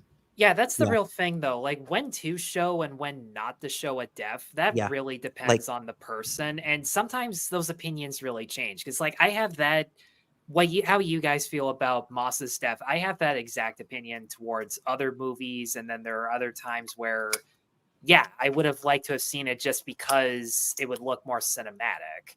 And sure, like, I do feel that like one cinematic moment wouldn't have killed anything, but I totally get where you and basically everybody in the comments section is coming from. Because I'm shocked how many people are on this. I thought most people would side with you, to be honest. Yeah, no, there was no way in hell that anybody was taking my side. What? No, that's a common stance. A lot of people think this is like one of the most anticlimactic endings ever. Dude, I know, Tyler. I know that if I showed my dad or my sister this movie, they'd probably be pissed at me. Yeah, that's what I'm saying. I remember. Like, my girl got out of bed like pissed, and I got in the shower. Like, what the fuck was that? Like, she was pissed. I'll never forget that. And like, here's the thing: the Coen Brothers have done this quite a few times. I mean, if you've seen Big Lebowski, you know they technically did the exact same thing at the very end. That's true. But like, and you know, it's been years since I've seen Big Lebowski, so I can't really comment on that one. But I'm trying to think: was there any other example of this? No, you know what? Yeah, it just. Yeah, it's I've really run out of things to say other than this is just a subject where everyone's opinion on this, whether you want to see more or less, it really depends on the movie. And I think this, and it depends on the audience member. It's really just shit luck. No, anyone who says they wanted like a finale, they're not wrong. You're entitled to wanted that thing, but I think you should at least be open to being how interesting it is that they chose a different route when you know that they had the talent to give you that final showdown. You know they could have done it. Just so, like, why did they choose it? Just so people in the comments understand, like, I don't think it ruins anything. This is still, like, all things considered, one of the best crime thrillers I've ever seen. It's just, it's a buzzkill for like 30 seconds. That's it. And like, when I totally understand you, man. 100%. When Carla Jean shows up and the sheriff just takes off his hat, like that was the reaction. Like that was the payoff that made it like worth it at the very end. Nailed it. We got Carla all Jean's the actress does a really good job. She's so good, man. Kelly. I think her name is Kelly McDonald. Yeah. Kelly McDonald. Every single scene nailed. And yeah, so I mean, yeah, man. Like for me, this is really just a good showing of realism and not narrative, you know. Yeah. And it's one of the rare instances where I think it does work because it ties into the entire themes that the movie is trying to, you know, push forward on you since the beginning. Yeah, and of course, you kind of get that closure near the end with the sheriff, who is uncertainty, you know, fucking incarnate, I guess. From green hair. Yeah, everyone with the green hair. It's like, yep. And so yeah, so. You left out the bones in the nose or whatever the fuck else. Oh yeah, bones in the nose. Bones in the nose, man. Is that a thing? It's a funny scene. It's just another case of someone just nailing their one scene. Like he's here for 2 seconds, but he's memorable. Yeah, insert clip of the girl with glasses like crying on the road or whatever the fuck. Whatever the fuck. It's like it's like yep. And then any random chick with weird hair and you know, oh my god, that took me a second. Yep. And so one thing that they do mention in this conversation is the fact that Chigurh went back to a crime scene, which gives sheriff the idea of going back to the crime scene of Llewelyn's death, of course, where he does realize that Chigurh is here because he sees the door handle being unlocked, you know, the same style that Chigurh has been employing since. And there's the man himself in the shadows looking like, damn, cougar, about to pounce on you. Here's one quick question. Like, do you guys think that's really happening? Or do you think the sheriff's just imagining him, like, supposedly being behind the door? More Fight Club stuff. I think it's difficult to say because I'm not sure how American windows are. Maybe you guys can, maybe Dark Hour, you can tell me this. But the way that the window is opened, I don't know. Is it opened or closed in the scene? I don't know if you have it in mind because I don't have the slide. I think I can't remember. That's because actually there is an emphasis. There's an emphasis on the sheriff looking at the window, and I guess you could say that maybe he escaped through the window with the cash at that point, but I'm not too sure. So maybe it's the subconscious. Most hotels you can't, like in motels, you wouldn't be able to reclose it or reopen it from the outside though. So if it was closed, then it implies that he wasn't in there. All right. Well, maybe we can chuck it up to the sheriff. You know, his imagination. I wouldn't mind. You know, that. And yeah, of course, in the end, no one's in the motel, and well, we do get the screws that were loose because he probably grabbed the money and left. You know, and with the coin, so he was there. So yeah, I don't know. Are they implying he came after the Mexicans? Yes. So he went back to the crime scene. That's what they're trying to say. After everything was closed, which is why the door has the like it's unlocked the way Anton Chigurh would like punch out the door lock, and of course you know he left the coin as well. So yeah, he was there, but I don't know if he was there at the same time as the sheriff. it frames it I as think such, everyone's I but think I'm not everyone's sure. trying to say he wasn't there at that point. Who? Just When during the everyone in the weekend? comments is saying he's not really there, as in But the coin is there, you know. That's No, the he's thing. there. The door is shot open. The coin's there. We have all the pieces. What I mean is like when he's like waiting at the door and it Oh, cuts okay, back okay, to okay. him I see what you mean. hiding. Yeah. No, okay, no, I see what you mean. Yeah, I think it's kind of just smart editing that they use sometimes to, Yeah, you know. Gord, mismatch. that was the question I had for everybody. Thank you. And then, of course, we have Uncle Ellis. There he is, you know, the one, the only, the survivor, I guess. What he's doing is he's dropping wisdom, ladies and gentlemen. And Was Uncle this the Ellis dream is he was referring to? what? He's talking What about how he had a dream. Okay, so no, this is his uncle, not his father, right? Yeah, no, this is Okay, Uncle, then not his this father. okay, separate. This is real then. Yeah, so this is Uncle that was paralyzed in the line of duty, and what he's basically telling, well, the information that we get from this scene is the fact that the sheriff is deciding to quit because, you know, it is no country for old men, as the title implies, and as we've been saying before. And of course, Ellis is just telling him about the different ways that his family members, who were lawmen, also died either in the line of duty or just after retiring.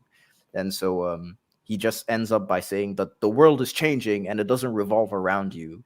And if you think that, then that's vanity. And, you know, that's basically what the entire scene just means. And so Sheriff Ellis is just there seeking wisdom because, yeah, he's finally retiring. He can't do this anymore. And of course, we're almost done. So we've got Carla Jean that buries her mom right after burying. Oh man, this poor woman. Yeah, it's like it's really, really poor. Like this poor woman, man. Right after burying Llewelyn as well. And Really quick. We already had so many, but that guy, the uncle, phenomenal performance. Another guy who came in for one scene, Barry and Corbin fucking is his name. dunked it. Oh yeah, it's crazy. Coen Brothers always make the Great. side characters the best parts, no matter what. That's true. That's true. They managed to pick actors that have so much gravitas that they can just steal the performance. You know, Every single time. And so yeah, Carla Jean, man, I feel so bad for her. Oh, this poor soul. And once she sees the window open, she knows that he's there. So she just walks in and accepts her fate, basically. And as we were saying before, you know, she accepts her fate. She takes accountability, and that's, I think, the reason why he gives her the coin toss. But she just doesn't want to play by his rules because she's like, "Hey, I know why you're here. Just do it. I don't want to entertain you." And that's it. Yeah, someone in the chat said it earlier, but she's in this scene. She's calling Chigurh to take his accountability for the thing. Oh, there it is. There we are. Gord said It was Gord King. That she's telling Chigurh to accept his accountability instead of him telling other people to accept their accountability for what they've done. Yep. Or what they haven't done in the case of the guy who owns the gas station. This is the one interaction that I wish was longer. I would have loved to get more back and forth between these two. That's true. Yeah, Really? I think Carla Jean is just, she's such an interesting character because she takes everything like a champ. I mean, once she sees him, there's like, I don't have the money. I'm not gonna be able to pay you back. Listen, I buried my mom. All the bills are up there. They're stacking up. I can't do anything for you, man. If you're gonna do something, just do it. Like, I'm emotionally exhausted. That's it. Yeah, she's done. Understandable, man. And even he says, like, when she mentions the bills, he's like, I wouldn't worry about that. I wouldn't worry about that. That's it. That's your sign to know that she's dead either way. And because she does say that what's it called? That the fact that Llewelyn defied him gives the accountability to both of them, and that's it. So she's dead. Shoes. Nope. Because he checks his shoes, which of course echoes what he did with Woody Harrelson's character, checking for the blood under his shoes. And that's just the confirmation that you need, with the kids passing in front, rattling the snake because he did the coin toss. And there it is. The man who is basically the face of certainty is literally knocked in by uncertainty and the unpredictability of life and the nature of life. Man, He just looks at the kids in the rearview mirror for 1 second and bam. Yep. Clear green, clear day. Just you would never check up to right in a situation like that. And I mean, I think it's very interesting because, as I was saying before, so he's basically the face of certainty, and now he's literally knocked into uncertainty. Yep. So it's kind of like a flip over his head. And of course, what happens next is the scene with the sheriff, who is the face of uncertainty, and now faced with, retirement, the world changing, and he finally gets to, say the dream with his dad, and he realizes that, like, I guess this is kind of how do I say this, like, kind of cliche, but the only certainty in life is death. So he is now the face of certainty. It's kind of a nice juxtaposition between the two characters. And of course, the movie started, like, this inciting incident started because there was a man under a tree with a bag of money, and here, framed the sheriff under the tree, and it's the last shot that you get of the movie. Oh, That's damn! Where'd you get that from? I didn't even think of that. It's pretty. my mind, bro. Really waited. I just thought of it. That's valid. I like the drug deal gone wrong. I looked at one bush and I just sat there. I'm like, that oddly is shaped like the biblical bush. Like, it's probably not, but the burning bush. There's definitely some symbolism in that. There's got to be, like, why? Yeah, probably. Like, because Coen Brothers, Jewish, they gotta slip one or two things in there. And it's like, so I mean, the dude that started all of this with the money, and the fact that that action of taking the money is what led to Llewelyn's death. And then here you have a dude that's contemplating his own mortality, and it's the end of the movie, and he's there framed under a tree, which I think is 100% deliberate. You can clearly see the tree is there. And I like the symbolism in his speech of your elders going out and lighting the darkness for you. And it kind of ties into the theme of moral degradation, in that the younger generations are losing sight of that light. They're not following the light that their elders have set out for them anymore. They're trying to tear it down, really. They're trying to say, I'm the best generation. I'm going to do it right this time. These old, foolish old men, this is no country for them. They have nothing to teach me. Yeah. So I kind of like that touch of it. This movie is more relevant now than ever. It's even more relevant than when it came out. Like about 15 years ago, I guess. If they only knew how well this movie was going to age. Like, it makes me wonder how Drive Away Dolls is going to do at the end of this month. Makes me wonder if Ethan still has. Is it their his new touch. movie? It's Ethan Cohen's new movie. Now that that they split up. Now that they're solo groups, because apparently Buster Scruggs was just a nail in the coffin for them as a duo. Or so I've been told. Scruggs, man. I think Discussing Films put out that they're going to work on another movie project together, like this year. Like, they're going to start a new movie project. Maybe. Like, first I'm hearing about it. It's Discussing Films, so who knows? But yeah, that's how the movie ends. Just him saying, about the old saying his monologue, and then it just ends. And then it just ends. Yeah, Dark Hour. Were you expecting it to end like that? No, actually, and I kind of appreciated it because it was almost just like a snapshot of life. It was like it just starts and it just ends, and there's stuff before it, there's stuff after it. Java, you want to tell us something we don't know? No Country for Straight White Men. Well, luckily for us, two of our panelists not white men, so that's true. Yeah, we can still have a discussion. And we got 1%. Hey, I'm not white either. I'm Hispanic. I don't know what you look like. I look white anyway. I look white anyway. Like, Mexicans, I live in New Mexico, so when actual true-blooded Mexicans see me, they give me dirty looks because I look like a white dude. But they think my sister looks Mexican. They go, hey, he must be one of those new Mexicans. Yeah. Yeah, but they see my sister and they think she looks Mexican, but she doesn't speak Spanish. So they go up to her and they try to talk to her in Spanish. And then when she doesn't speak Spanish, they give her dirty looks. It's so fucked up. What can you do about it? They just do one of these things, like. Yeah, man.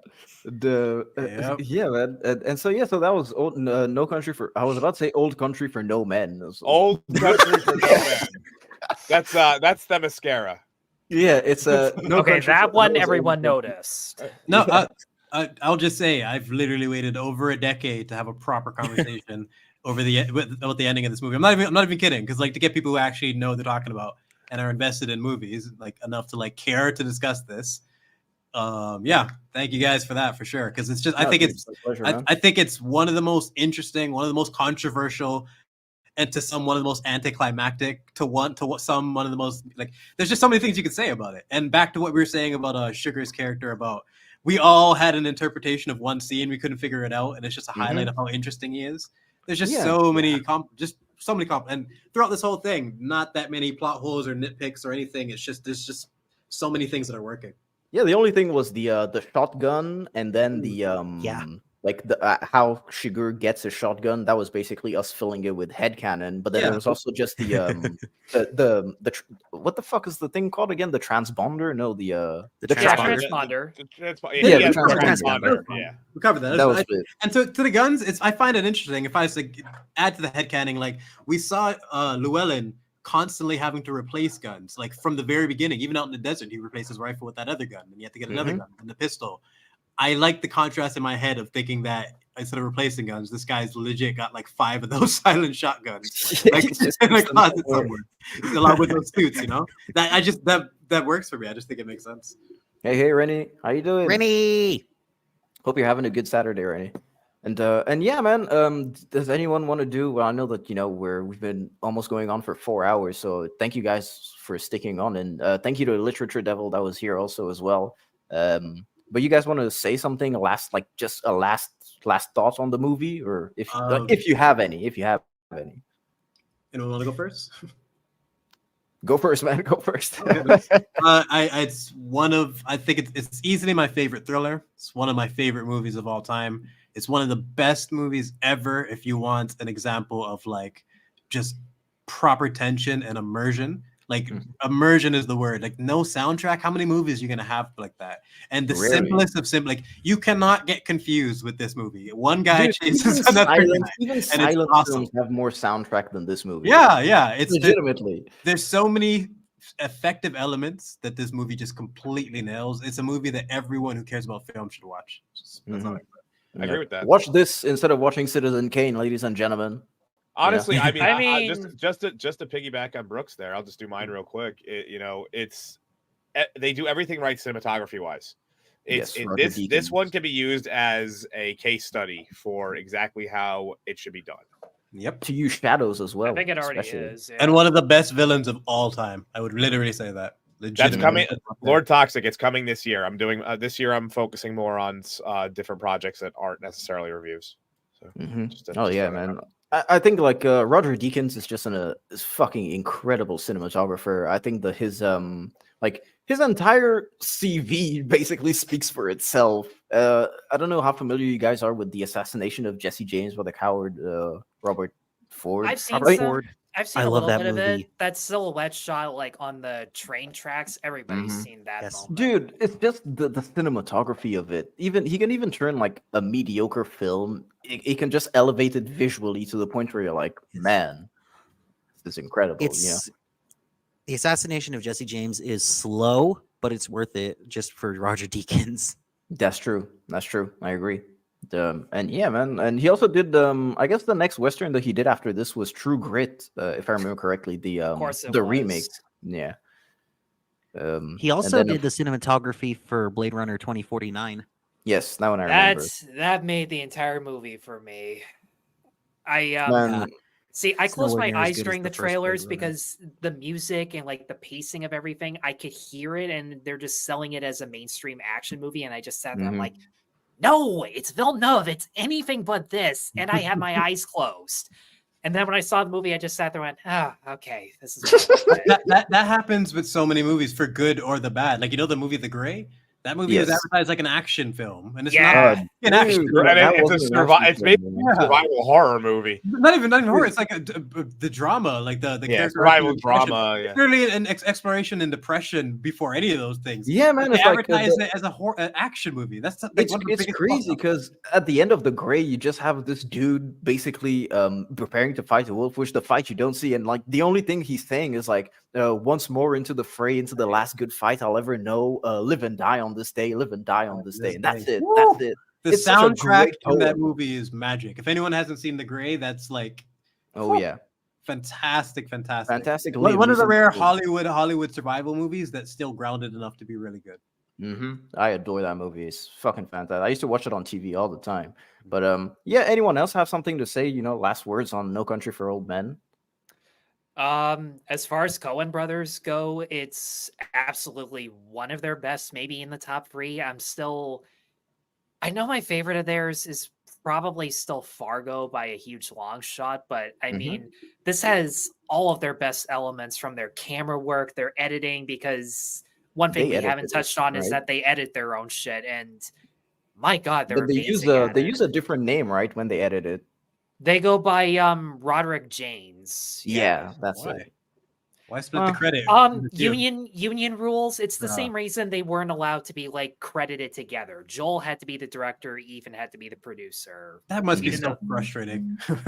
Yeah. Yeah, it's kind of annoying. it's embarrassing that Lady Killers was the first time they had to they were allowed to be a duo, but it's the reason Rodriguez had to quit the directors union so Frank Miller could co-direct Sin City. It's just fucking stupid.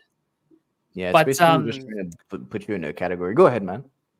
But yeah, like long story short, for taking something that's not their material, they made it their own identity to the point where, as Lord Toxic said in the comment over and over again, the book and the movie just stand apart on their own as like one of the best in both mediums.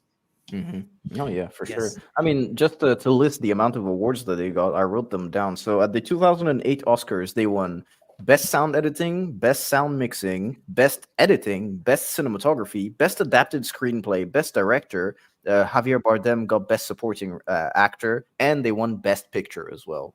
And all of this, they were versus, There Will Be Blood. So they beat There Will Be Blood out, which is insane because that's a really, really good movie as well.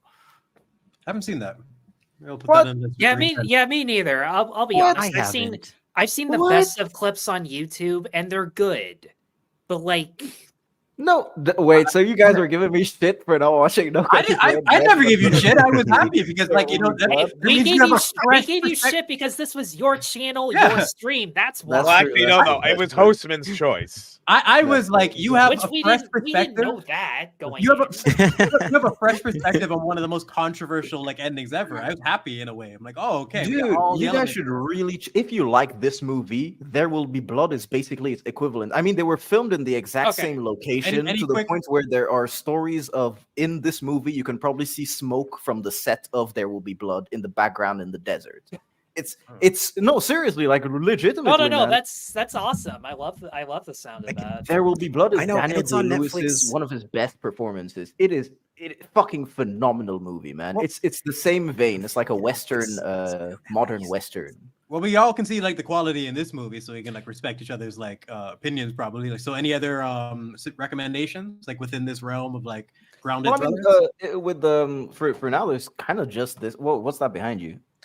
So this is, quickly before I say anything else, this is, I'm not sure if you, oh shit, the light in my basement is blocking out the Fine. title. You can tell us the name. It's not a problem. It's called the Standoff at Sparrow Creek. It's kind of okay, good. Hostman knows what I'm talking about. Yes, here, but I know that company. They're the guys who did Dragged Across Concrete. Yeah, and they did all. Brawl in They Cell do Block all 99.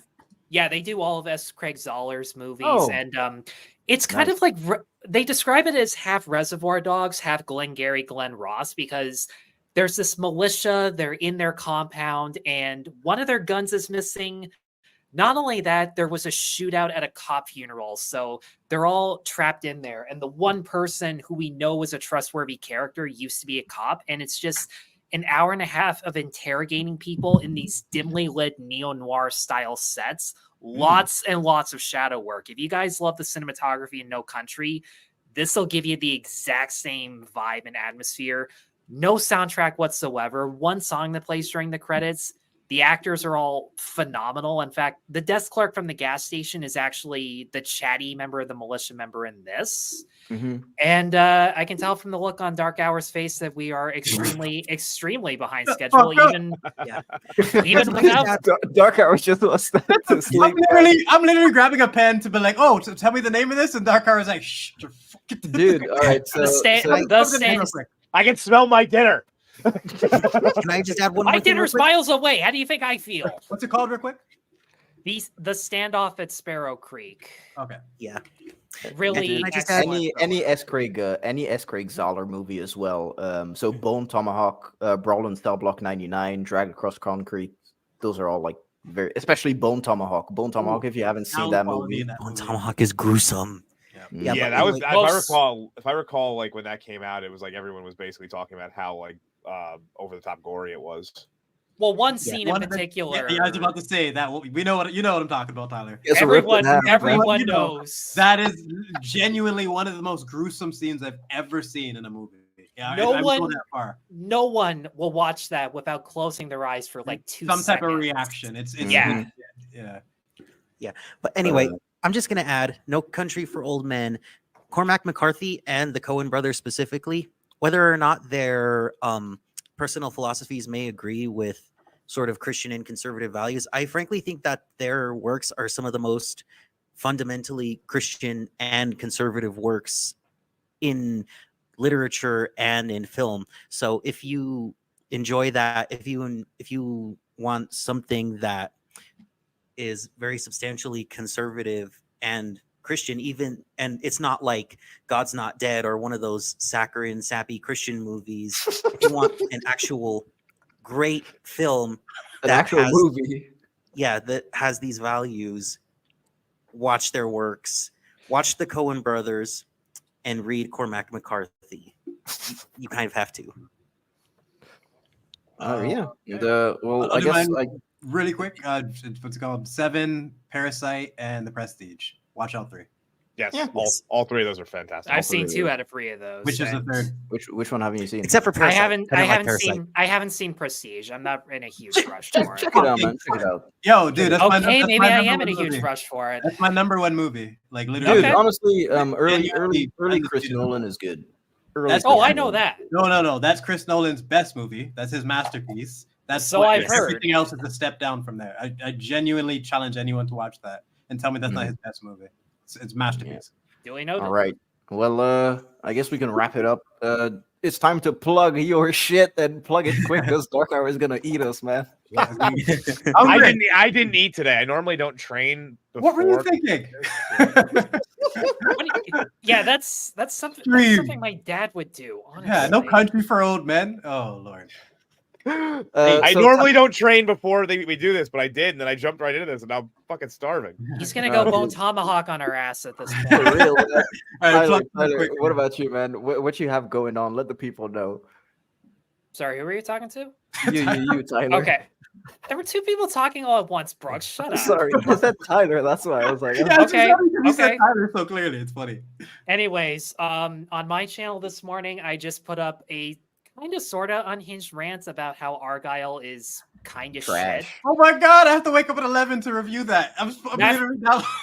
Matthew Vaughn has fallen hard, and I have no idea how that happened. But yeah, check out my review of Argyle. I have just put up updated pages on Patreon and Buy Me a Coffee, so feel free to check those out. And Nice. Give you a sub. I have no idea what I'm going to review in the near future. Maybe Orion in the Dark, just because Charlie Kaufman animated movie, right? Yeah, Charlie Kaufman doing an Inside Out knockoff actually sounds kind of interesting. Mm-hmm. Yeah. Is your channel's in the description? I'm trying to give you guys a sub. I can't find it. Yeah, it's in the description. Man. Here, let Everything's me. there.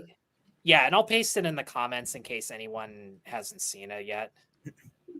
Yeah. I love Tyler's editing work on those like short, like the editing work versus the amount of time for the like review is like insane. Like the amount of editing you do in such a short little thing is like it is anything but a short thing. But you know, the final product. Well, I know that editing for Dark Hour, so there's that about it. Yeah, he helps me. He's taught me a lot and helped me with my editing a lot. So right. Yeah. All right, dude. Thank you for coming on again, man. So it's always a pleasure having you on. Thanks for having me. Sorry that we had to keep you this long and we're keeping you. Dude, oh, sorry. it's fine. All right, Hostman. I don't know what are you doing, man? So I actually am working on a video, and I want to have it out by the end of this month. But for very specific reasons. Create a channel. It's about. Yeah, I have the channel. It's just like the personal account that I have. It doesn't have any content on it yet, but I want to put like a small little comedy edit up, and then I'm going to be working on my video on the censored 11 Looney Tunes cartoons, and I want to have it out by the end of February to ring out Black History Month. Nice. Which should be amusing if you know what the censored 11 are. Yep. I have to look into it. I don't know them off the top of my head. Oh, you guys don't know? Oh, well, it's interesting, man. I'll save it for his video, but it's interesting. Yeah. Yeah, man. But well, whenever you get the link for the like your channel specifically, just let us know so we can post it in the like the re-upload. Hang on. I'll put it in the chat real quick while we're talking. All right, no worries, man.